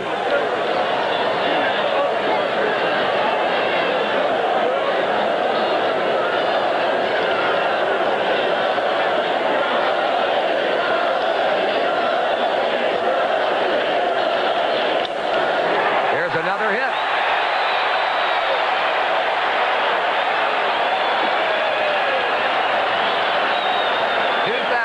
.2,701 knocks for Tony Perez. I'll tell you, Steve, so many hitters in this league have a trouble with Roger McDowell. Tony Perez doesn't. It's been uncanny. Well, he smashes one back up the middle just like he did at Shea Stadium a couple of weeks ago to score Dave Parker on a drawn-in infield. And Perez solves Roger again. They had looked for Rod Oster to try and put a bunt down. Of course, Tony does not run all that well, so it would have to be a good one if that's what they have Oster doing. And it is a good one. And a good play by Gary Carter. Fine bunt by Rod Oster.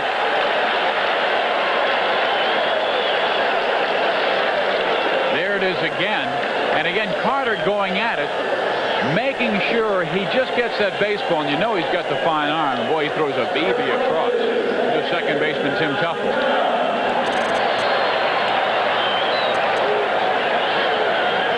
Okay, they've got the light-hitting Sal Butera stepping in. Do they pitch to him? They will.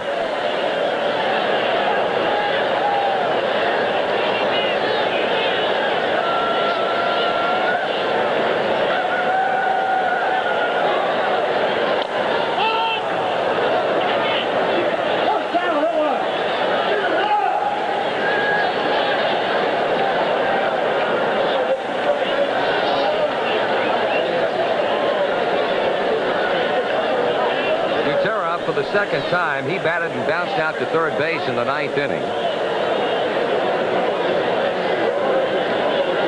Winning run at second, one out. Tony Perez carries a run that would win it for Cincinnati. Tuffle trying to sneak over towards second to keep Perez close. And a second foul by Butera puts him behind a couple of strikes. You know, Marty, one guy I did not see it on the field was Tracy Jones, who was in the dugout. For an impetuous young man as Tracy Jones is, I'm thinking he is going, as soon as he sees it develop, he goes down to the clubhouse. Every time it seems like he steps on a field, something else falls off. It's one of the wiser decisions he's made all year.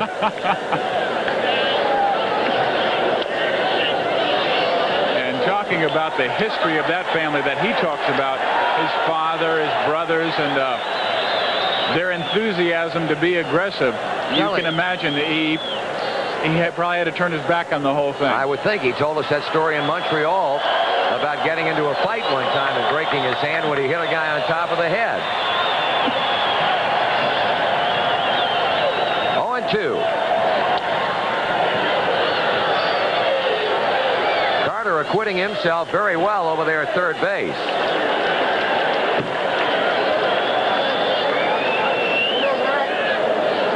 You see it from Gary Carter's angle. He takes it on the second hop, third hop, nice and easy, looks the guy back like he's been playing there his whole life. And now Jesse Orozco is going to come back in from right field. This is great. It really is. Roger McDowell heads toward the dugout. He's going to go in and get another glove. And he will go back to play right field. And he's got a smile on his face, too. He's thinking of the old, really the Knothole League here in Cincinnati. And that used to be a living for him. Pitch a couple of innings, go out and play right field for a while. You know, the thing about this, though, Steve, the manager really plays a calculated risk when you switch him back and forth like Davey Johnson's doing, simply because now Orozco comes from right field cold. And he gets the minimum number, he gets a maximum number of pitches, 8 pitches, and then it's play ball again. Now, Pete is upset over something. And Doug Harvey, the crew chief, is walking over to the Cincinnati dugout. And I can't imagine what this might be about. I would think that he would only be allowed the maximum 8 pitches, Jesse Orozco. And Pete making whatever point he's trying to make with Doug Harvey. And George Scherger was particularly upset over in the Reds dugout. There's Mel Stottlemyre over the New York Met dugout. Tell you one thing, this game is absolutely taxing the expertise of the umpires. And that weird play in the ninth inning when Howard Johnson kicked the ball after striking out. And now Davey Johnson interchanging his right fielder and pitcher, who both happen to be pitchers by trade. Max Venable, the man scheduled to bat, and when you consider the Reds don't have anybody else, he will bat.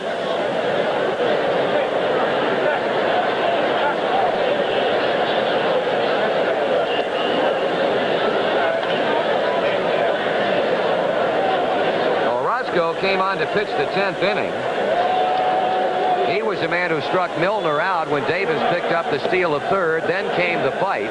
And then when order was restored, they brought McDowell in to pitch to Wade Rowden with Orozco going to right because Kevin Mitchell had been thrown out of the game.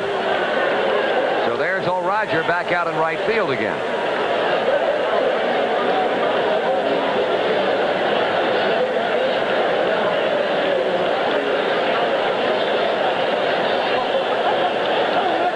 Are playing this game under protest because they contend that Orozco was not allowed to throw as many warm-up pitches as he was given. He is facing Max Venable, and the pitch is taken strike.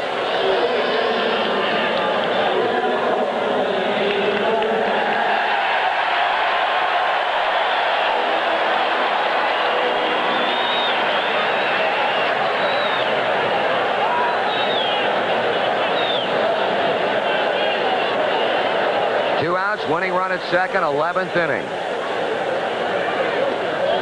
And Max able to check his swing. 1 ball, 1 strike.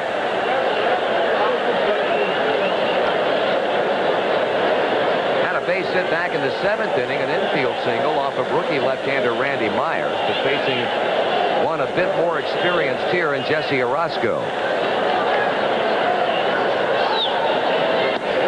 2-1.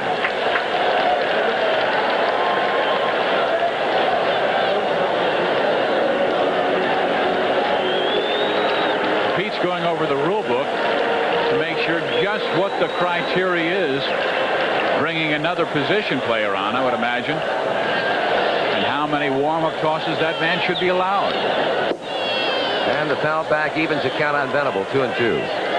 I can remember shortly after 10 o'clock, Lou Rainoni and Roy Alpers telling you to go down to the field and get ready for interviews because we would have to fill until 10:30. That was 1 hour and 40 minutes ago. Thank you very much. Yeah, we may have to fill through the royal wedding when this thing comes to an end. Or we may preempt it at the rate we're going. 2 balls, 2 strikes, 2 outs.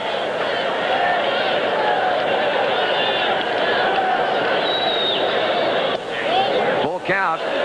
And for you stations along our Reds Television Network line, don't forget, along with the viewers in your respective markets, the local news will be coming along in its entirety once this marathon comes to a conclusion. And hopefully it will be a satisfying one, especially so if Venable can base hit Orozco and get Tony Perez in.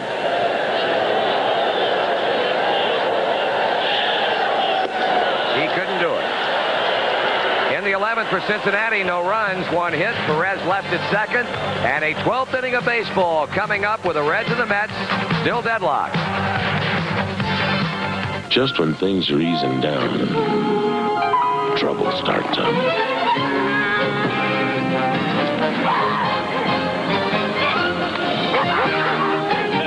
And when the dust and everything else is settled, you head for the mountains. Head for the beer brewed natural as a mountain stream, for a taste as smooth as its name. Busch. Head for Busch beer. Head for the mountains.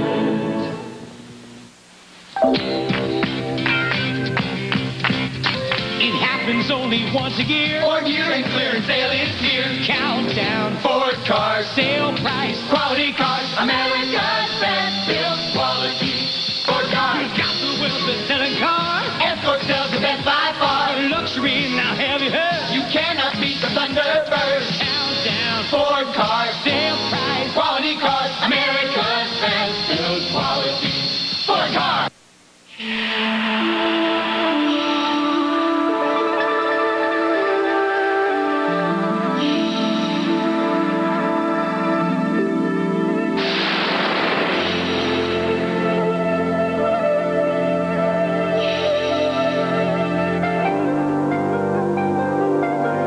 Delta professionals always make you feel like you're on top of the world. Delta gets you there. That is not hieroglyphics you are looking at. That is a lineup card. That is Cincinnati's lineup card. And you can see all the names that have been crossed off and the additions that have been made. And, well, down at the bottom part of that lineup card, you see the names that have been scratched through. In effect, what it means is that there ain't nobody else left unless you want to go to a pitcher. Meanwhile, back at the ranch, Pete Rose, George Sugar, and Bruce Kim are still mulling over a rule book. It might be a case book. It might be an umpire's case book, which is about as plentiful as hen's teeth. You don't see too many of them. But they are around, and I would imagine managers in all the clubs in baseball have one. But here we go, and we're in the top half of the 12th inning. And the first pitch to Orozco is taken, ball one, from Carl Willis.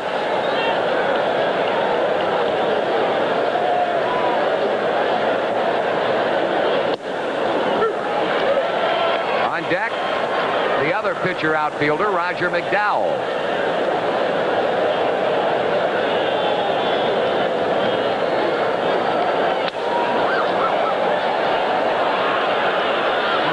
Swung that bat like he knew what he was doing, and Oster got to it and made the play.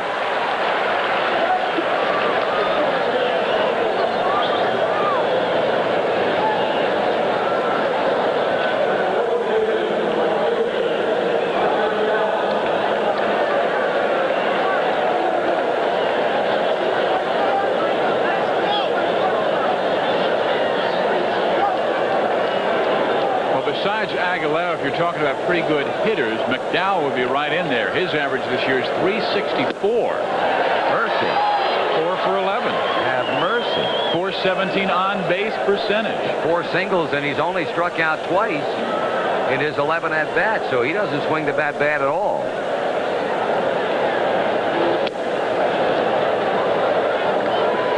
Playing like a right fielder. Mets have used 6 pitchers. The Reds have used 5. 12th inning.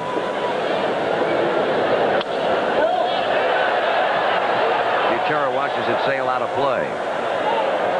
Tell you what, a lot of the 23,707, or to be more precise about it, the majority are still here. And we are 4+ hours now.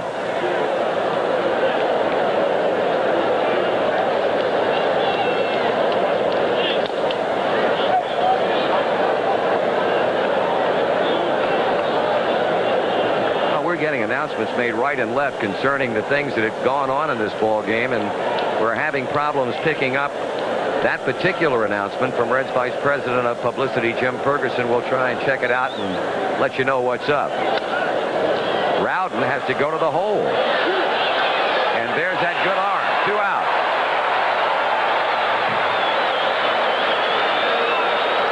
So 2 Mets pitchers back to back here in the 12th inning, and both hit the ball pretty well. Oster went off to his right to pick Orozco, and Rowden has to range deep in the hole to throw out McDowell. Howard Johnson had a chance to put his club in front in the 10th inning with 2 out and the bases loaded, and Johnny Franco just blew him away. And look at the studious intent of one George Sugar.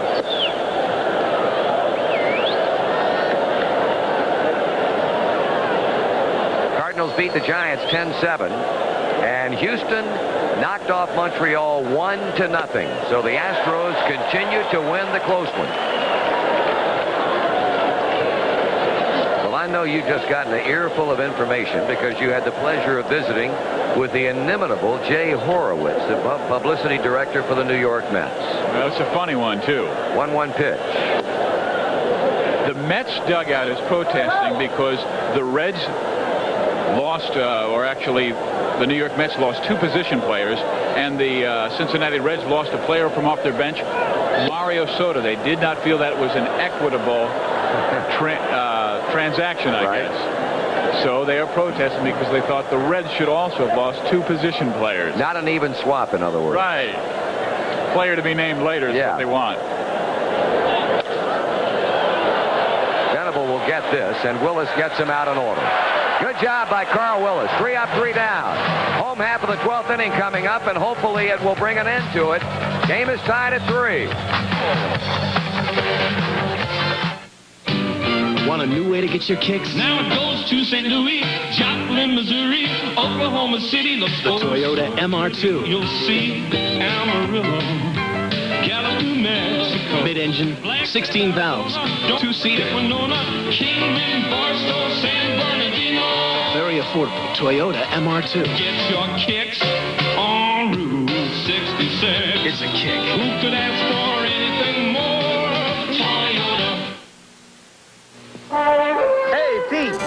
Going to town with us? Nah, go ahead. But you had a little trouble. Oh, we can take care of it. A day off is something real special, but so's a good neighbor.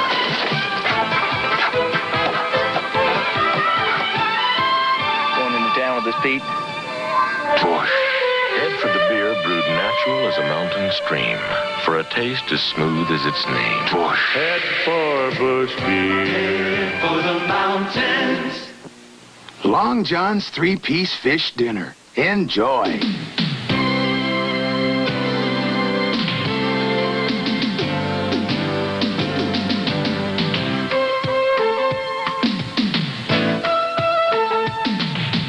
And what could make Long John's batter fried fish with all the trimmings even more enjoyable? The price. Long John Silver. 3-piece fish dinner. Sounds good to me. Buddy Bell will lead off the bottom of the 12th for Cincinnati, and surprisingly, Jesse Orozco, the left-hander, will pitch to him. Now, we have been fortunate to receive some information while we were away concerning the Reds' protest over the fact that the umpires allowed Jesse Orozco more than the normal amount of warm-up pitches when he came in from right field in the last inning to pitch to Max Venable. We understand that official scorer Glenn Sample has sought out and found the rule in the book, and based on what we have been told, the Reds have no grounds for a protest. But one protest by the Mets, one protest by the Reds, and still this game is in doubt. Buddy, who homered way back eons ago in the 5th inning, his second hit of the night, and he's 2 for 5 as he steps in here.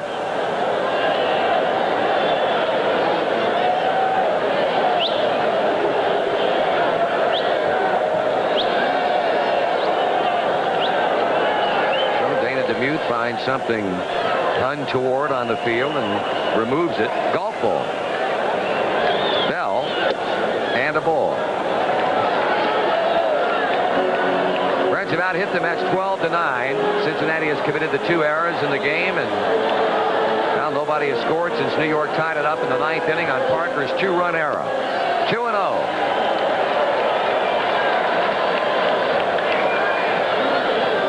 There's old Roger McDowell out of Coleraine High School out in right field, praying that nobody hits a ball to him. 2-2. 2-1. 2 balls and 1 strike.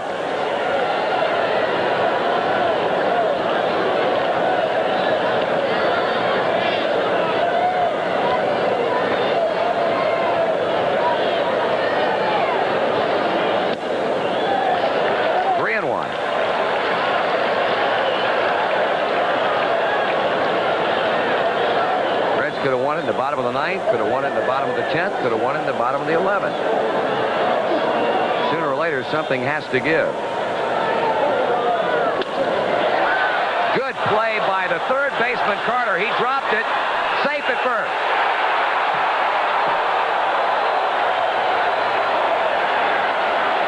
Base hit for Buddy Bell. And a heck of a try by Gary Carter. Boy, yes, it was. Carter lunges for it, has it momentarily, then loses it right there. It would have been a line out. He finds the baseball. By that time, Buddy Bell barely beats it out. And I mean just barely. He has the out right there, but when he comes up, doesn't have the baseball. But I tell you what, he's looking pretty sharp over there at third. Now, there is a switch in the New York outfield. As the meeting takes place on the mound, Roger McDowell goes to left field, and Mookie Wilson moves over to play right. There's McDowell going to his position in left. And there's Wilson going to play right field. Steve, I've seen a lot of baseball in 12-plus years, and I'm seeing things tonight I never dreamed I'd see in a big league game. Ted Power will start to heat up.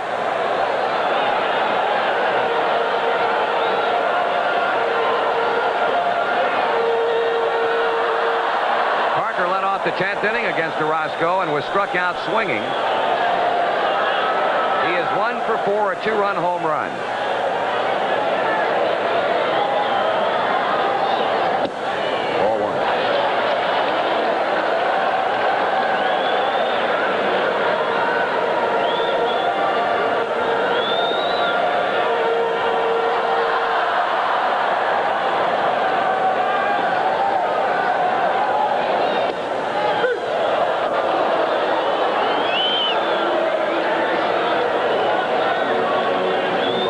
Had another super night at the plate. That infield single off Carter's glove, his 3rd hit.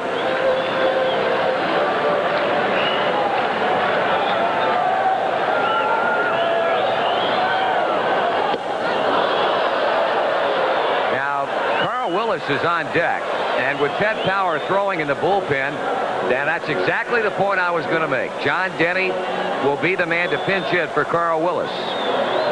Not a bad hitter as pitchers go, and he's got that club in his hand. We will probably see him bat for Willis. Come on, buddy. Nope.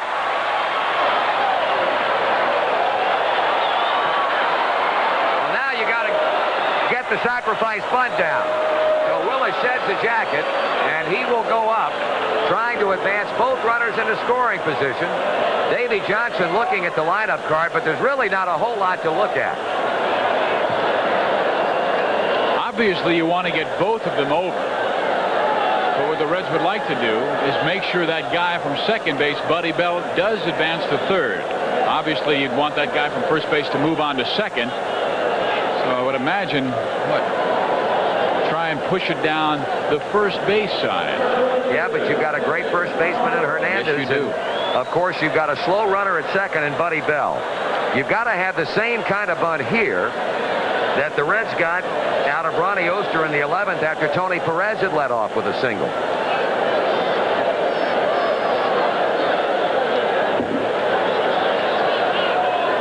And Hernandez is the best at charging in situations like this. And he's coming and coming some more. And he's got to play at third. And they might have a double play. They do.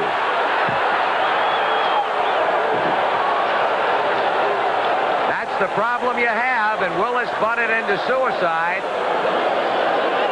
Marty, interesting on that play, they had the shortstop way over at second base, and I'm wondering if they bunt the third base side. Carter's got to make the play, and they have no play at third base. But the Reds bunted right back. Hernandez picks it up. Boy, he's really racing in. And Carter is playing a mean third base. And that hurt. Sure did.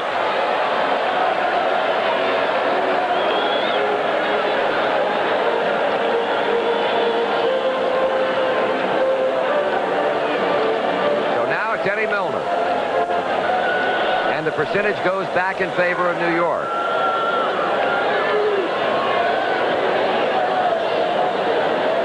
Milner looked at a called third strike when Davis stole third in the 9th inning, and then came the 10th inning rather, and then came the fight. And he takes that curveball for a strike.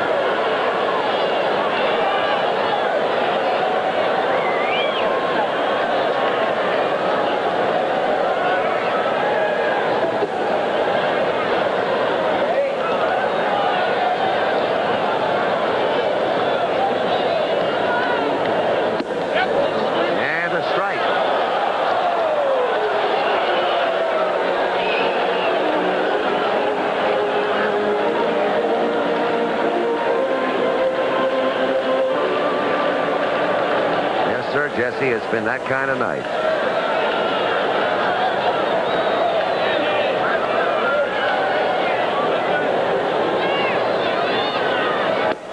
Fastball up.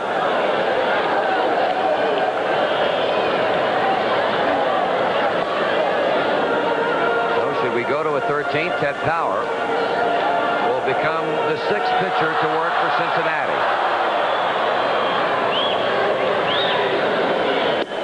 2-2.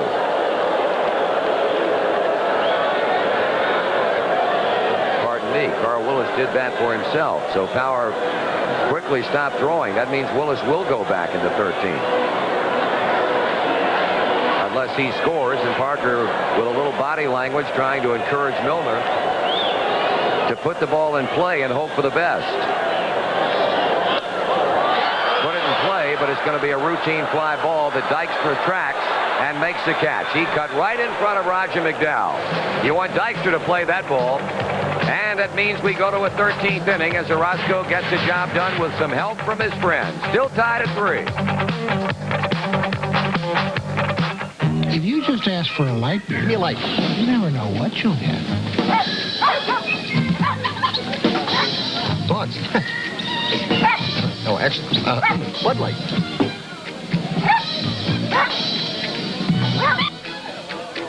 So if you want the less filling light beer with the first name and taste, ask for Bud Light. Yours? No. Because everything else... Give me a light. Showtime! It's just a light. It can be a cold, icy world when you're looking for a reliable car at an affordable price. That's the time to consider the front-wheel drive Toyota Tercel. It's the most trouble-free new subcompact car sold in America. It's Toyota's lowest price car, and it has satisfied over 500,000 owners. That's why when it comes to value, the Toyota Tercel leaves the others frozen in their tracks. Who could ask for anything more? Toyota. Get the best of summer's taste. Just go Kroger-ing. Fresh ripe fruit every day. Just go Kroger-ing. Pick for you the Kroger way. The Kroger Garden, bursting with fresh summer fruit and vegetables. Get the best of summer's taste. Just go Kroger-ing. After 12, 3-14-2 for Cincinnati. 3 runs, 9 hits, and no errors for New York. It looks like Mrs. Schott has decided to pack it in after a long night at the ballpark. We go to the 13th inning, and right now we'll pause 5 seconds for station identification on the Cincinnati Reds television network. Sports, Cincinnati style. WLWT Channel 5. Mookie Wilson, Carl Willis. The one-on-one confrontation here in the top of the 13th. Had enough on it, and the 10th hit of the night for New York. Now the Mets have a runner on who can make some things happen.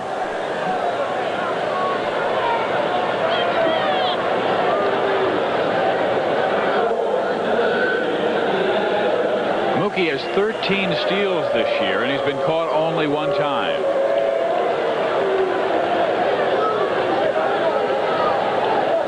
It's going to be interesting to hear Mr. Rose's comments after this one, win or lose. Everything else has been over for some time in the National League, and at the rate this one's going, we may outlast the games being played on the West Coast. LA has beaten Pittsburgh 4-3. Philadelphia over Atlanta 5-4. Houston has beaten Montreal 1-0.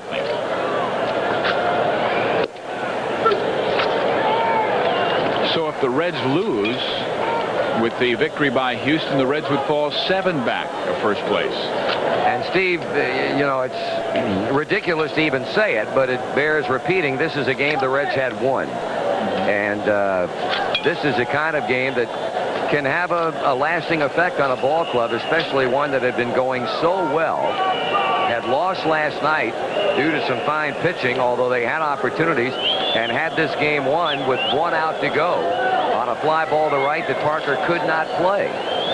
If they come on and win it, fine. Whoop, very close play, and Wilson might have been going had Willis gone to the plate.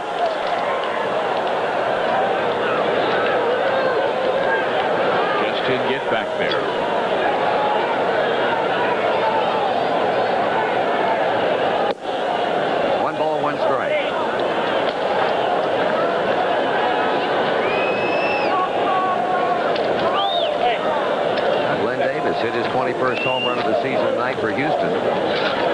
was the game's only run. The Astros beating Montreal in extra innings 1-0.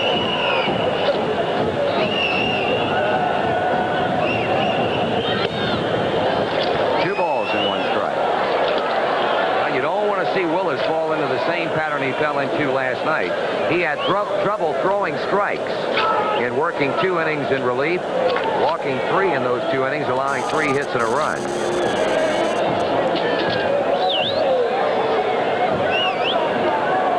He has pitched well up to this point and continues to be concerned about Mookie Wilson.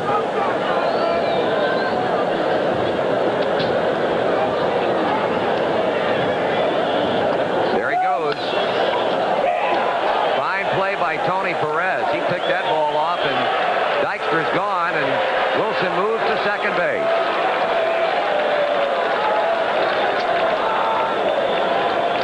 Perez making the play, just hugging the line as he was positioned to try and keep Mookie Wilson close, so he was on the line anyway, and Dykstra was able to pull it down the line.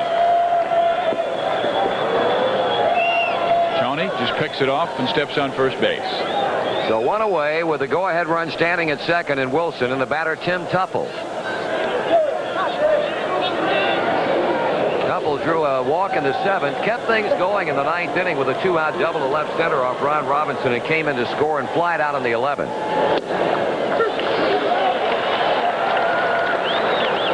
And guess who's on deck? Seems like he comes up every inning. Keith Hernandez.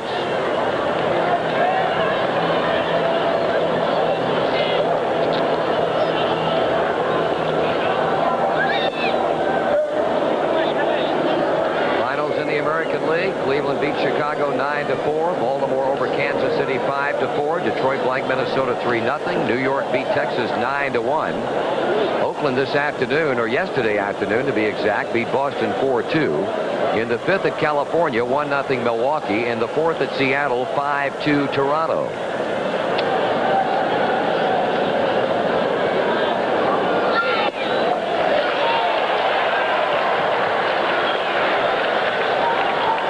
And 2 strikes. It's that split-fingered fastball that Carl Willis throws. Boy, it is a dandy right there. Watch out! Or if he could throw that pitch that way all the time, make a lot of money in this game. You better believe it.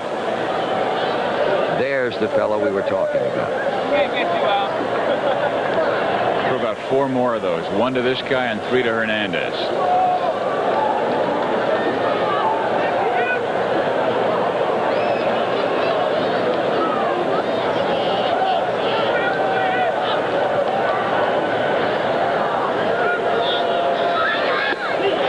Job against Tuffle.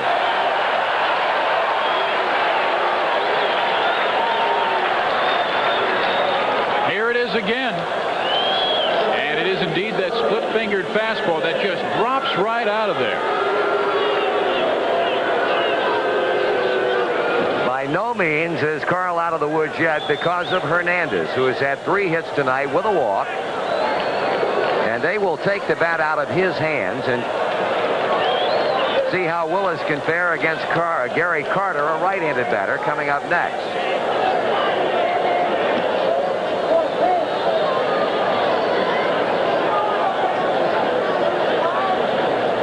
There's Carter.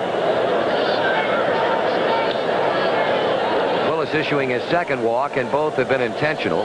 What's that catchy little phrase? Am I having fun yet? Marty, are you having fun yet? Since 7:30 tonight. The only way that this will turn out to be fun is if the team in the red and white wins. Thank you.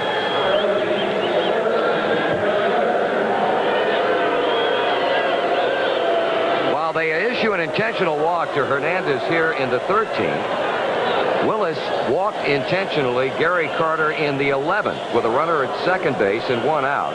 And then Ed Hearn promptly bounced into a double play. But it was a super play by Wade Rowden to make it happen.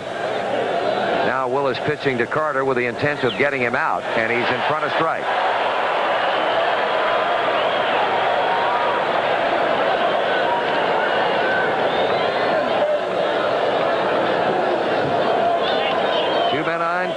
men out. Top half of the 13th inning.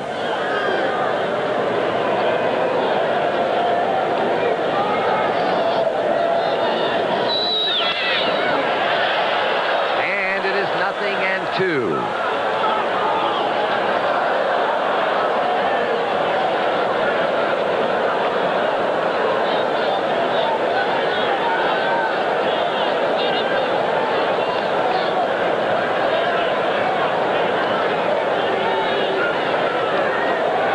Plate is gone without a hit in 5 official trips.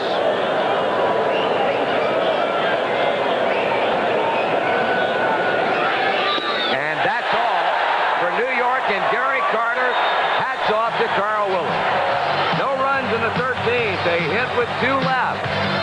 And after 12 1/2, 3-3 it remains. Just when things are easing down, trouble starts up.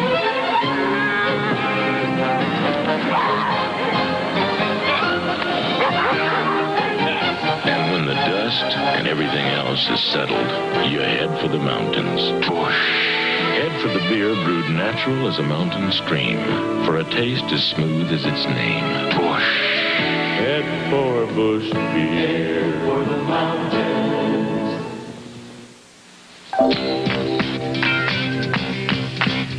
It happens only once a year. Ford year and clearance sale is here. Countdown. Ford cars. Sale price. Quality cars. America's best built quality. Ford cars. We've got the will to sell a car. Escort sells the best by far. Luxury, now have you heard? You cannot beat the Thunderbird. Countdown. Ford cars. Sale price. Quality cars. America's best built quality. Ford cars.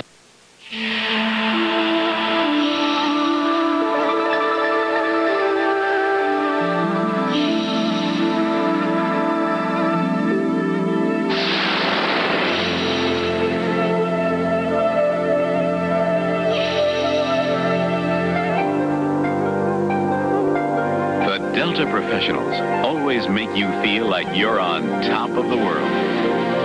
Delta gets you there.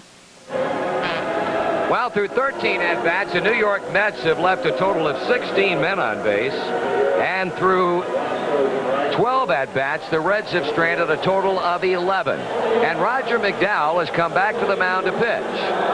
And Jesse Orozco has gone back to right field.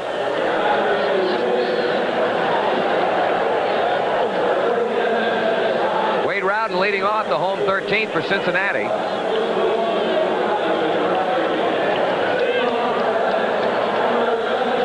Rowden with a base hit in the 6th inning. He's 1 for 5. Had a chance to win it in the 10th inning with McDowell on the mound and grounded out to second to leave a runner at third. And here's a big bouncing ball in the hole. Here's Johnson, and a good arm by Howard Johnson from deep in the hole to knock Rowden off.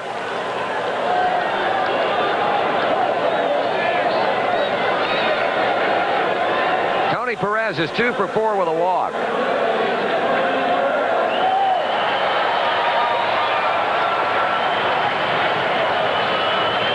Had the hit in New York that beat McDowell on that Tuesday night in the 10th inning. And single leading off the 11th inning against Roger McDowell.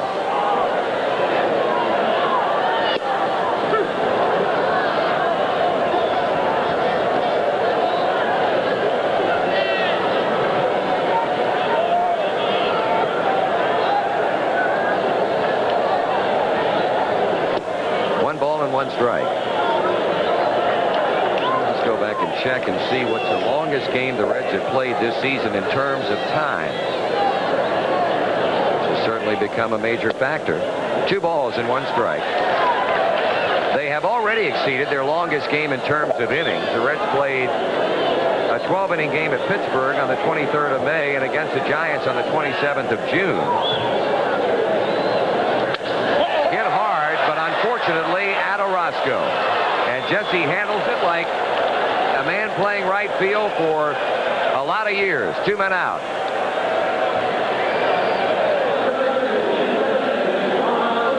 The longest game the Reds have played time-wise. And bettered that. 4 hours and 31 minutes in that June 27th game against the San Francisco Giants. They bettered that tonight. So the most innings the Reds have played in the game this season, and the longest in terms of time.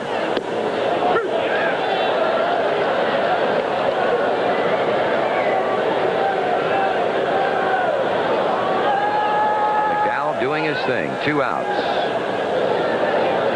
And he's even on Oster. 1 ball, 1 strike. That'll be a nice way to celebrate the birth of his first son. Crunching one out of here. I would imagine Jackie and Jacob Maxwell are fast asleep by this time.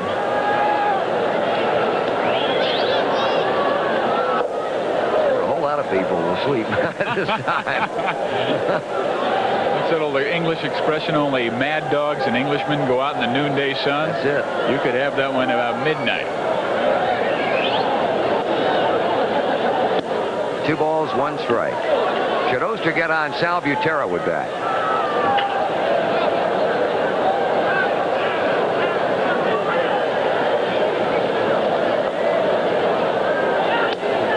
Ball 3. You know, Roger McDowell went to Coleraine High School right here in Cincinnati. Local boy.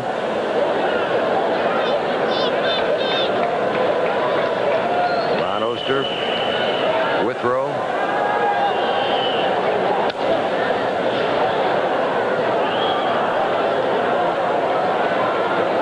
Yeah, the Coleraine Cardinals.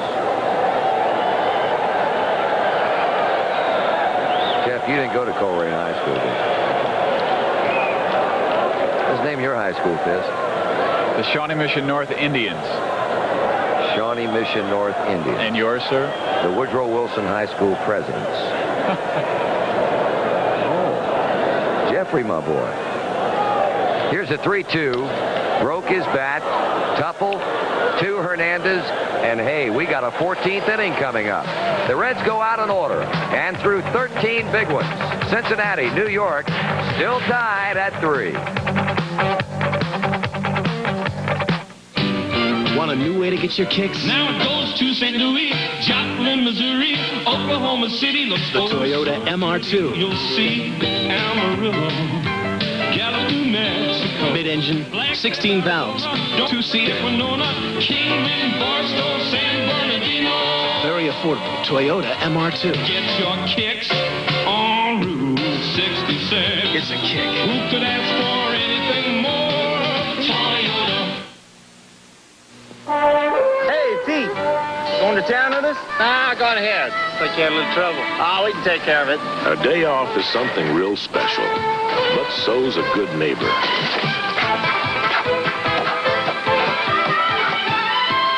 Going into town with us, Pete? Head for the beer brewed natural as a mountain stream, for a taste as smooth as its name. Head for Bush Beer. Head for the mountains. Long John's 3-piece fish dinner. Enjoy.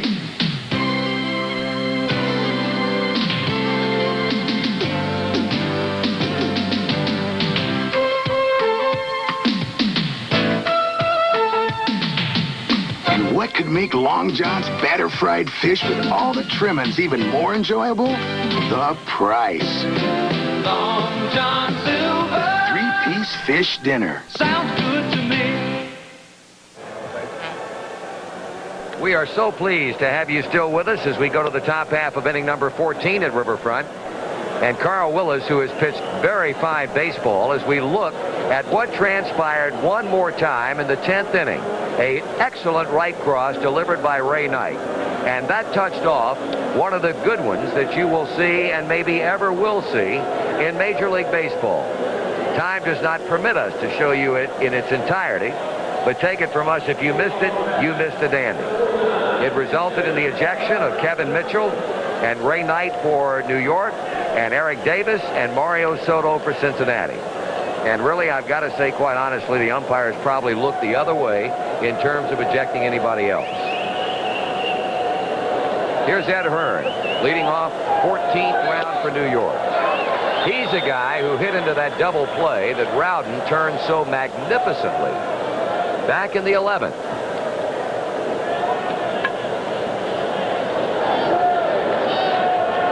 0-1 pitch.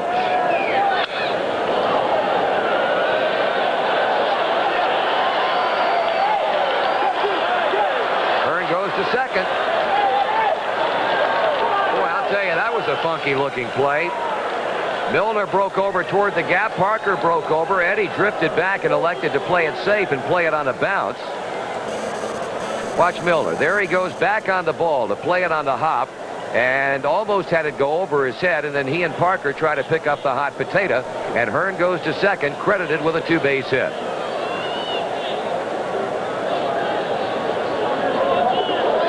Now you've got a couple of pitchers, also right fielders coming up there, but it's Orozco and McDowell. Both have been switching off between right field and on the mound, but they'll be back-to-back.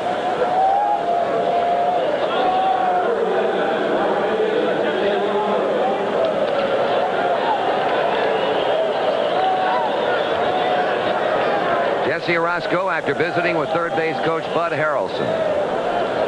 Well, the one thing he knows how to do is bunt. And I would be awfully surprised if they had him up there doing anything but that. But who knows? We've seen so many bizarre things in this game that it would not be totally surprising.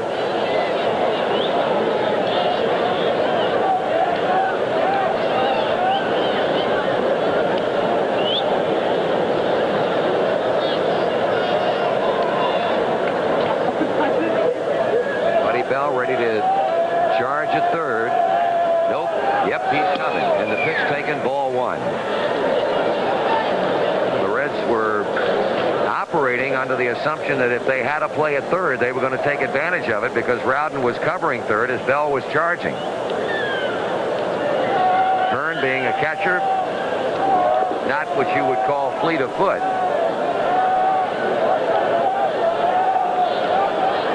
They turn Orozco loose and let him swing the bat. A lot of gaps on the infield when you've got movement like this. And it's 2 balls and no strikes. And you certainly don't want to walk this man.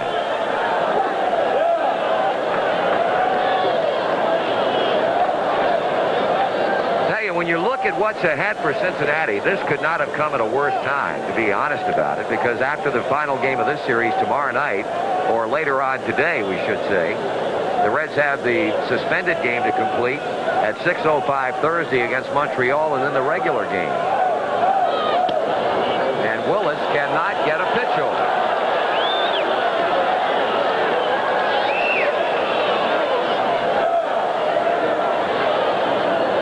Here's the situation where the opposition is giving up and out to try and advance a runner to third, and the pitcher can't get the ball over the plate.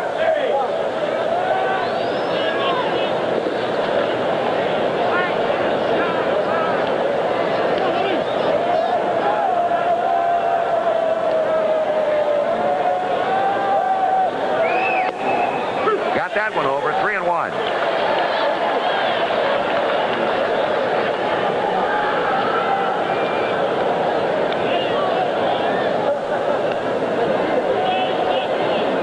Orozco is looking at Bud Harrelson, the third base coach, and now he will verbalize the instruction from manager Davey Johnson.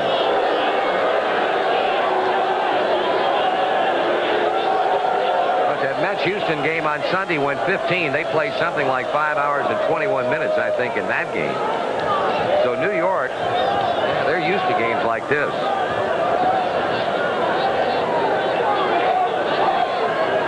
That's Hearn representing the go-ahead run after leading off the inning with a double. Ball 4. Here comes Pete Rose, and he's going to make a pitching change, no doubt. Willis has done a fine job in the time he's been out there, but boy, a very, very costly walk to Jesse Orozco. And the signal has already gone down for Ted Power, who leaves the Reds bullpen and heads out toward the mound. So New York stirring something up here in the 14th inning, 2 men on and nobody out. Power becomes the 6th pitcher to work tonight for Cincinnati. We'll be back in just a moment. What it takes attracts so much attention.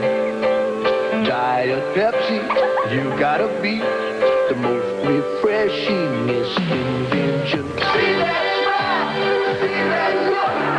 Diet Pepsi is all it took. Diet Pepsi, have I mentioned? You gotta be the most refreshingest invention. No other taste attracts so much attention.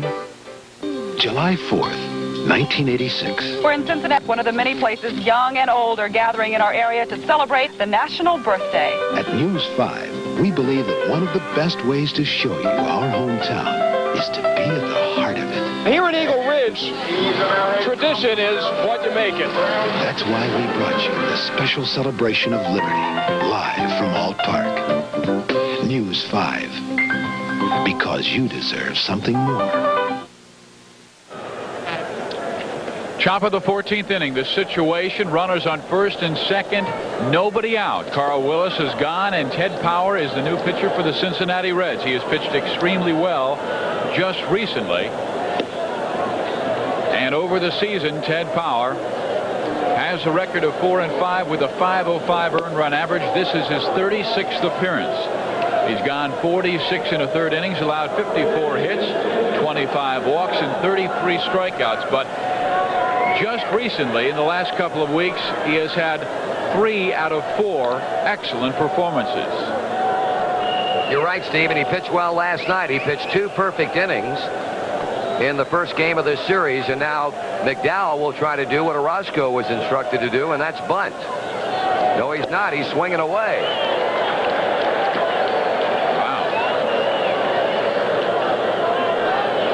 The Mets show 2 runners on and nobody out. Hearn led off by doubling into right center. Willis, unable to get his pitches over, walked Orozco, who was trying to bunt. It issued the walk on 5 pitches, and now Power facing McDowell, and he swings away again, and it's 0-2. We had it all set up, didn't we, Marty? Bunt the guy over? Well, this is not bad strategy. I don't totally disagree with this, because you've got a similar situation to what the Reds had in the 12th inning when Buddy Bell was at second base and the Reds bunted into a double play. Ed Hearn cannot run well either. And unless it was a perfect bunt by Roger McDowell, the Mets would stand a high degree of chance of having the same thing happen to them. But the Reds had taken the wheel play off, which means Rowden isn't going to cover third base anymore. That's true. And that's a strikeout.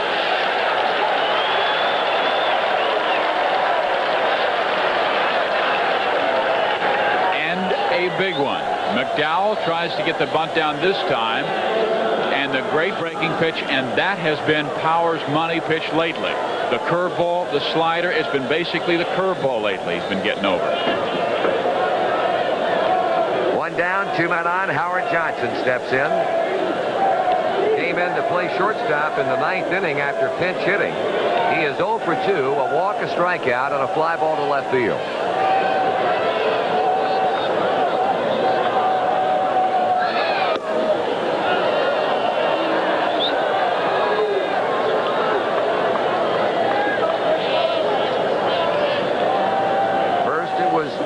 Terry, then Rob Murphy for 2. Ron Robinson for an inning and 2/3. Johnny Franco 1 1/3. Carl Willis 3+. And Power on in relief. Check swing foul.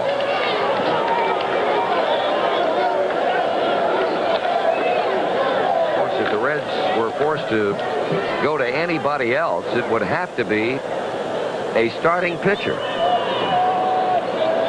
And as far as New York is concerned, pretty much the same story.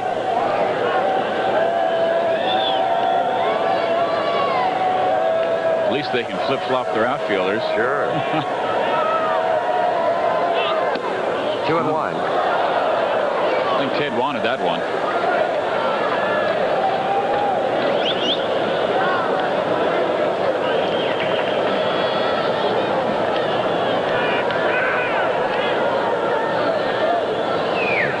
Baseball fans, boy, they're hanging right in here.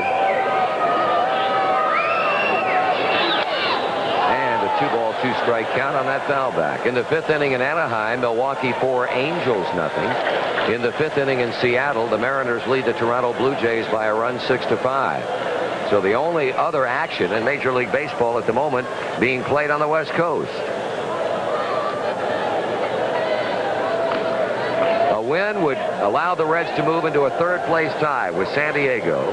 A loss would drop them 7 full games behind Houston, who won an extra inning game, 1-0 over Montreal on a Glenn Davis home run.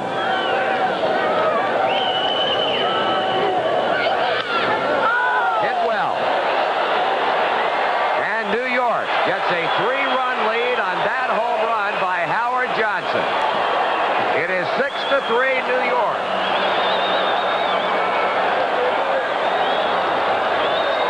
And boy, they start to head for the exits now.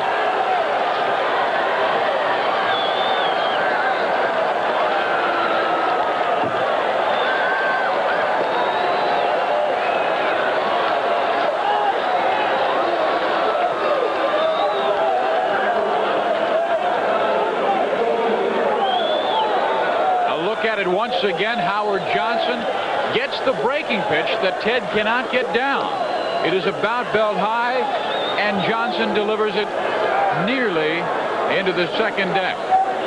Looks like he may have made it.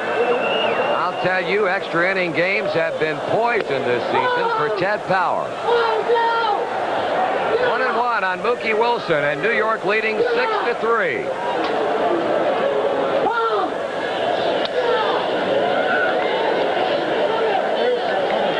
Lost 5-3 and 11 to the Philadelphia Phillies on April the 9th. He lost 4-3 and 11 to the San Diego Padres on April the 11th. He lost 4-3 and 11 to the Atlanta Braves on May the 5th. Good stop by Oster, and Ron Nealing position got him. And while Ted Power, unless the Reds can rally in the bottom of the 14th, will not lose it, nevertheless, he has thrown up the biggest blow of the night.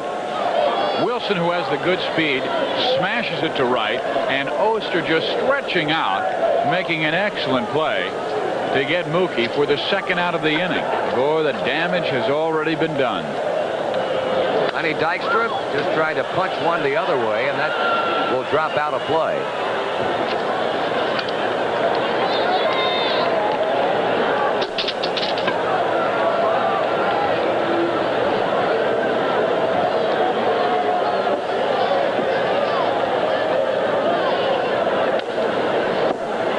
Play it, and the inning is over. But New York comes up with 3 runs on 2 hits. A big blow, the homer by Johnson. And in the middle of the 14th, Mets 6, Reds 3.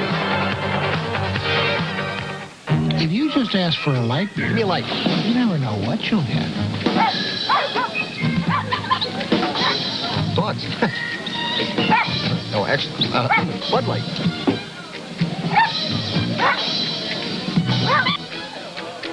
So if you want the less filling light beer with the first name and taste, ask for Bud Light.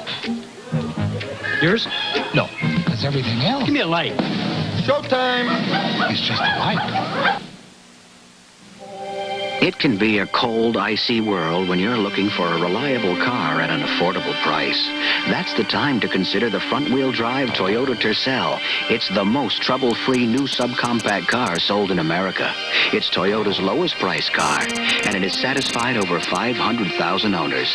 That's why when it comes to value, the Toyota Tercel leaves the others frozen in their tracks. Who could ask for anything more? Toyota. Get the best of summer's taste. Just go Kroger-ing. Fresh ripe fruit every day. Just go Kroger-ing. Picked for you the Kroger way. The Kroger Garden, bursting with fresh summer fruit and vegetables.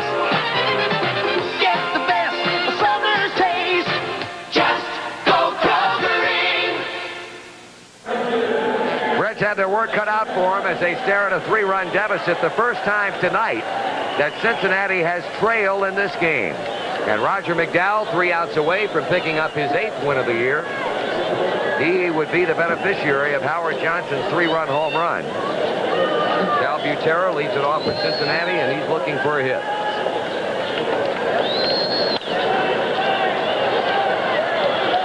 Not tonight. 1 out.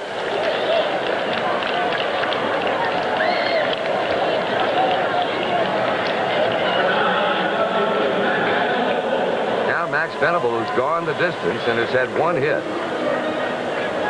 In 4 official times up with a sacrifice and an intentional walk.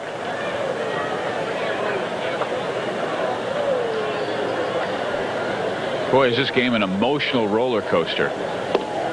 Up one moment, down the next. The Houston Astros have punched together, what now, 4-5 straight dramatic last inning rallies for victories. Well, the thing is, though, Steve, as far as the Reds are concerned, if they lose this game, it will be the 3rd straight day in which they have fallen a game further back. After Saturday afternoon's victory, they were 4 away from the top spot and had more momentum than any club in the National League, maybe more than any other team in baseball. And now, in a span of 3 days, they have gone from 4 back to, if they lose this one, 7 games out of first place. And all the good things that they have been able to accomplish in the last few weeks are starting to fall apart. And roller coaster ride down again. 1 ball, 2 strikes on Venable.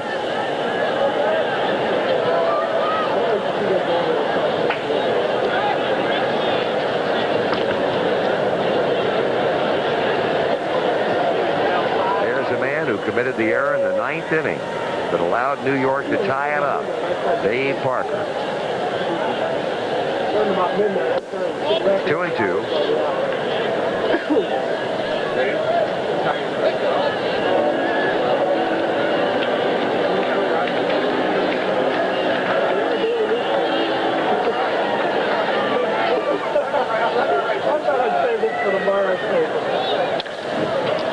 Hit it hard, but right at the second baseman. Couple plays, and the Reds find themselves down to their final out.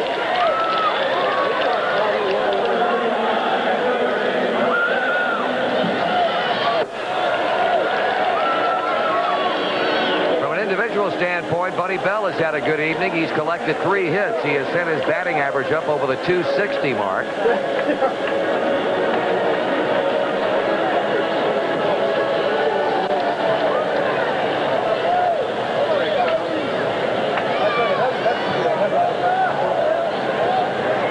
And McDowell working. And it's at the knees for a call strike.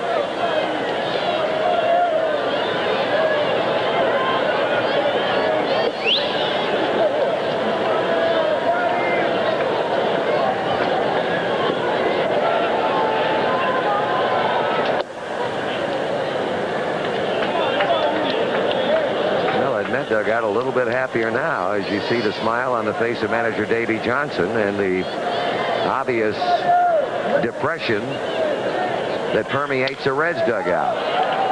Nice play by Johnson, and the Mets win the marathon. Here in the 9th inning, the 14th inning, Cincinnati goes